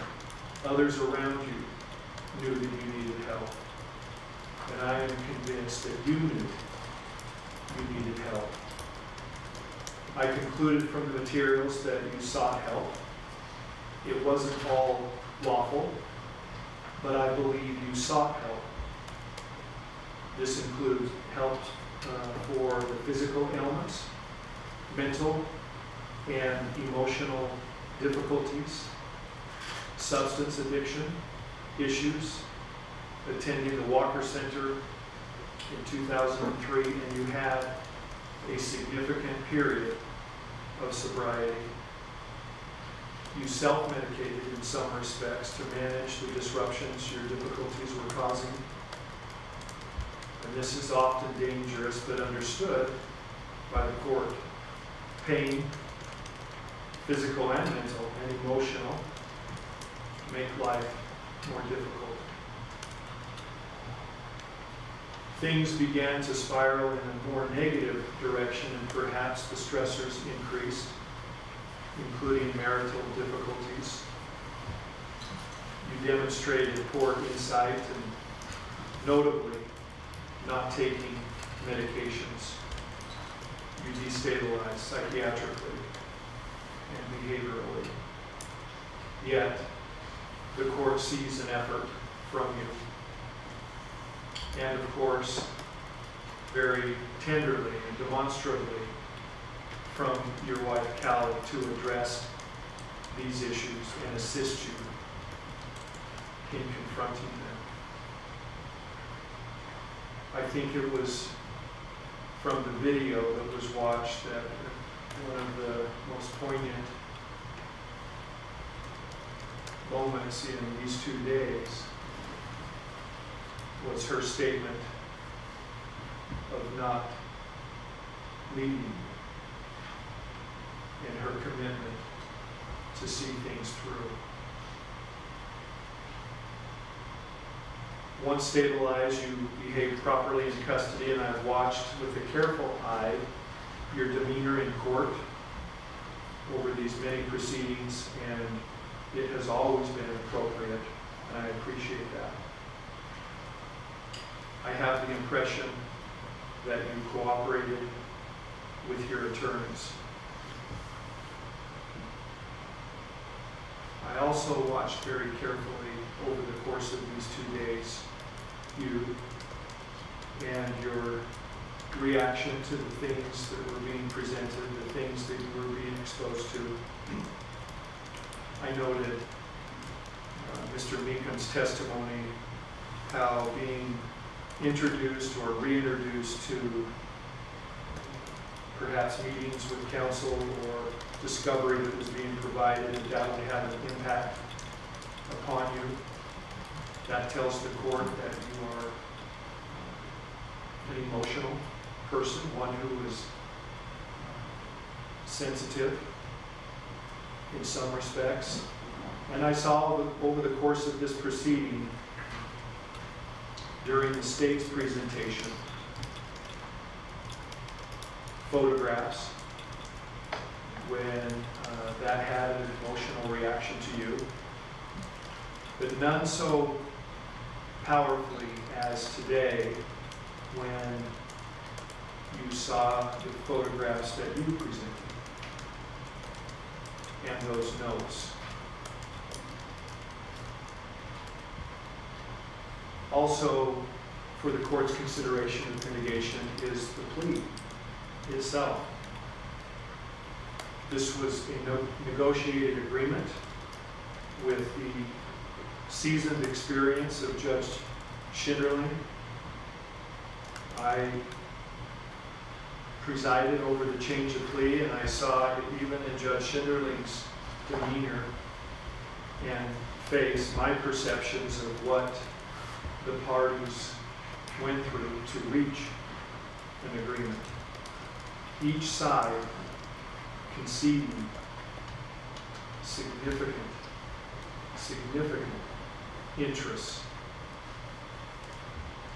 for the state and for the defense, potential life, your life, for punishment. And so for the defendant to willfully, voluntarily enter a plea to take responsibility, that is mitigation. The court reviewed the number of letters on your behalf, and it's clear that there are a number of people that are fond of you. In fact, this afternoon, the testimony of Mr. Max, actually it was Josh Lord, lost a friend by a friend, and the impact that had on him.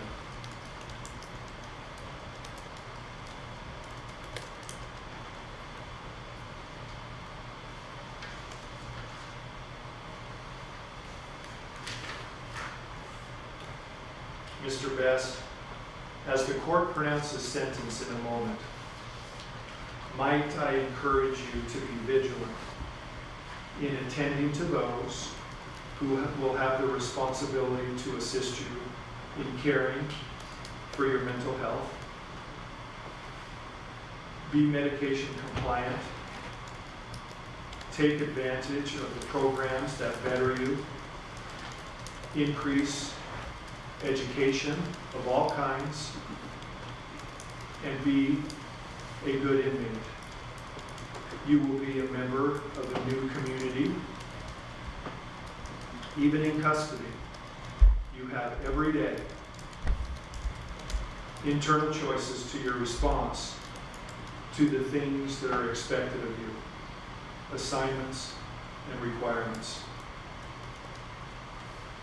While you have lost your liberty, one thing that this court cannot take from you is your ability to make choices within the confines of your environment. May you choose well, and as your counsel, who very emotionally and passionately suggest to the court, I pass back to you to find hope.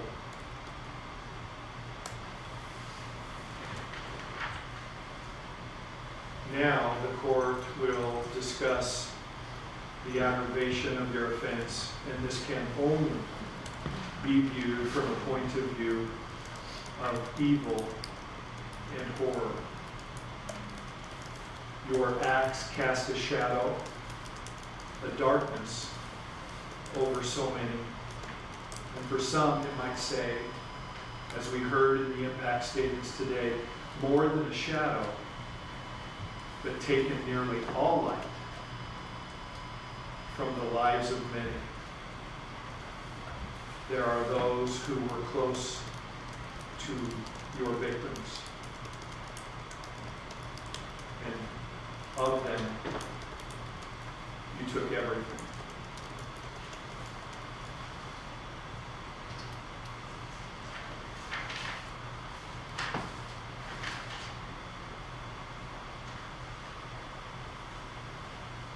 The court a moment ago indicated that it was the neutral. And I want to restate that again as I share a few thoughts about what I heard from those making an impact statement and address the yellow ribbons in the courtroom. So, ladies and gentlemen, those of you that are wearing those yellow ribbons, please understand that the court recognizes the purpose of them and the solidarity and support that you have to wear them. Had this been in front of a jury under very clear authority, the court would not have permitted you to display those on your lapels the way you have today. It was brought to the court's attention, and Mr. Archibald was considerate, and I must say for the record that the court is the neutral, and the yellow ribbons have no impact upon the court's sentence. But I do want to respond to the things that I heard those of you say today. And first, I will say the kind of courage that it took to come to the lectern and open your heart and share the things that you did. You were composed with grace, and each statement was very appropriate. To Mr. Best's mother, who knows you better than anyone in this courtroom, is in fact a victim of this offense, and that was clear in her remarks. She expresses her love to you and to those that are lost.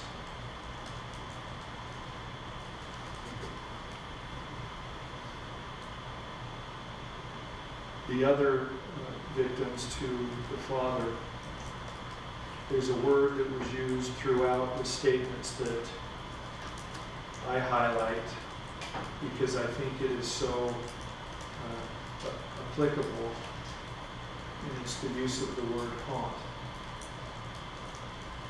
Mr. Best's actions haunt others. I quote, "I will live out my life in grief and pain." The brother also used the word haunt.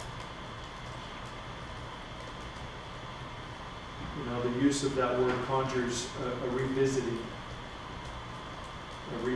of anguish and pain.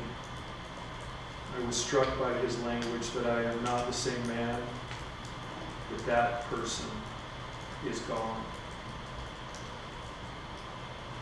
That your actions didn't just take lives, but shattered futures.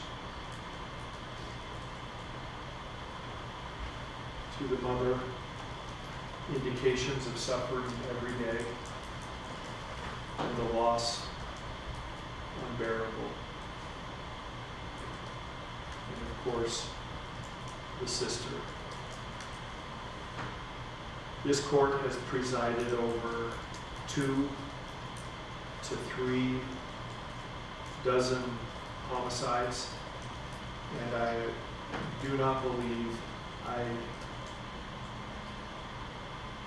have felt closer in terms of a description of a person than with Kali. So I thank you for that. It was clear that she was a special person with many wonderful qualities. The state makes the argument about the impact that this has had on the community. This court has presided over cases in Teton County for 15 years. I recognize this community as a special one. It is small. It is tight. I was struck by the body camera video that provides the best representation of things as they were, and in watching the footage of the responding officer and hearing and seeing the spontaneous reaction to the discovery of Kali. It demonstrates how many lives are affected by this crime.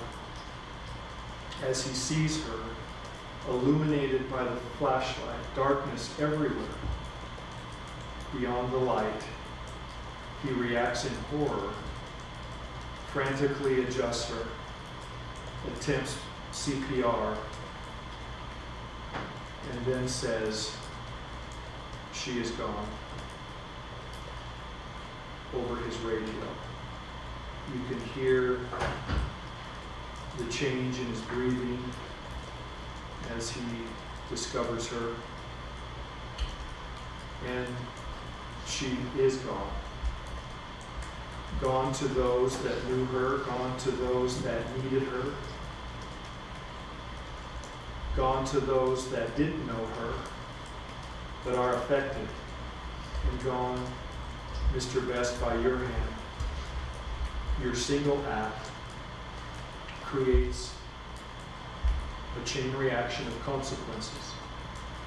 And as the state argued, spreading outwardly like ripples in a pond, ripples spreading outward. And so it is with the consequences of your act. Anyone touched by this offense will have the dark clouds present in their lives and in their memory forever.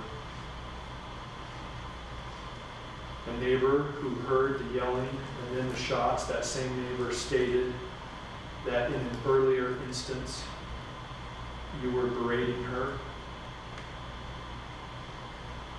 Each victim of this offense deserves a statement from the court. And I shrink at measuring what the court will say about each and the adequacy of my words. Kali, I would say, Mr. Best, she loved you. She expressed that even in the moments before you ended her life. She expressed that. With shots from the firearm, her death came quickly. Gunshot wounds, bleeding out, and an immeasurable loss to so many. Zeke, like the state, I believe, suffered the most. Being taken by his father in the night, being awakened, placed in a car, driven around with a dad he probably did not even recognize, given your state of mind, while his death might have arrived quickly. I believe his fear would have felt to him eternal. Ken Martin's testimony persuading the court that there were shots, of which one, perhaps two, occurred while she was down in an execution type killing. The court was persuaded through the state's presentation that there was a struggle.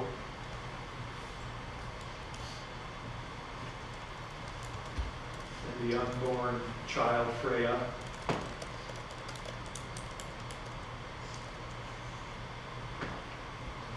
reviewing the photographs,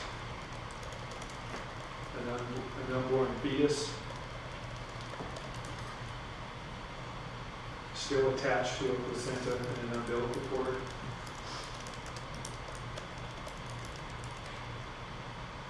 When a tree dies, so does every leaf.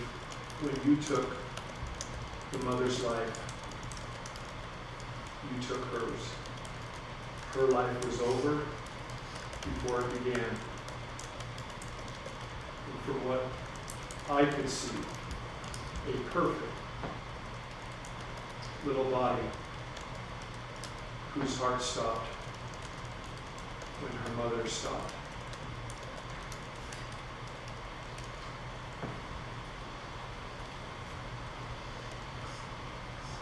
I know a human's life has greater value than a dog. I don't even mean to measure or equate the two. Yet, pets play a meaningful role in the lives of so many, and you took that life as well. This court understands that all too often, perpetrators of domestic violence and the infliction of harm to family pets, this is a tragedy independently. There is argument this afternoon regarding premeditation. The court turns to the information in lieu of an indictment. Count 1, murder in the second degree with malice and forethought. Count 2, murder in the second degree with malice and forethought. And count 3, murder in the first degree, the taking of the life of a child under the age of 12.